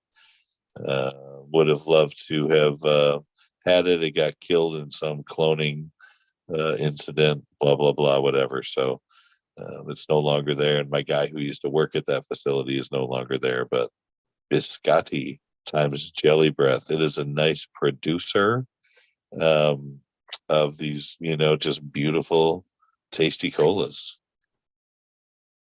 Biscotti jelly, recommend. Peanut butter jelly time. You guys saw me showing off the colas of this sucker. Peanut butter breath times jelly breath. I found a pheno that is highly, highly jelly breath and just a crazy producer. Knocks you silly sleepy. Still available in the silver pack. PBB and jelly time. Peanut butter jelly time. Highly recommend. Gorilla breath jelly is that gorilla breath times jelly breath, and big, and just has the stank to it. I mean, it's a certain certain kind of. I mean, I don't know. This is one of the stinkiest ones of this line. This and just the regular jelly breath BBJ. Um, Ick. It's got the ick. You know what I'm saying? So that can be some punch drunk, fucking drop dead, you know, titty twister weed right there. Now, for you guys who have known me for a while, I've grown the grease monkey, and lots of different GG4 grease monkey cookies and cream crosses. All those three in their different concoctions. So, um, grease monkey times the jelly breath, colas upon colas upon colas, and just some nice spears of some beautiful greasy marijuanas. Greasy jelly, grease monkey, which is cookies and cream times gorilla glue times that jelly breath. It's got that greasy, gluey stank. And if you guys aren't familiar with jelly breath, it's got this. I mean, it's not like a fruity flavor. It's a woof, greasy, stanky flavor. That's what we added on some of these guys. Here's our Subcool throwback. Black cherry soda jelly with subs black cherry soda times the jelly breath. Now this one grows a little more sativa in appearance, and we're hoping that you guys can find a pheno where the jelly doesn't overpower the black cherry soda terps. So, but that jelly breath is strong. Throws a certain on it. Zuki's jelly. I'm not even sure what the fucking cross of Zuki's is off the top of my head right now. It's 4 a.m. Eagle times the jelly breath, but this is super crystally stuff, and it's got that it's like a jelly breath cookie type situation. So a stanky Yankee cookie situation. Zuki jelly. Cushman's jelly. This one throws down. Major cola. Look for some purple action, and just like a delicious stank McDank on the tank. Jelly the Bruiser was made with the Nick the Bruiser cut from the Leaf Doctor.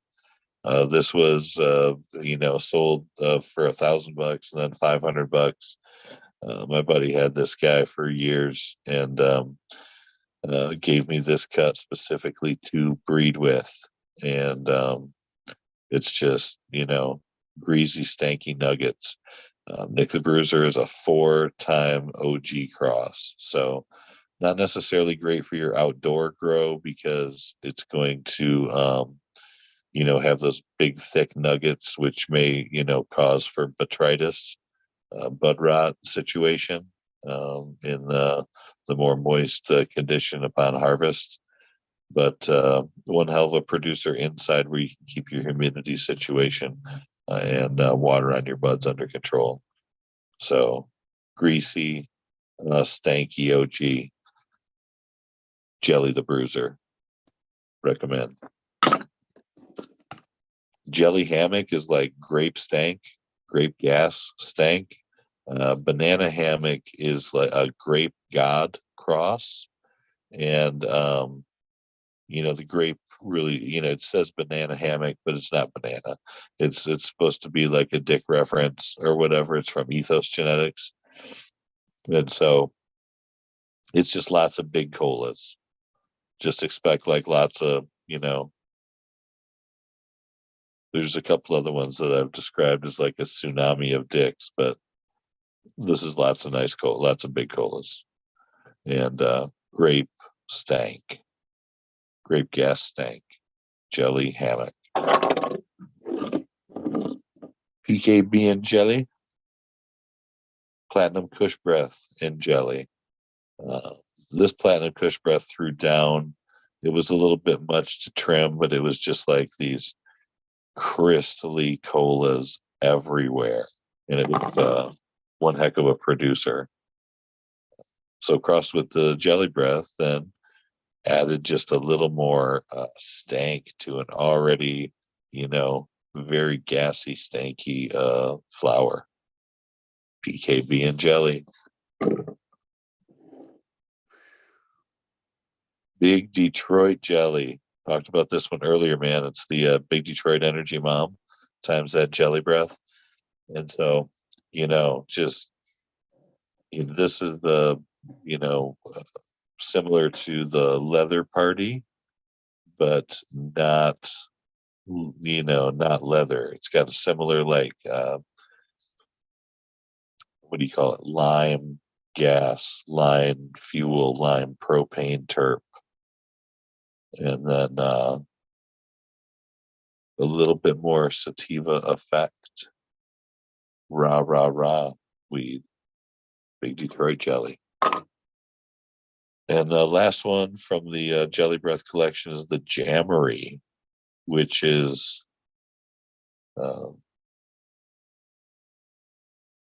candy store times Jelly Breath. The Jammery. So that's going to be, it's got a lot of fruity stuff going on in there as well as the stank background. So, you get a bunch of this like lemon, berry, grape going on. And then also, that crazy gas, funky Jelly Breath action. So, yeah, the Jammery's been an interesting one. And this guy was, one of those ones that was tested by one of my guys who like puts them through a fucking torture test. So, the Jammery, recommend for your fruity gas. So, moving on to some of these newer releases that are tested and coming out. This guy is the Java Party, and the Blue Java Mom was so healthy that this plant produced, in excess of 15,000 seeds. Okay. And just big, healthy, fat seeds too.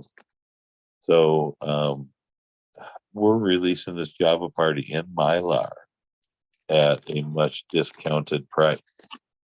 So these guys would be 80 for a white pack, 90 to 100 for a silver pack, $40 retail.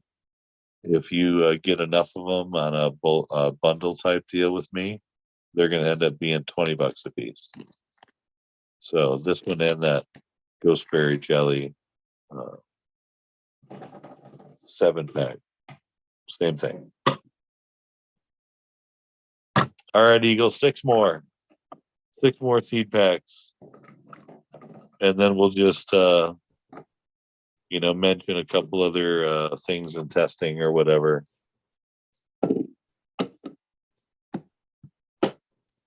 I'm all good. OKC Party is the one that I just smoked last. That's what's in my bowl right now. It is orange kush cake times peanut butter sunshine. Beautiful. I've got this one pheno that's a little purplish. It is also a 2 to 3 toke wonder. Gets me so fucking high so fast. I love it. It's got a almost like a mandarin orange, a very light mandarin orange with this like almost chemi, finish from that peanut butter sunshine with the sunshine 4 in there, and the 4 coming from that chem 4. So for whatever reason, this one's got that like, light orange, heavy, you know, uh, gas chem back end. So, and just hits hard. It's very beautiful flower. OKC Party. Recommend. Slurry Party. Just sent out to my buddy Sofa King. Sofa King is a fucking scrog master. So Follow my guy Sofa King High. I don't usually suggest this. Chad's actually inquiring, but I think he may be down. But they're Bring it. like giveaway question mark. Would you be down for a giveaway? We'll hold How it many to people? the How many US. people are in chat? How many people are in chat? Right now we have 70 hanging out, close to 4:20 in the morning. Hanging Seven out. people. 7 people at 4:20 in the morning. 70. 70. What is that a high number for you, Eagle, at this time of the day, or is that what is? It's pretty good. For this time of night? Pretty average. Sometimes a little plus a little bit, but yeah, Hey man, Yeah. like I said, I'm kind of that Forrest Gump type. I'm cool with average, dude. If I could just, at least do, hey, I'm just a regular guy. Yeah, we got a couple more here. Why the fuck not, Eagle? If however you want to do it, dude, I'll pick the pack and you pick the fucking winner. I'm down. So Slurry Party. This is Slurricane times my party mail, which is peanut butter sunshine, peanut butter breath times sunshine 4, which was a limited release from Thug Pug. I found this beast of a fucking awesome mail that just kills it. It tends to, add a little bit of that chem flavor to it. Some of them get a little bit more of a sativa effect. It strengthens the structure, and it oftentimes shortens the flower time. So this guy is like a 7 to 8 week rather than an 8 to 9 week. And it's like grape gas chem type situation. Slurry Party. Nice producer. Recommend. Coming soon. Still not released, that motherfucker. Oh man, I'm mixing up the new and the old. Fuck it. Pure OKC. You guys are gonna see like some of these, like that Slurricane. I really liked it, so I bred it with different males. This orange kush cake. Fucking love the orange kush cake. My cut of the orange kush cake is as good as a well-grown Mac plant. Okay, I'm not talking about the Mac one cut or the Mac caps cut or whatever the fucking Mac cut.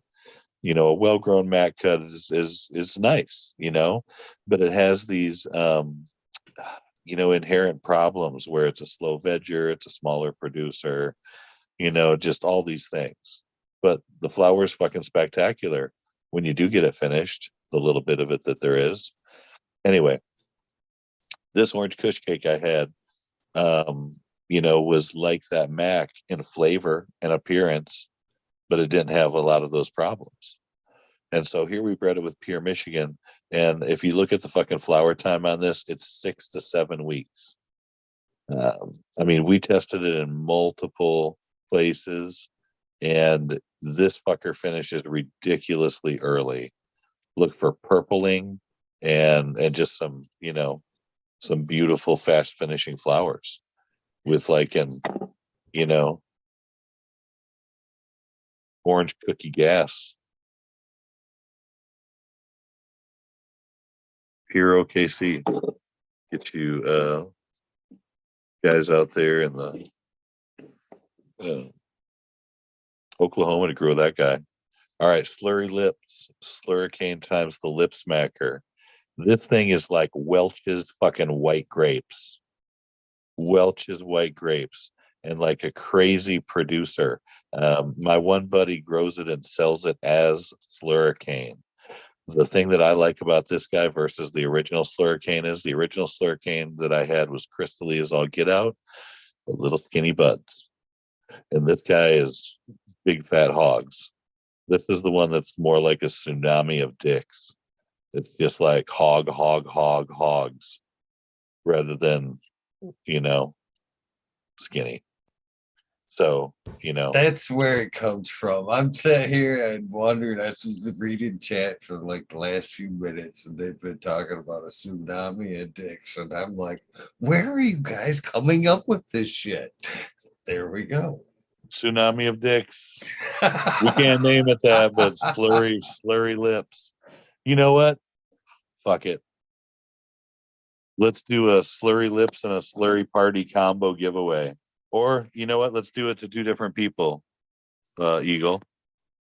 Let's do a slurry party to somebody and a slurry lips to somebody else. So this All is right. how we usually, or I run the giveaways around here. So I take the number of people watching, and then I multiply that by 4. I figure that gives them a 1 in 4 odds. 70 people. So this is from 0 to what, 280. So just to keep things on the up and up, uh, I will. There's a chat here in our Zoom chat. Nobody can see the Zoom chat but me and you. Okay. Okay. I don't even I see it. But I will. hey, You will here in a second. You'll see something popped up. There you go. You'll see a little something pop up on your screen, and that's the okay. number. That's the lucky number. So just to keep things honest, you know what I mean. Yeah. So they'll have from the time they see start to the time they see stop, they'll have a minute and a half to try to guess that number. And then the closest there to obviously wins. How are we going to do shipping? Would you just prefer to I'll pay keep for the it. I'm US just paying for only? it. US, I'm paying for it. Out of country, you pay. There you go. So All right. leather party is that big Detroit energy times peanut butter sunshine. And this has got that lime gas and leather terps, more of a daytimey rah rah rah buzz, and a beautiful plant and producer. And then Pure Velvet is my first limited, only 74 packs in existence. It is Velvet Sky times Pure Michigan. This guy has got some beautiful pink and velvet buds, pink and velvet, pink and purple buds with green, bright green leaves like this popping out of them. So let's do that giveaway, Eagle. It's 420. I don't want to lose our people. I want them to get their stuff. They're rolling. It's rolling.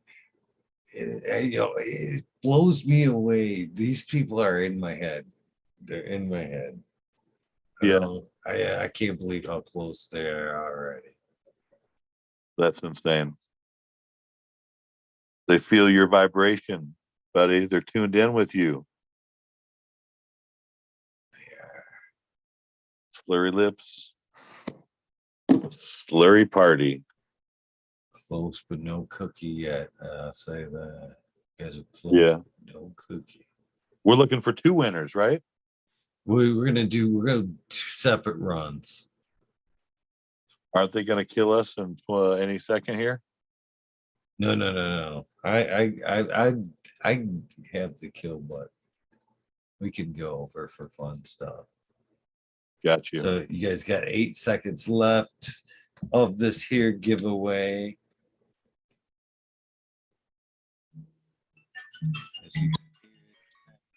That is your official timer. Stop. Oh, ding, ding, ding, ding, ding. So nothing counts after the stop.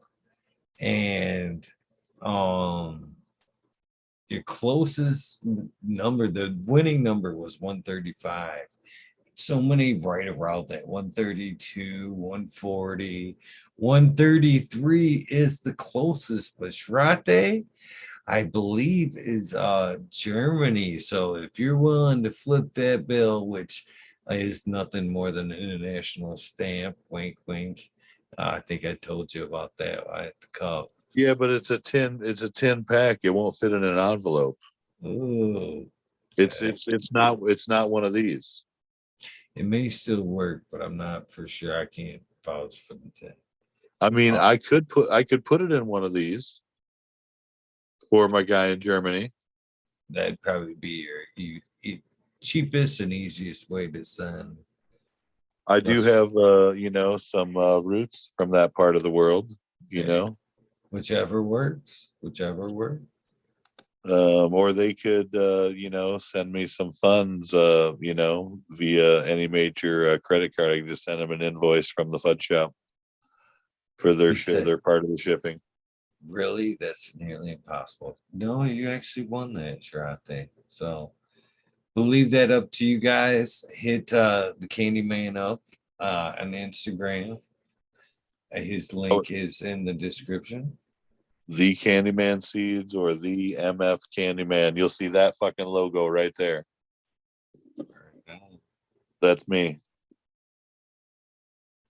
So round two. Oh, numero dos. Yes, I'm sir. not even telling you guys which ones you're gonna get. Oh, I Somebody's getting think one of those slurries. Somebody's getting the other slurry. Somebody ends up with a tsunami of dicks. Somebody else ends up with a party. it's kind of funny. It's a party of a tsunami of dicks. That's funny. I don't want to go to that party. It sounds I'm brutal. staying home, bro. Sounds brutal. It's too I got funny. something. I got something. I don't know what it is, but Oh, I'm I not all feeling right. it. I don't know if I ever. Yeah, okay. I'm gonna make it somewhat easy, but not that easy. They were too close last time. Too close. All right. So you guys, same deal. One guess only from start to stop, from zero to One, one, one, 280. one to what? 0 to 280. 0 to 280. Yep. I sent you the winning number right there in chat. Okay. And multiple guesses will get you guys disqualified only unless you see your number has been guessed. Can you have a second guess? Congratulations. Good luck. They're under the way. I'm curious to see how, if they can. Damn, they are in my head. Guys, get out of my head. Don't brain fuck my dude Eagle. I don't like it. He doesn't like it. Clean up before you leave. Yeah.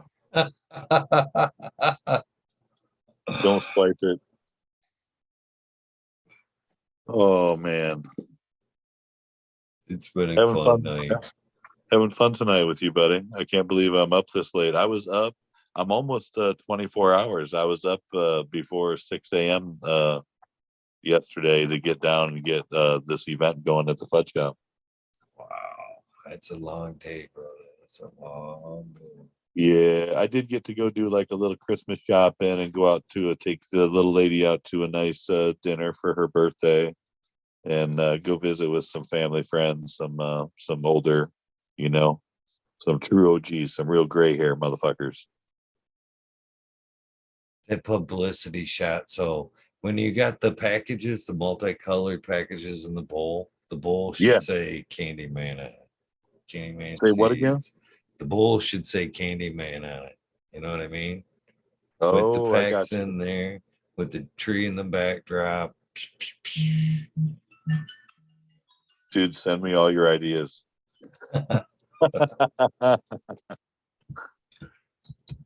That was the official stop. Let's reflect back in chat. The lucky number was 75, which nobody hit it. dead nuts, but there was a lot of close ones. Let's see here. We have, I believe 77 was the closest, but I'm reflecting back. Yeah, 77. BX Gunna, 81. Congratulations. Again, the link for the CandyMan is in the description of the show.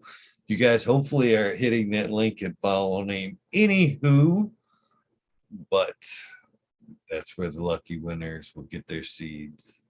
So BX Gunna 81 and Shrate. Congratulations. Thank you guys for watching. Thank I you. might be a little too tired and stony to write those down. So We have video confirmation. I'm gonna do there we some go. Be honest. So these ones on this little list right here, Eagle, are all things that are in testing right now.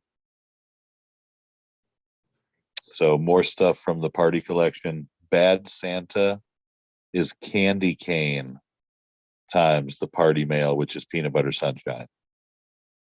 Candy cane is Candyland times Slurricane. And then Velvet Party is Velvet Skies times the party mail, peanut butter sunshine.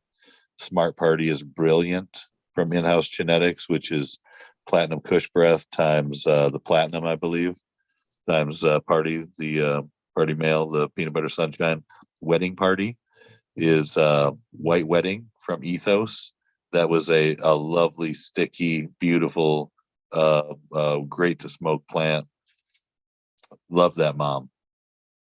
Times that party mail, the peanut butter sunshine. And then Party Games is End Games from Ethos, which is like it's got that cherry AK in it and some of those cherry terps going on. Times the party mail. So interested to see what all these guys turn into. I hope they are good enough to be released in these little tin packs someday. But those last ones I just showed you are the ones that are going to come out soon. The Pure OKC, the Slurry Party, Leather Party, Slurry Lips, Pure Velvet, all those guys coming very soon. And the OKC Party, like I just smoked, is out now. Seed Bank International, Dark Star Genetics Seed Bank. Soon we're coming to the Seed Connection as well. Get my man at the Seed Connection to get us up on site. So growing a little bit, baby steps, not trying to do it all super fast. I'm trying to do it all in good time. And like I said, make a million friends along the way. That's awesome. Because it's really about that journey, man. I love the work. It's like that's what never ends. The work is the constant work, man. It's always there, and a little bit of pain, and a bunch of uncertainty. So, it's juggling all of that stuff like every other human, just like you guys. I'm glad that you came on and told your story, and because people do like to know the people they dealing with to buy the products. And then they like that because it's easier to support that person. And Totally. it's unfortunately getting harder and harder for breeders to get out there and make those loops. These events can be somewhat expensive for breeders to get out there and then make it worth the trip.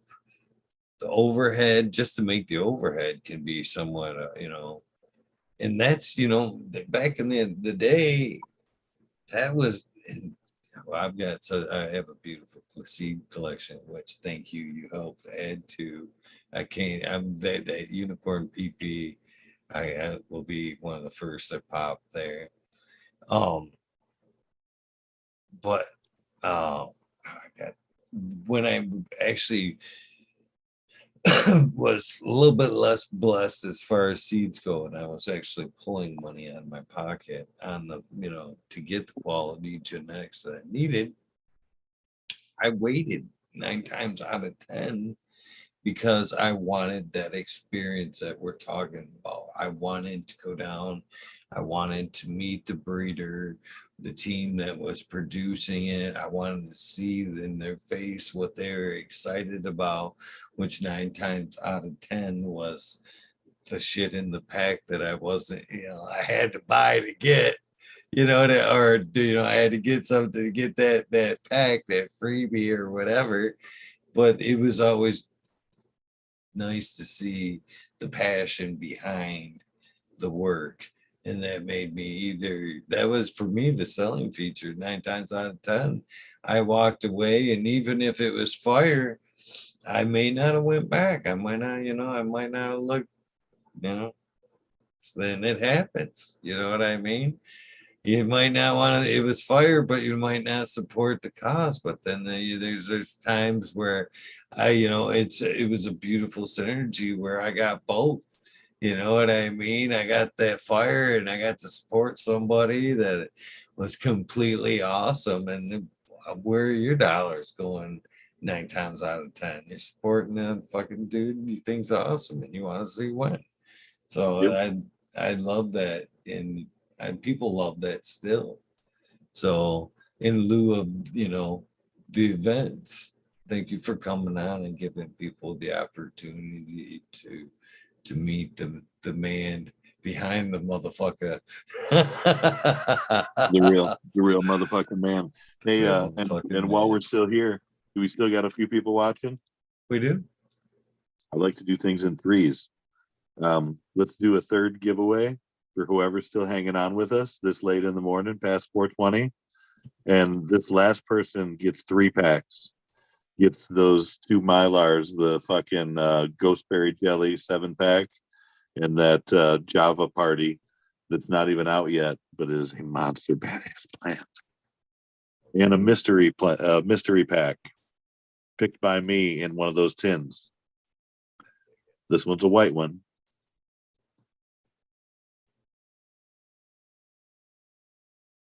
One more winner.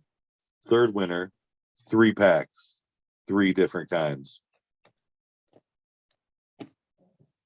I'm trying to think of an awesome number for such a good giveaway. Oh man, they're tuned in on you. Do I get to pick a number? What's my range? Can I pick one? Oh, hell yeah, please do. So basically, that little window that's popped up there, or that little thing that's highlighted, go ahead and tap that. From anything from 0 will go the 0 to 280, right? Do you see it? If you tap Um, it, or if you hit the dot, dot, dot, it will say something about chat. Tap that, and then me and you can chat back and forth. That's where the winning numbers are. If you want, here, I can just send you something because then it'll pop up. there There you go. There you you go. go. Something should just pop up. Hit that, and you can reply back to me. There should be something that Yeah. All right, what's my range, bro? from 0 to 280. 280. So that same 280 situation. All right, and I can see your other ones up there. So, all right, I'm down. All right, guys. Start to stop. One guess only, please. Multiple guesses will get you disqualified. I'm so high, I just had misspelled start like 3 times. Oh, how many people we still got hanging with us? We have 68 according to my 68. count. So Dude, I was just joking about that the other day.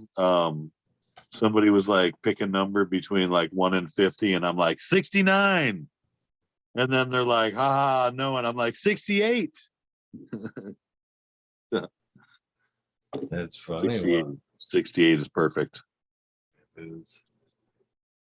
They are just flipping through here too. Good luck, guys. I appreciate you guys, man. Thanks for joining me. Continue to join me. Grow and Let's please keep on provide growing. some feedback for this great gentleman. Say again. I said, make sure and grow and provide some feedback, please. Very critical. Everybody So, loves. Oh, the info. so again, guys, I mentioned that party games, wedding party, smart party, velvet party, and bad Santa. If any of you guys are fired up and you can take some awesome fucking pictures and give me some real results on some testing and can get these guys soaking in some fucking water and get them growing sooner rather than later, like within a couple weeks of you getting them from me, you're working on getting them going, message me and I'll send you some fucking tester seeds of the same stuff that I'm growing right now. You can grow them before anybody else can buy them. Pretty awesome. But I want to, message me on Instagram, the CandyMan Seeds. There's what it's going to look like when you find my shit. But know that I'm going to look at your page, and I expect you to have some decent pictures of some plants. If you don't have some decent pictures of some plants, don't ask me for seeds. I want to be able to see you've got a clean space that you grow, that you post some pictures of plants. If you're just kind of looking for seeds and you don't have any kind of presence or, that's not my game. I'm looking for somebody who's growing, who's taking pictures of their plants. They're proud of what they do. They're fucking fired up about it.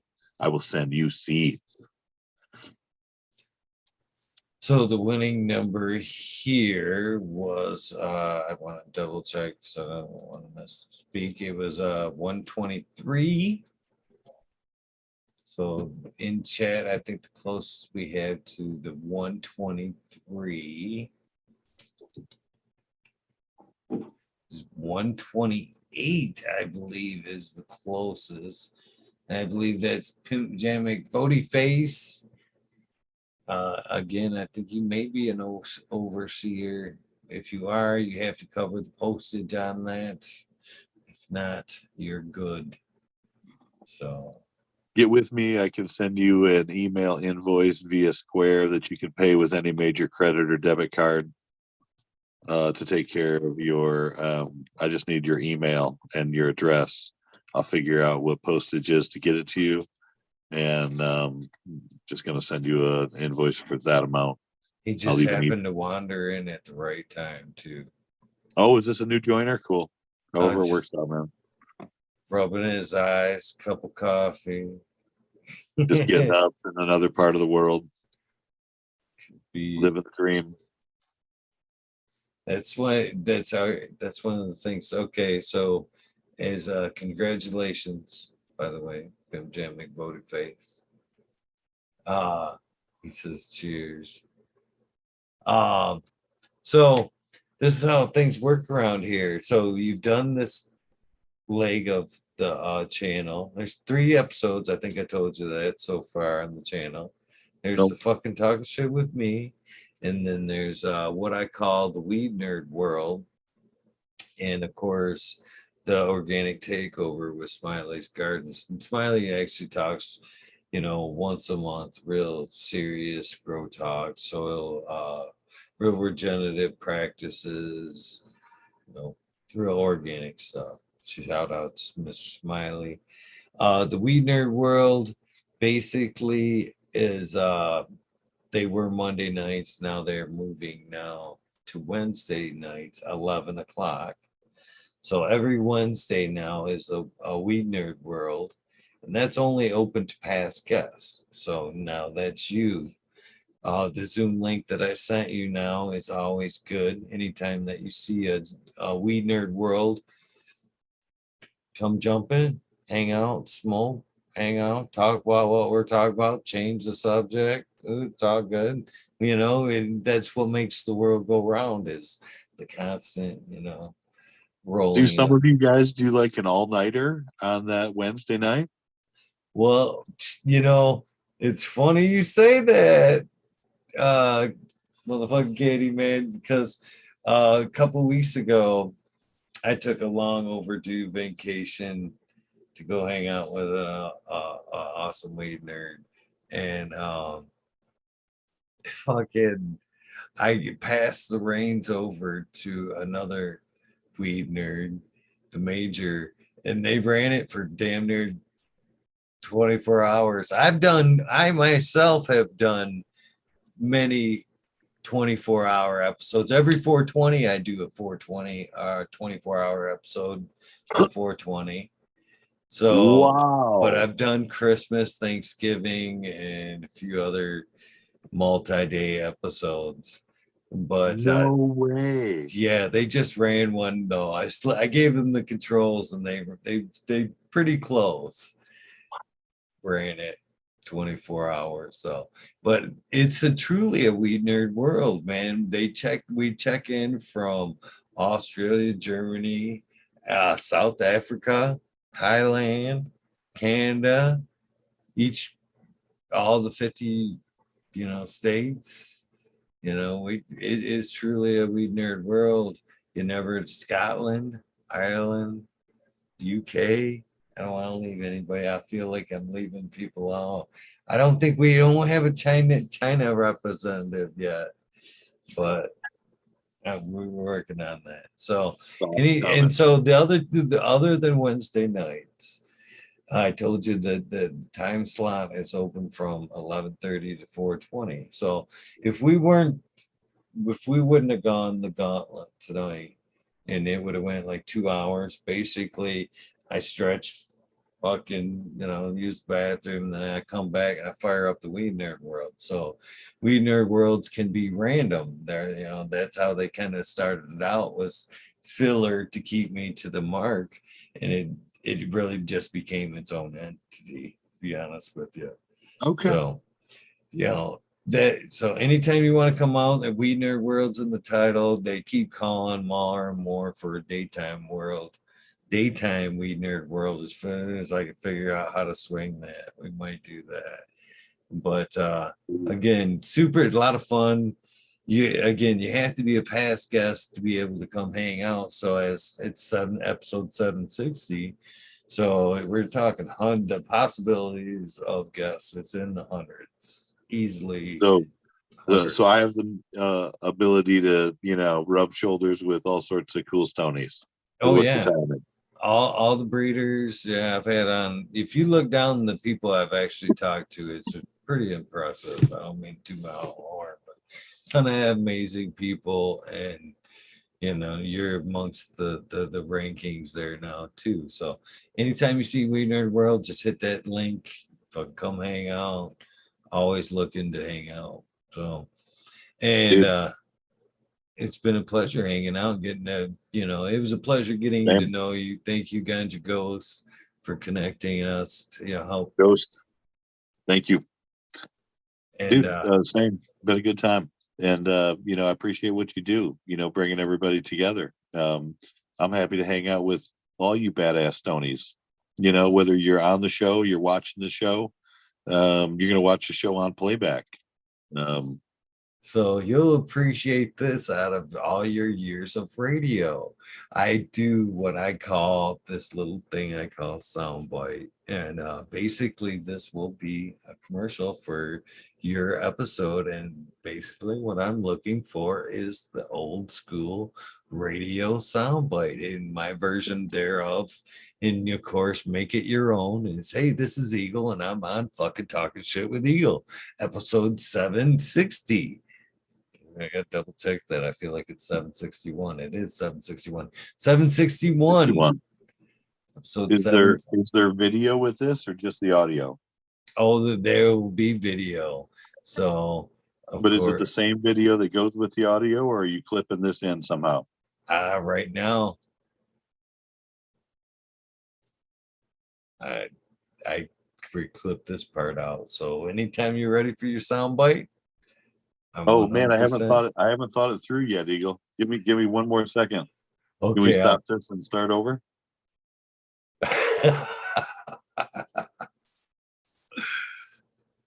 Oh shit. What's funny about I've had people ask me, why don't you put it to the front? Why don't you put it in why do you keep it in the back? And why don't you give them some type of warning? I've had some of the biggest people and funniest people, and I love the sound bites, multi takes, Danny Danko, multi episodes with Danny, and Yeah. fucking at one point 5 takes. 5 takes before we got his sound bite. I honestly, I love all 4 before what he called the finish. I liked all the other ones. You know what I mean? I love the fumbles. I really do. No, dude, I just needed to be prepared. I'm a one take wonder. We'll see how it goes. Um, but so you just want me to announce myself, you, and this is my episode 761. You can say whatever you want before, whatever, as long as it's got you, the show title, and the episode number in it. How much time do I have? Unlimited. Yeah. Unlimited. Yeah, whatever it takes to get your sound bite across, whatever you want to put in there. Like I said, this is your commercial for your episode and what you want to be. Yeah, whatever. Am I pushing stop or are you pushing stop? I am hitting stop. Start and stop there on my end. Soon as you get to give me the pause, I hit stop. So Hey, dude, go anytime. Hey, gang, it's the motherfucking CandyMan from CandyMan Seeds. I'm here to change the narrative and the energy. I'm the no hype. We're the anti hype. Less cartoony bullshit, more real plant talk, pics and videos, more flavors, more fun. Let's share the best medicine around the world. Keep on growing. Listen to my episode. Watch us fucking talking shit with Eagle, episode 761, with the motherfucking Candyman. Grow my seeds, Candyman seeds, real seeds. hell yeah. Thank you, my friend. Did you think all that radio was training would be coming in handy in your cannabis days? No, I have no idea, dude. To some degree, like, my honest opinion about it is like, you get kicked around in any business or whatever you do in life, all that stuff. Um, I think that to some degree, in order to, survive in any kind of like radio type environment, it takes a certain personality or, somebody who can deal with many personalities also sometimes. Because if you think about it, you've got, all sorts of people, listening, watching, coming to your events, and you're dealing with all sorts of people coming in on your show, calling in the show, management, salespeople. There's a lot of juggling going on, really. And I guess, I juggle a lot with my multiple businesses and trying to live a life and, be a decent person and stuff as it is here too. So, it was a busy type of work, even though you're just kind of like sort of sitting there talking to people. But people don't realize that you're running from studio to studio, on and off the phone, talking to this person about this issue, this, that, make this thing, come back in here at a certain time. It's a crazy juggle. So I know that's not necessarily the thing that you thought I was going to say, probably, in terms of that. And there's a certain like, I don't know. I feel like I'm more fun to talk to sometimes than other people or listen to, you know. Gosh, man, we were watching some other like it was an Instagram live the other day. And sometimes I'll, before I go on Instagram lives, oftentimes I'll go and see who else is on that, I follow or whatever, and see what they're up to and what's going on. And I get bored with, some of it real quick. And um, I mean, I don't know if I'm entertaining or not or what, but I think it has more to do with my own ADHD than what anybody else is doing. But when I do go on there, I'm trying to, at the very least, be real, honest with everybody. Uh, I can't obviously share everything that I do or that goes on in, life or business or, gardens or whatever. But, I want to show you guys the good and the bad. I want to show you guys some of the, the crazy decisions that you got to make every once in a while. And, be frank about it and not be like, this is some, thing that I can't talk about because I don't want to tell people the truth, or I don't even know the answer, so I'm just going to make some shit up. I don't do that. Not interested in just filling space. I want to, know the right thing, do the right thing, grow it out, find the good stuff and share it. So yeah, man. Thank you guys for joining, and Eagle for doing what you do, dude. This has been a cool platform. I can't believe we stayed up this long. I'm like So almost hysterically, it's like a truth serum or something. It's like, what do you really want to know, bro? it was You got funny. you You got me kind of, so exhausted. Just ask you a real fucking question so I can.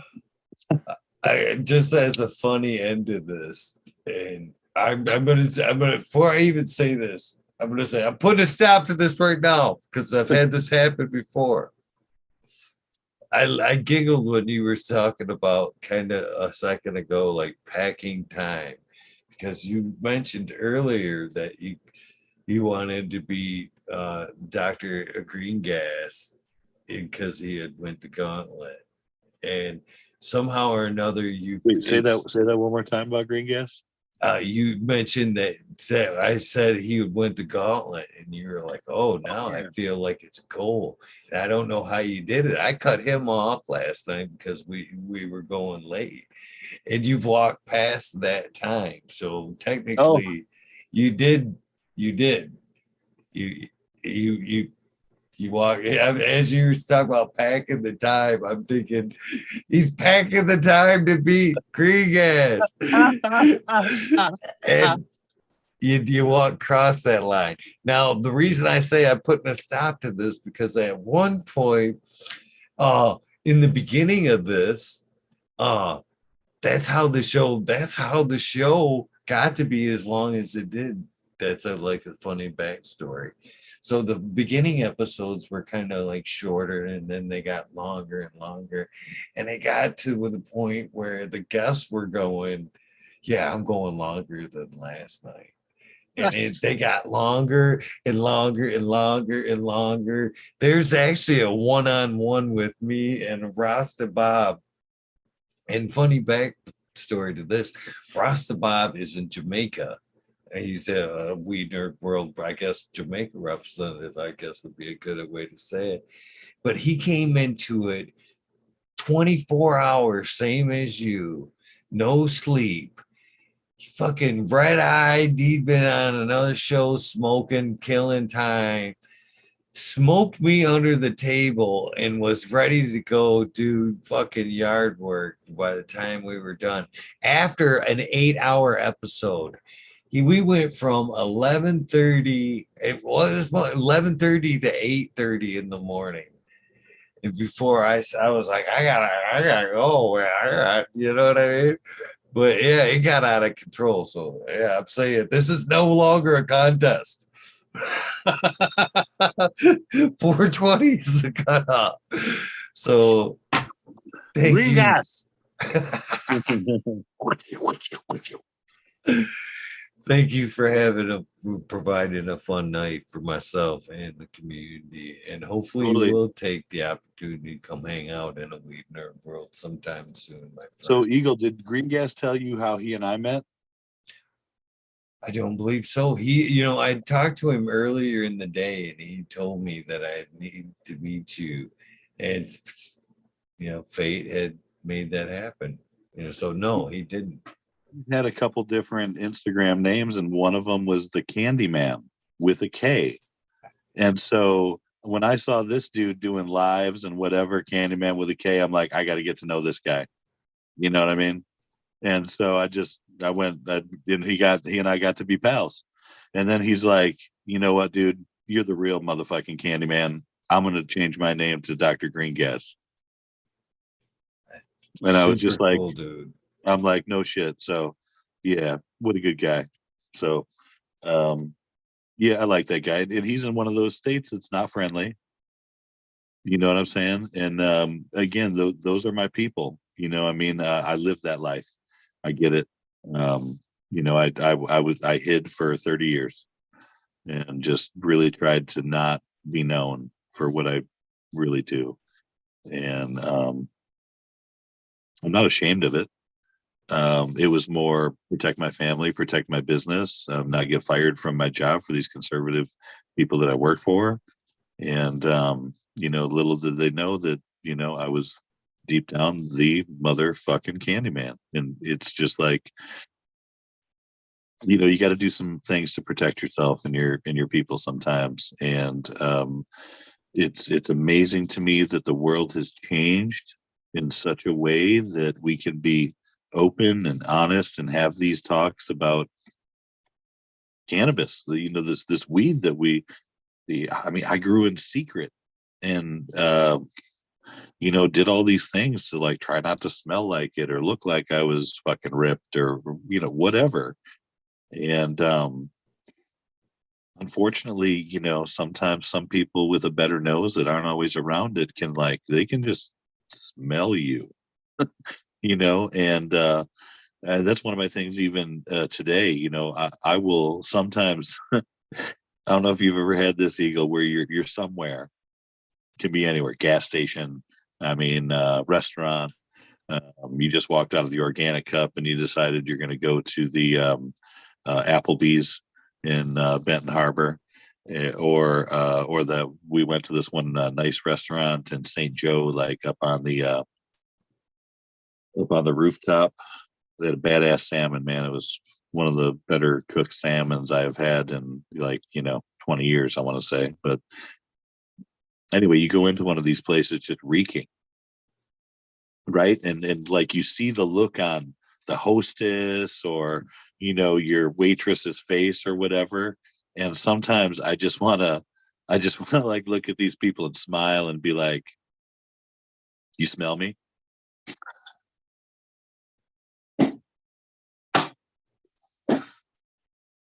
you know because of that reality, because yeah, they probably do. They're like, yes, I do smell you. That's the best though, and it's the opposite when you kind of forget about that. You read like that, and your teller or cashier's like, "Yeah, you smell pretty good." I don't Yeah. want to be Oh, offensive to people, but that's right. I do smell like weed. I yeah. forgot. And I have to say that it always freaks me out. Like all day today, we had a ton of customers um, into the little fudge shop there, and you were melting at least two kinds of chocolate. Most days, sometimes caramel's going too. And you walk in there and you just get this, smell of that chocolate going on.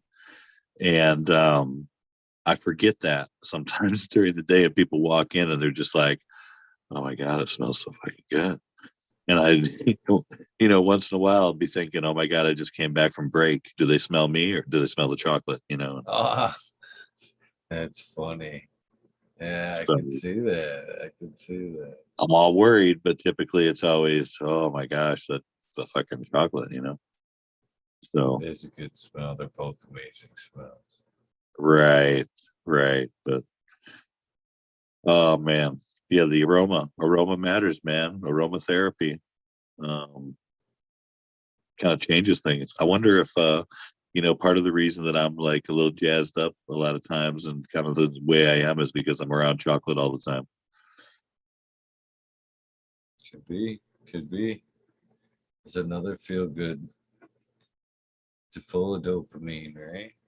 Right? You know, 1 point, 1.5 or 2 times the normal dopamine. I don't know. it's up there. It's I don't know what right. it is. I'm no Well, my scientist. we hit the 5 o'clock mark. Yeah, Is it 5 o'clock? it is. Dude, I don't. There's not even a thing for 5:20. We're not doing 5:20. That's not a thing. No. But how many people we got with us? Let's see here.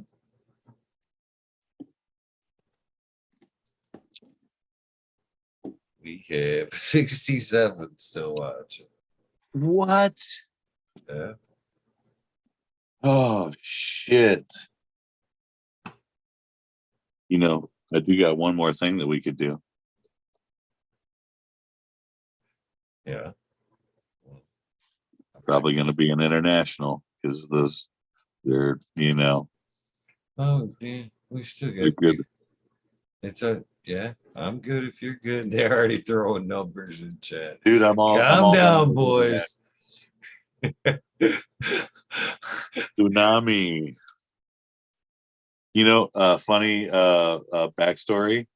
I was like throwing around different ideas for seed companies for like a year or more. And tsunami seeds was like something I thought of that I'm like, oh yeah, you know, tsunami. Nobody's gonna have tsunami seeds. There is a fucking tsunami seeds, dude. It's a real. And so damn it, I have to be actually who I was. I thought I could be like a big like fucking title crazy event. But no, I'm just the fucking Candyman. The Well, motherfucking Candyman. you want to go ahead and throw up another number, and we'll get this one rolling. Um any of you motherfuckers heard of my peanut butter jelly time? This guy's out right now. It's these crazy, wicked Good. big colas You got to that do the dance too. They got to might do make the you dance. rest well. It's pretty nugs right there. Oh, stupid crystally. Try to get like an underside. I like looking at the lowers, underside of leaves. All right, peanut butter jelly time. I gotta send me a note, buddy. There you go. Guys, same rules apply from start to stop. 1 to 280. One guess only, please. Unless your guess has already been taken, then you could have one more.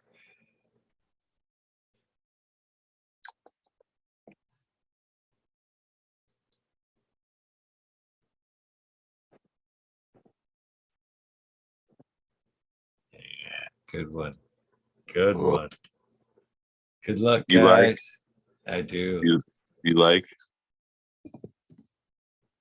you like I do. he like you like we like. Like it when we could throw them off just a little bit. Yeah.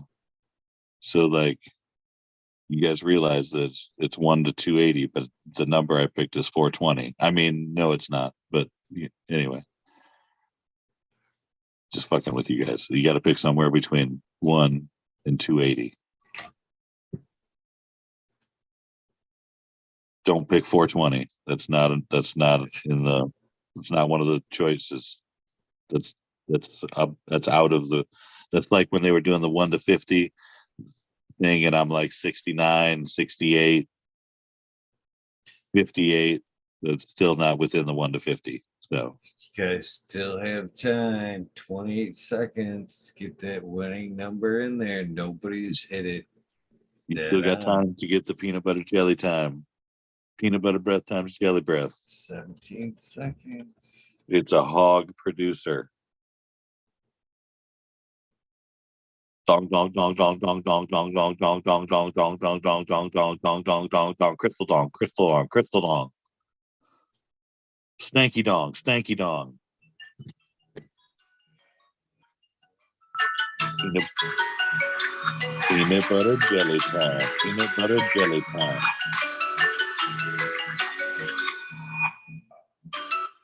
All right. Where we at? Stop. There is the final cutoff right there. 90 was the winning number. So you guys can help me police this as well.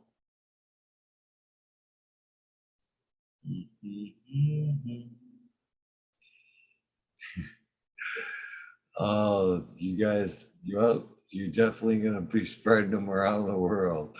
Chilbert, UK, with 72, I believe, is your winner. There's no believe. 72 was the closest to 90. Yeah, you had him stumped. Wow, where were they? Like up in the towards the 420 mark, or They were up close to the twos, 140s, 255. They're all over the place. I chose 90 guys because I have 90 male female crosses that we've produced in the last 3 years. That number was already used earlier tonight, 90. So They got me double checking. I see congratulations, 91. I don't see a 91. Is there a oh 91? shit. Who had 91? Nobody's I'm had not, and 90. guys, I apologize about I have not been watching chat. I don't even have the chat on my and I wish I was paying attention and could do that, but trying to get my story out too, that probably would have It distracted me was even further. Chilbert. They were pulling my leg. So congratulations. So we got Shirate's BX Gunna 81, Pim Jam McVody face, and now Chilbert CK. Thank you guys. Congratulations. Grow So that fire. we've got four winners tonight, right? Yes, sir. Sir. Awesome. Four I'll look for you guys. I'll lucky look for you guys winners. to honestly inbox me. And if we need to figure out shipping to wherever you are, again, send me your email address and your shipping address. I will check pricing on shipping said package to you. And if you're in some place of the world that I don't know, also tell me what you want. I didn't write any of this stuff down. I know what I'm giving away, but I don't know which ones correspond with you guys. So I'm looking for you Okay. guys to We honestly have remember and we tell me have that. video confirmation. We can always go back and Okay. look.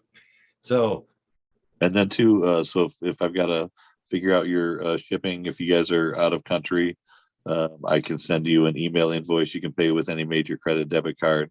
And Mylar will ship with the international stamp. I'm just saying. So okay. And what do it's those guys go for? the international stamp. So no customs report, and the stamp's like $1.30. Are The you 10. fucking serious? No, I'm serious. If you try to ship that 10, there's a good chance you'll have to fill out a customs report, and it'll go Totally my will. way. Yes.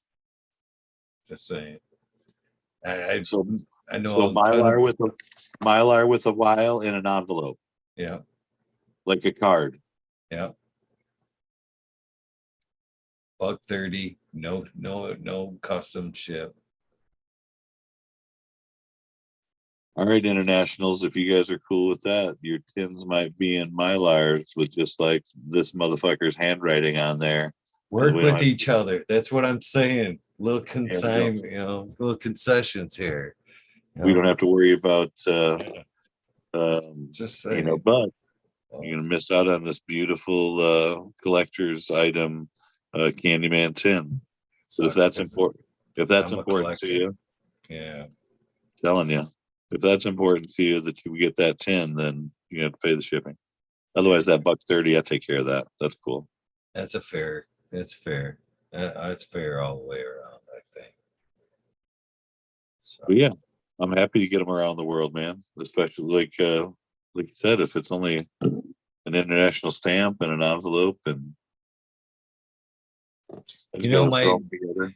my postman hooked me up with that tip, and it's worked for so many. To be honest with you, everybody else was, and myself included, up until that point, was filling out customs reports. Bitch. Totally. Anyway. But thank you, my friend, for the giveaways, lucky winners, man. We're almost to the 20. We got to go before we hit another 20. So thank you, my friend. Please use that link. Almost And to the 20. and hopefully I appreciate you guys for joining. Please grow my stuff. Buy my seeds, give them to your friends. Buy my seeds, grow them. Get with me on Instagram, the Candyman Seeds, the motherfucking Candyman. Much love. Keep on link, growing, everybody. links are in the description. For the rest of you guys, as we've seen tonight, please do something similar. Random acts of kindness really do save lives. And with that being said, please join me tonight when my guest will be Los Marihuanos. You seen him at the Organic Cup. Will My be dude.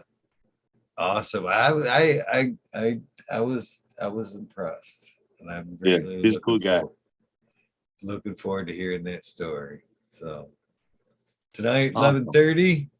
For the rest of you, for you, my friend, I'm looking forward to seeing you again, either in person or Both, in the Wee Nerd world. Right on, both, both. both. For you guys, have a great day. I'll see you tonight.